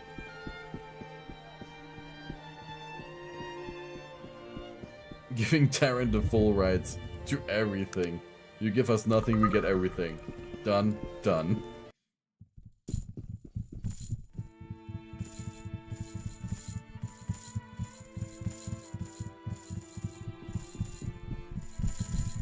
Oh, it's you! You finally come! The blimp crash survivor! I saw a picture in Tarentian. I'm Alexander, first acolyte of the temple. It's a great pleasure to meet you. What? What are you talking about? Do you have any idea what that means? It's you! You're the living one! It's a miracle! Let's not blow this out of proportion. Out of proportion? This is an astronomical event, the return of Nasruddin.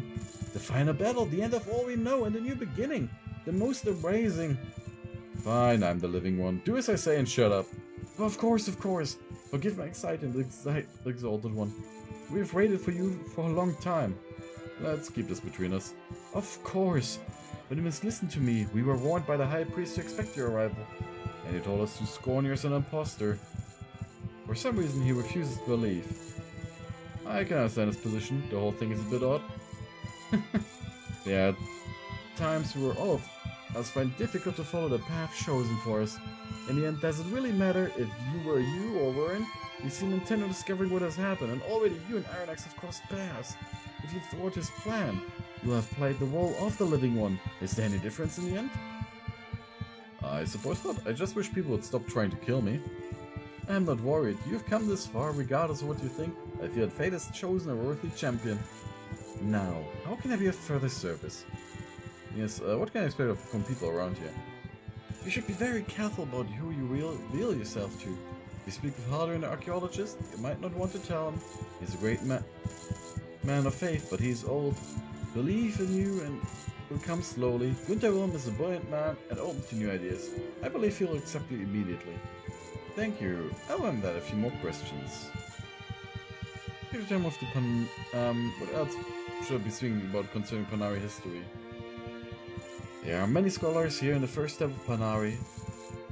The two most learned are Hadrian, the church archaeologist, and Gunther Wilhelm, the church historian. Both are very well versed in Panari history, and have detailed information concerning the specific disciplines. Where might I find them, Alexander? Each of them have offices just through the doors behind me. When we have finished speaking, I'll open doors for you. I'll be off then.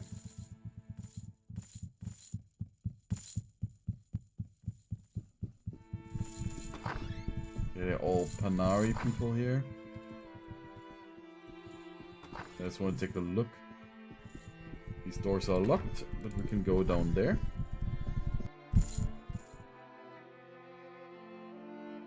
Dark Elf guards?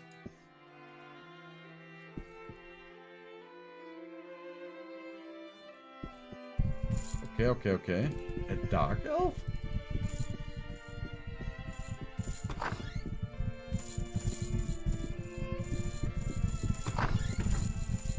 Greetings, and who are you, sir? The man in front of you is very properly dressed. Instead of robes, he wears a finely made suit. A pair of thin gold spectacles lie across his nose. His features are delicate, but his eyes, belly, strength of body and character, as well as harboring a fierce intelligence. He guards will intense you. I'm Willem. Gunther Willem. Pleasure, sir. What exactly do you do here? I'm the church historian. I have a variety of responsibilities here, from translations to document restorations, as well as authentication of any literary finds. If it's written and has to do with the Panari, it's my job to know about it. Does that answer your question? Yes, and very well. Might I ask you a few questions? What is it you'd like to know? Tell me of some of your work. What about my work are you interested in? I have some questions about the remains of the Swinen.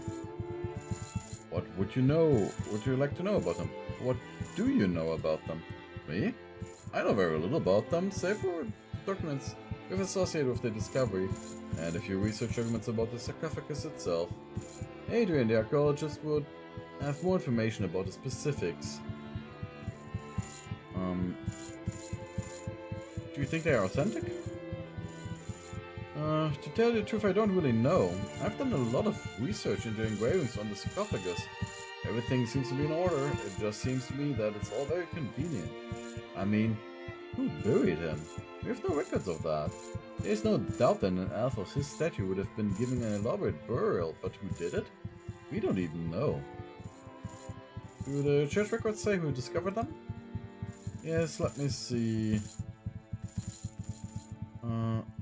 Here we are. The elf's name was Kanhua. Do you think that they are authentic?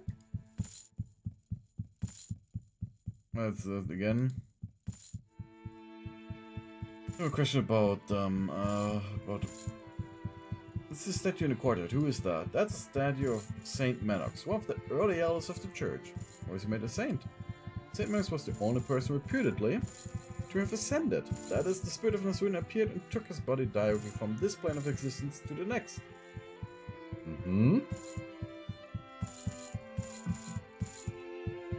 Say reputedly, Gunther, do you not believe? There's no doubt in my mind that Manox was a very holy man. My belief is an inconclusive set of circumstances does not invalidate that fact, regardless of how that might reflect my own faith. Were there any eyewitnesses to the event? There were two eyewitnesses to the ascension of Manox. One was an elf named Riandar, and the other was his name Kranhua, I believe.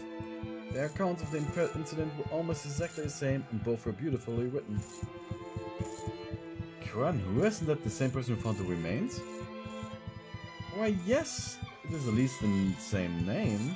Let me look at the years the discovery of the remains happened within a few years of the ascension of St. Manox. Never realized it, but you're correct. That very well might have been the same person. Don't you find it strange, perhaps a little convenient? You're very curious about this whole affair, my friend. What is your real interest in it? It's a long tale. I see. You're telling me that you are the sole survivor of the IFS Zephyr blimp crash? Yep. Then he takes your hand in his. I was wondering when you were going to tell me. I've been looking for you for a long time, you know. The rumors abound and we heard you might have been calling. I'm so very glad you've decided to put your trust in me. Thank you, Gunnar. I really need to see those remains. Listen, my friend, not everyone here is sympathetic to your course. Hadrian Archaeologist is the one you need to speak with, but be careful. He's an old and loyal friend, but believe in you will come slowly. He'll be the best source of information regarding the remains and how you might see them. But tread lightly, subterfuge might be necessary. I will remember that. No, thank you, my friend. Return here when you've seen the remains and tell me what you find. I may be able to help you once you know what you're looking for. I will, Gunther. Goodbye. I wonder where our friend ended up being. Where's Virgil? What is it? Hello, who might you be? The man in front of you is a wizened old gnome with wildish grey hair and a beard 3 days grown. He looks up at you, grinning toothlessly. Call me Hadrian, acolyte of the Banari and a local expert on church archaeology. How may I help you today? Greetings, Sam Fitz. Might I speak with you a moment? Certainly, let's talk about your work. What do you know about the remains of Nasrudin? The remains of Nasrudin? What would you like to know about them? Where are they? They are housed in old catacombs beneath the temple. The first acolyte Alexander can direct you there if you have problems finding it. Have you seen them? No, and I'd do anything to see those old bones of his. There's so many questions I could answer if I only have a look at them. When he died, how he died. I want to know if his skeletal structure is the same as common elves, or if prolonged use of powerful magic has changed him somehow. So many questions, and I've never been able to see them. Why are you the church archaeologist? Surely you'd think so, wouldn't you, young man? I mean, when the elders needed someone to go digging in dank caverns of the Bangalian depths, who do they call upon? Or if some poor fool comes across a tomb sealed with a Gothian blood curse, ring the bell for Holder, Adrian. But why won't they let you see the remains, Adrian? I have no idea. He throws his hands in the air, upending stacks of paper and what looks to be a cup of dark ale. They speak of desecration and sacrilege, but the man is dead. D-E-A-D. I respect and cherish Nasrudin and what he taught us more than anyone, but I hardly think he'd be upset if I chipped a piece of his bone from his earthly shell. I see your point. I myself would love to take a look at them. Really? Are you a fellow archaeologist, my friend?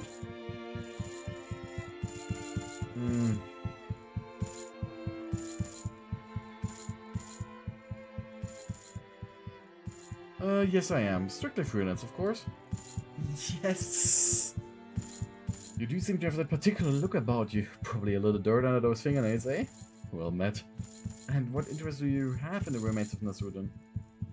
I'm thinking of converting, but I need a little proof. I understand, my friend. Faith is a wonderful thing, especially when backed up by some good hard evidence. I've made a few notes over the years about the sarcophagus. Here we are. What do you know, Hadrian? Let's see. Standard information. The stone is of the local area. There are elven characters naming it as the final resting place of Nasrudin. The design is Old Elven, consistent with the latter end of the Dark Age of Legends. Runework is exquisite, although perhaps a bit overdone in my opinion. Of course I'm more of a conservative.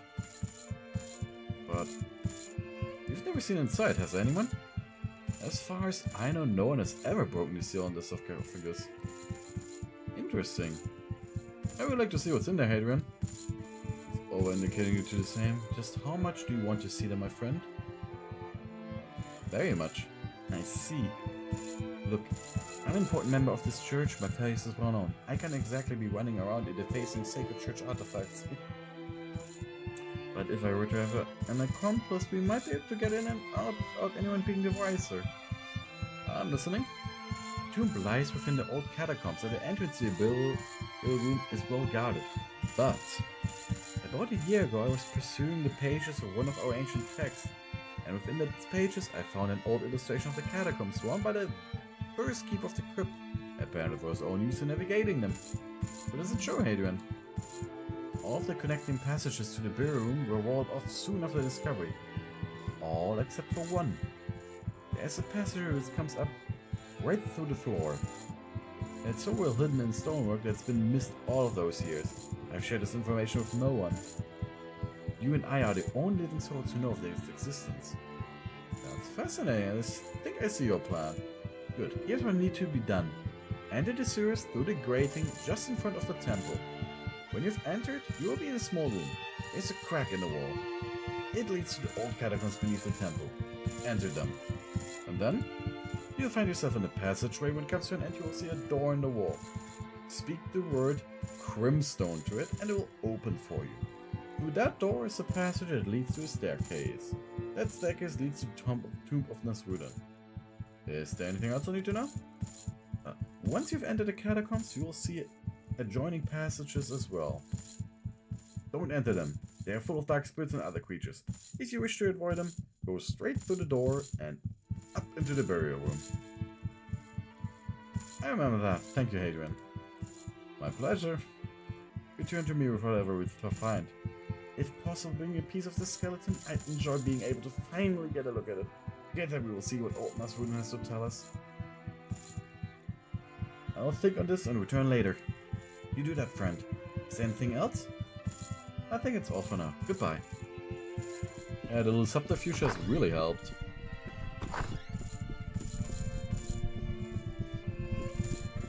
Like, damn.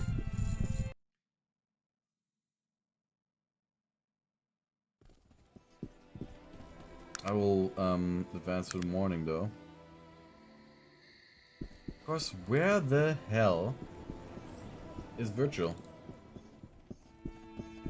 Lawrence Brummond.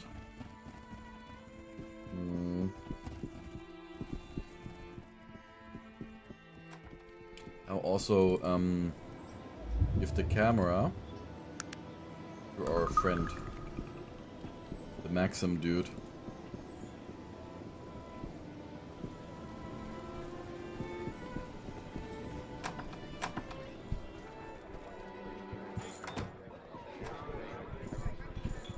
Yeah, but no message of Virgil anywhere.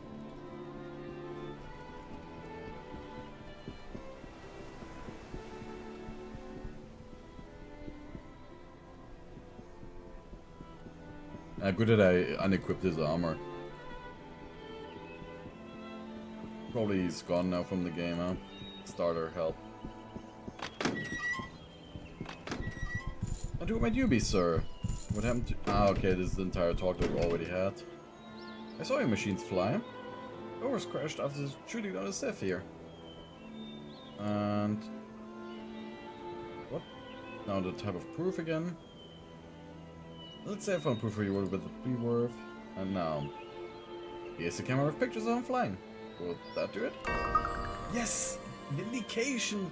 Thank you for this. Not only will I be allowed to carry on my work, I can also make those advices look ridiculous. He digs through some parts of the floor, and here's the megatical arachnid I promised you. Oh, and you may as well take the plans for them in case you, of course, you need them. Thank you. Oh, and since you were kind enough to help me, if you ever need a mechanized gun built, just bring me the parts and I'll do it. Did I mention I also invented the mechanized gun? What parts would I need? You need to bring me a loading mechanism and a clarion rifle.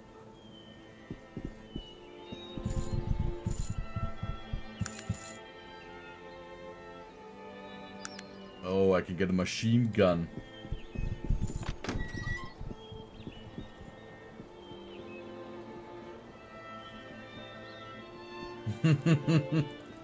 I think I need the machine gun for now. Because, you know, if everything fails, we've got the Maxim gun. And they have not. Let's see if we can buy a clanking rifle and the loading mechanism. The gun store. He's got so much money.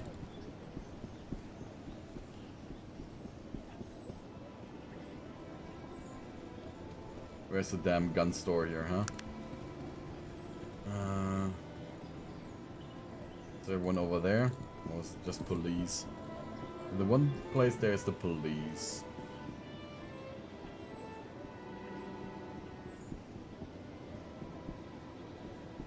Hey!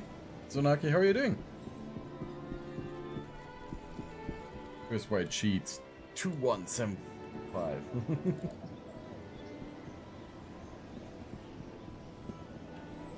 I'm currently in the large city of Caladon. I'm currently looking for a gun store.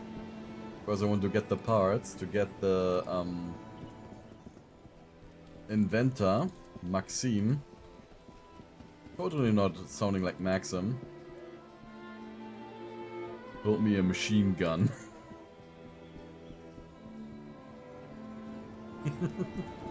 Ah, nice. Mech Warrior. They're a great game. Yeah, I want a machine gun. But I don't see any gun store here in Caladon, so that disappoints me a little bit. Here's fine armors. So I guess that Caladon doesn't have any gun store right now. So I'll just grab my weapon again. Raven, you've got the weapon. So until I'm that far, I'm just gonna continue using the elephant gun.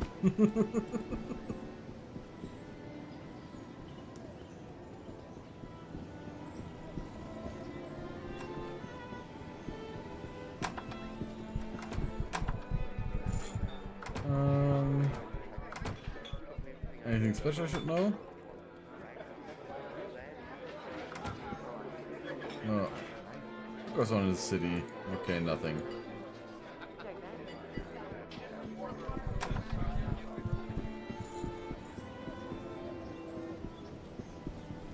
Menagerie, Enchanted Panoply. Or is there something over here in the street? No, that's this one.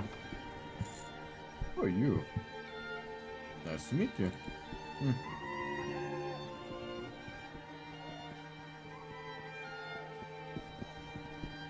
So I guess we're gonna break into the catacombs of Nasruddin now. Let's see if Nasruddin is alive or not. A dragon turnabout. Museum of Caladon. Yeah, these are all just housing. Oh, the Panari Church is over there. Yep.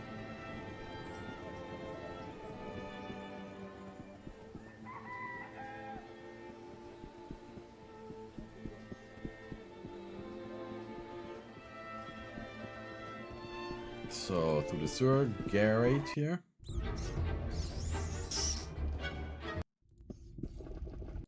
And there's the passage. Yeah, a lot of bone butchers. Ooh.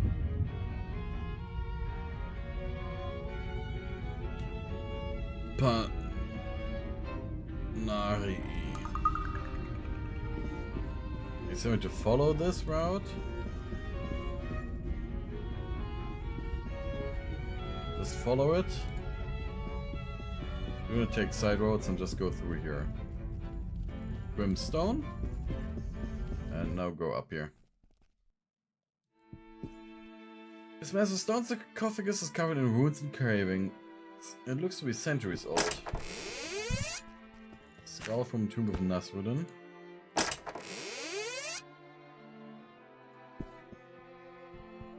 Where does this lead?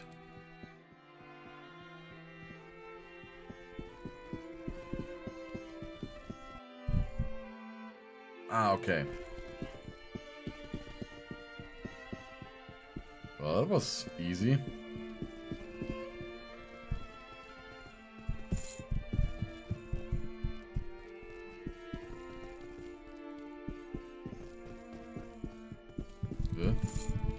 Where's the door that I came in from?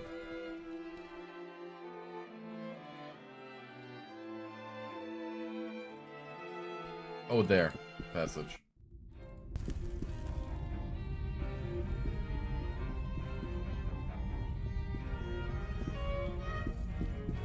Now back out here. No need to fight all of these bone terrors and so on.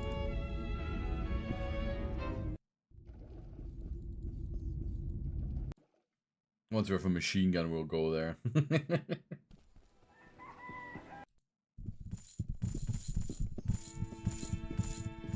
So let's give you the skull of Nasrudin.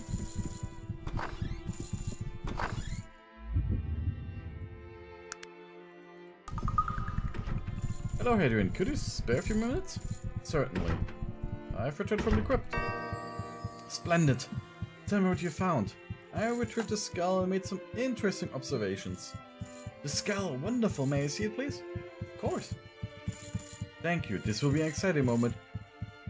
We were the first people to lay their eyes upon us in more than 2,000 years. Things will come up. The things will know. Wait, hold on a moment. What's this? What's wrong, Hadrian? The skull, you say, there's a very skull from a sarcophagus in the burial chamber, are you sure? Yes, I'm positive. What is the matter? The skull's not elven. It's a human skull. This is impossible. There were some strange things about what I saw. What did you see? Something was drawn in blood on the inside of the sarcophagus. What was it? You said it was drawn in blood? I don't know what that symbolizes, no why it would be there. The word sounds like an ancient panarum, an ancient language used by the early church elders. It hasn't been used for centuries, but Gunther Wilm is an expert and I would know what it means. It was drawn there by... Oh god, they buried him alive. I noticed that Caladon was also missing its right finger. His right finger? You know what that means? Oh no, it couldn't be. What, Hadrian? What are you talking about? One of the objects I have here is the finger of Manox. There's a legend associated with it. It was never known if the thing was actually that of the great saint. It would seem that it might very well be. Are you saying that the body in the sarcophagus is Manox? I don't know. Good god. Hadrian looks dully out the window. He's obviously in shock. Why? Why would they have buried him in the tombs of Nasrudin? Hadrian, what are we going to do? I have no idea this discovery. I'm speechless. 2,000 years and no one ever bothered to check. What fools we have been. Listen, my friend, I recommend you go out and speak with Gunther about this. Find out what the message says.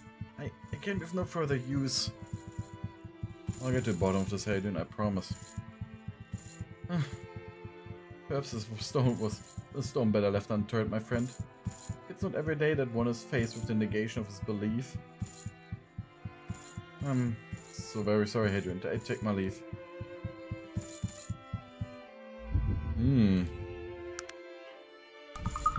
His faith is destroyed. Hello, Gunther. Do you have a moment? Yeah, I've discovered something about the remains of Nasrudin. Ah, welcome back. I figured you spoke of Hadrian. Have you found what is you were looking for? Yeah, I found something, but I don't know what it means. Hey, Zalimok. Nice to see you.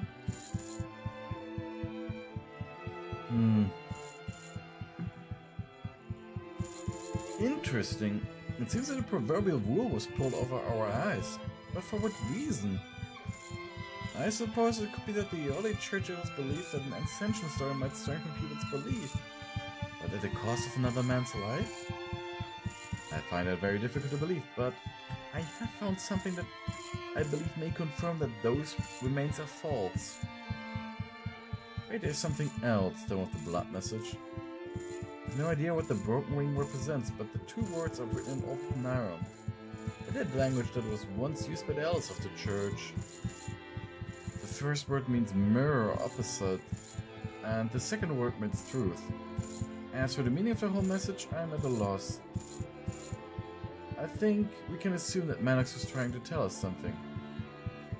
And what did you find, Gunther? Remember I told you I was working on those older translations? The found another passage from what is inconsistent with the Arcanum we read today. Have you heard the passage where it talks about the final resting place of Nasrudin? No, I've never heard it.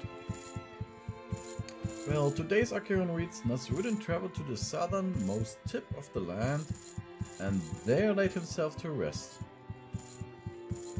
The copy I've been translating says almost the same thing except for one slight difference. It reads, Nasrudin crossed the waters and traveled to the southernmost tip of the land. What are you saying, Gunther? I'm saying that I don't think Nasrudin was buried here in Caladon. We've always just assumed that the scriptures were speaking of the mainland. And of course, when the remains were found, no one ever bothered to look again. So where's remains? The southernmost tip of any land in Arcanum is the Isle of Thanatos, to the south of here. I think that is where you next should go. I might ask you a favor, if you have the time before you leave. Perhaps you could uncover the truth behind St. Manox? There are many who would be interested in finding the responsible party. You may do that, but who do you think did all of this? I don't know, my friend. Perhaps there is something about the actual remains of Nasrudin which they were afraid of. You should seek out his final resting place, and there I think you'll find your answers. I will, Gunther. Thank you, and good day. Good luck to you. And I will be right back. Just a little moment, need to use the bathroom again.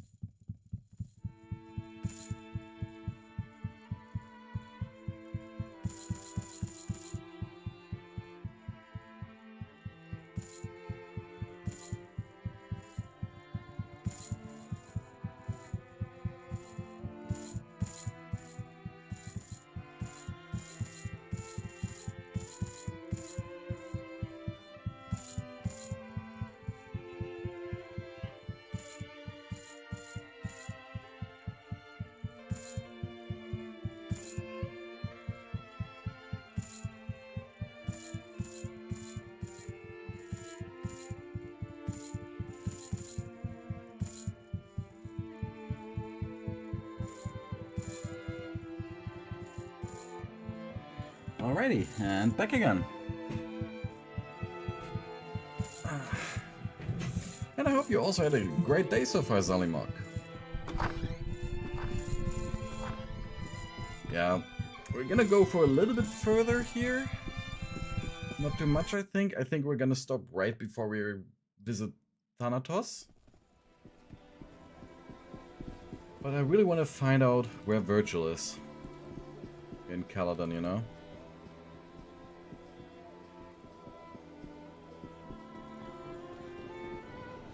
He's not in the inn area. Get on with it, human. Yeah, sure.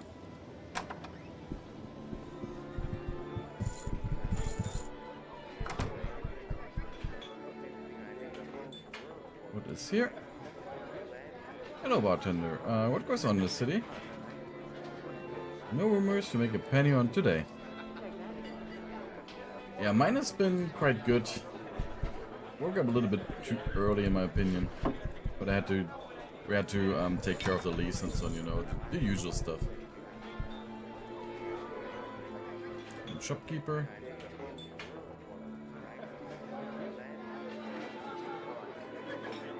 Oh!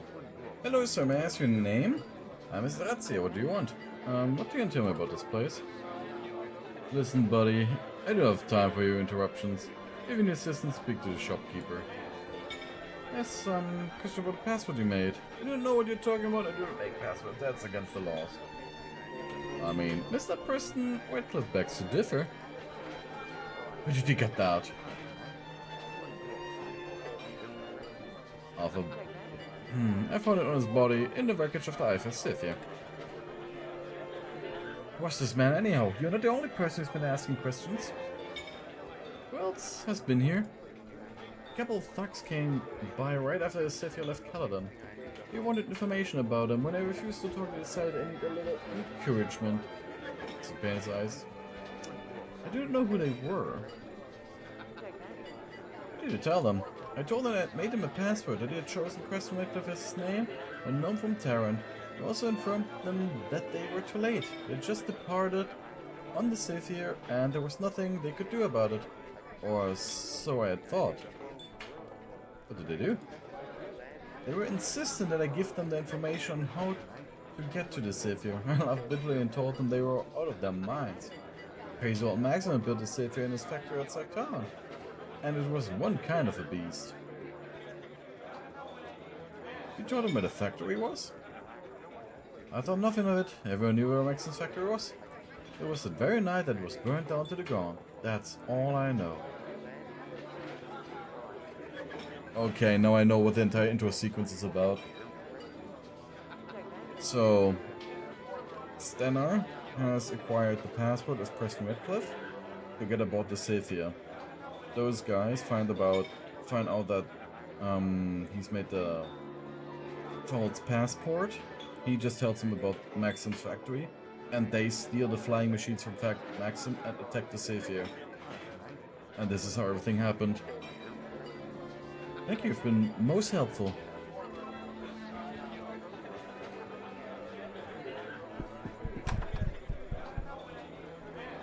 There's a trapdoor.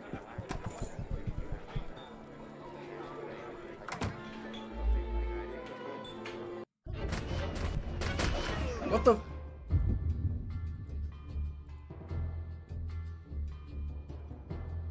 Murder?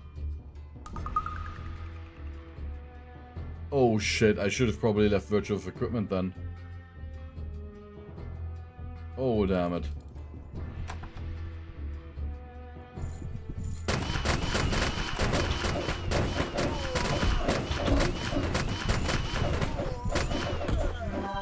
Damn bastards. Scroll of Resurrect?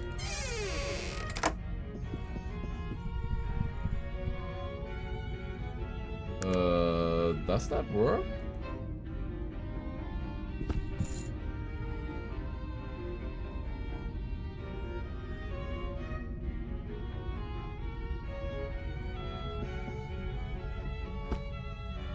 Okay, that didn't work.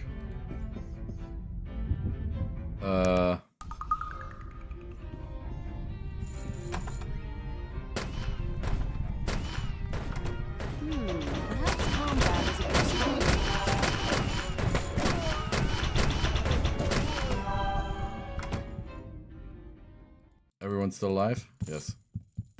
Okay, so I will need to save in order to somehow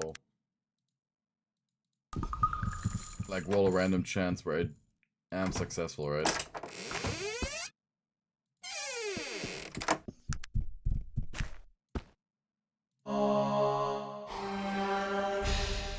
Ah!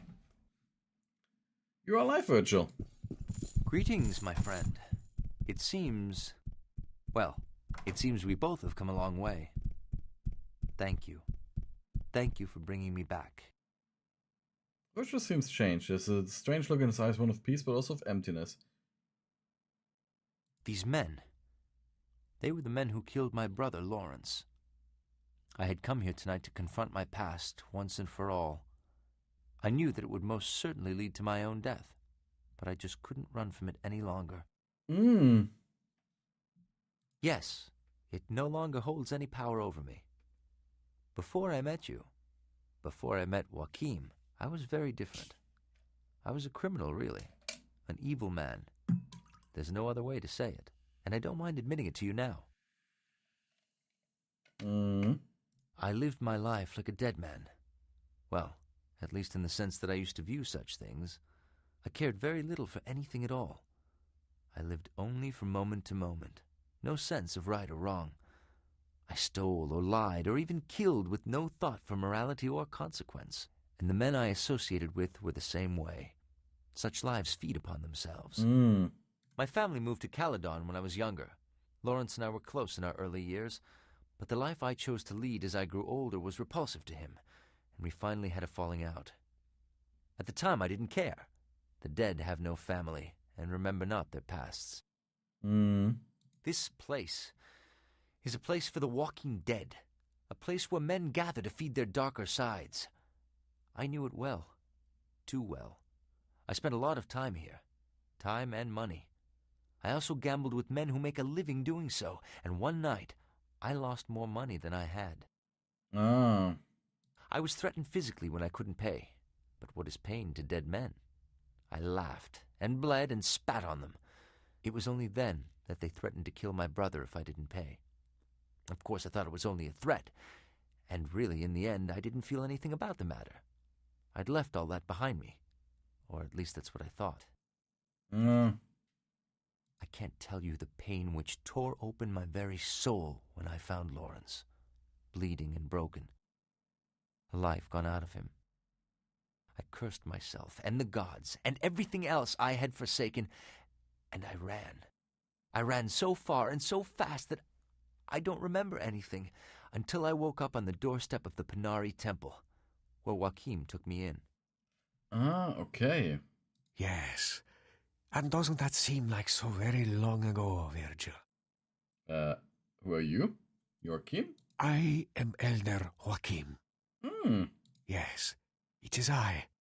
I must apologize.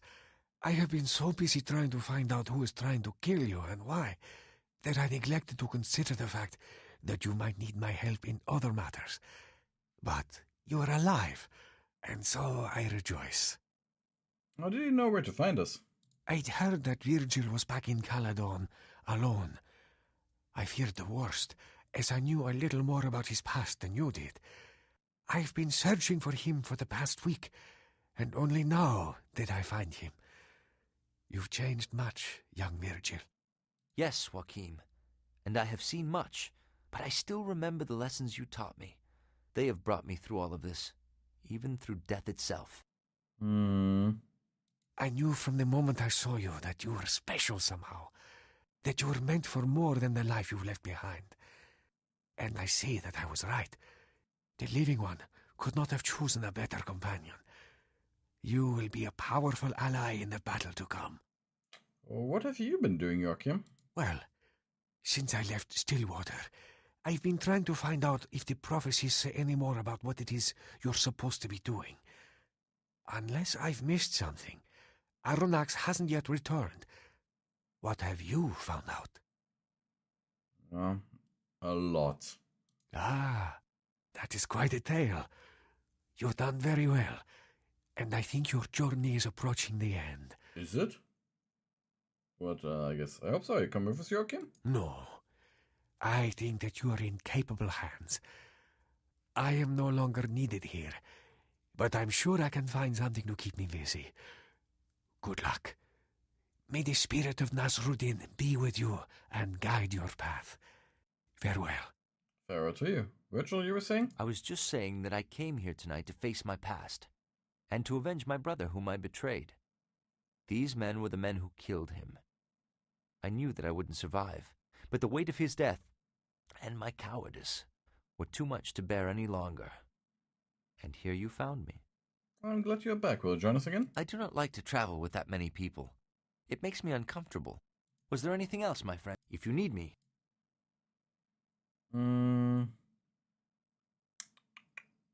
Do something for me, parent. I think best you leave the group. I suppose I'll passage across again, yep. Hello, my friend. Yes, of course I will journey with you. As your protector and as your friend. As if I've got a bloody choice. Aren't we all just pawns of prophecy? And something else. I'm not sure, but I think that something has happened to me as a result of all this. I may be better equipped to face Aranax when the time comes. I'm glad, Rachel, shall we? Yes. Let us continue on. What is it that you want of me? I've got some things to give you again, man. Now that you're back to the team, you've gotten your armor privilege back.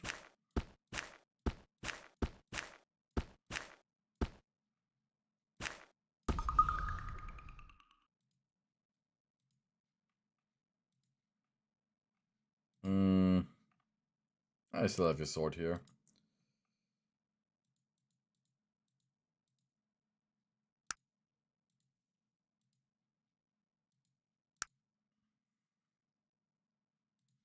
What is it that you want of me? So here you go, your magic plate mail and your filament sword. What is it that you want of me? What can I answer for you? I want to see what your stats are now. Okay, you've got way more health. You've got an incredibly high melee and dodge skill now. Anything nice here? Oh, you're still not a crafter. And you can cast Sanctuary. I wonder when you can learn Resurrect. You should really learn that one, huh?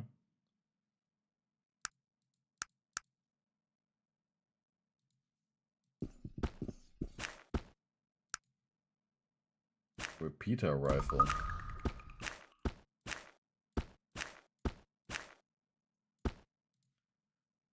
Look at some nasty guns.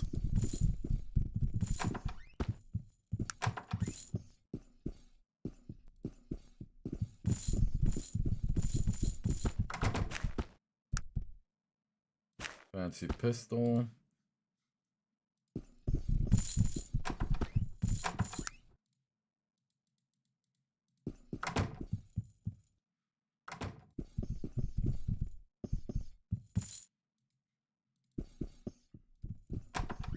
Okay, anything else, Joachim?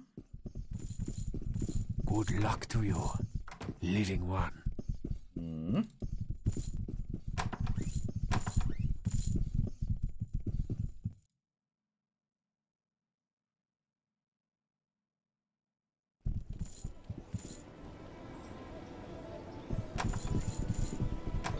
Very good. So now I'm gonna return to Arent, huh? That much money, I will just go to Arent, sell the gun, we'll travel back again. And we'll get ourselves a machine gun, right?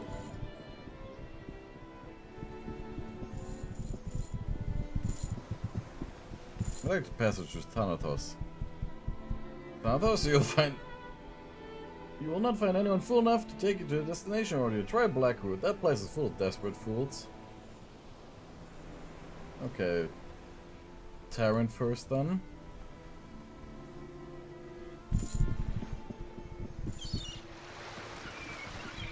Of course I want a machine gun.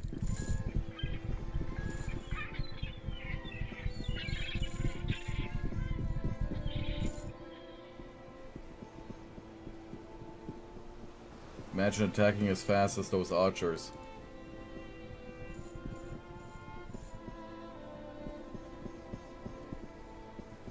But yeah, tomorrow I gotta get rid of all the leaves. Well, actually today, in like 5 hours, so...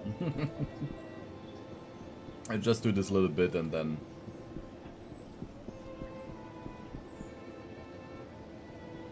then we'll stop.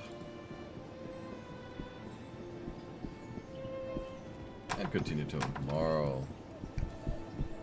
So, do you have a Clarion Day rifle? Yes, you have. Here's a fancy pistol, repeating rifle, Clarion rifle, and an auto-loading chamber.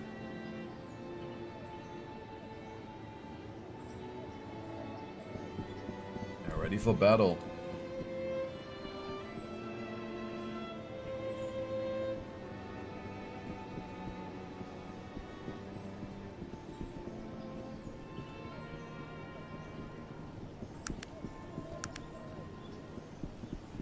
So, Mr. Maxim, make me a machine gun.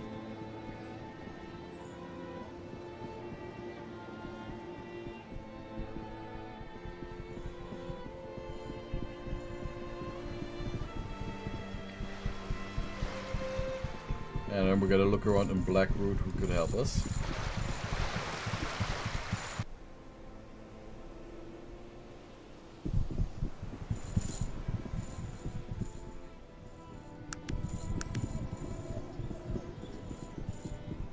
And finally, this one armor that I've never returned to the rightful owner, right? Is still our main armor since then.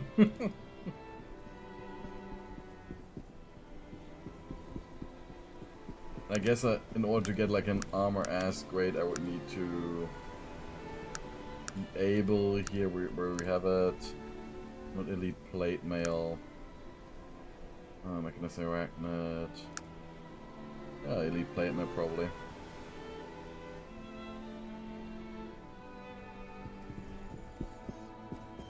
And Magnus got lost somewhere again, like he usually does.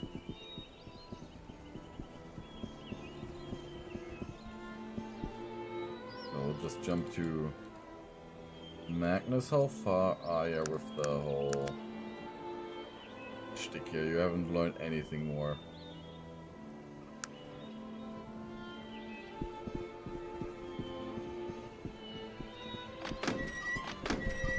So you're one of Miss Maxim.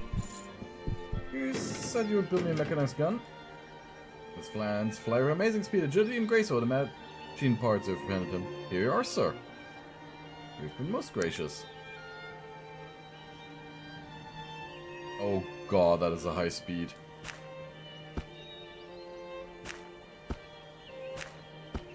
But we need minimum strength of 10. We've got the minimum strength of 10. Now we're ready for war.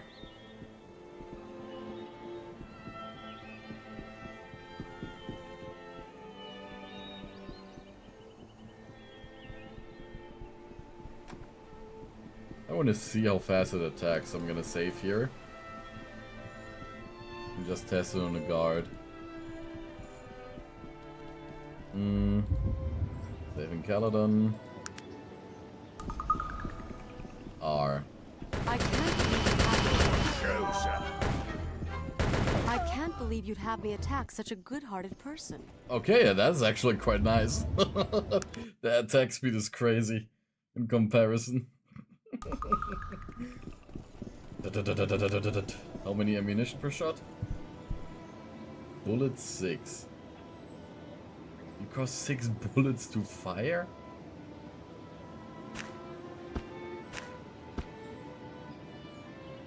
Okay, I need to buy as many bullets as I can now.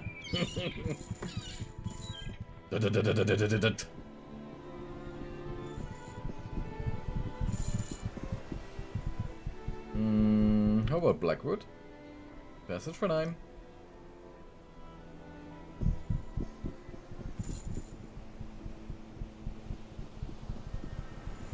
So... Oh no! What if we go to Ashbury and ask Teach? Right?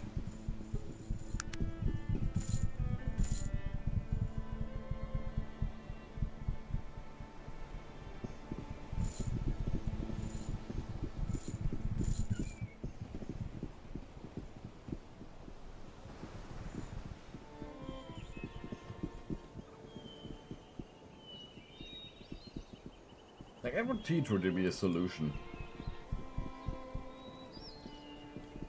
And I do remember this house down here being empty.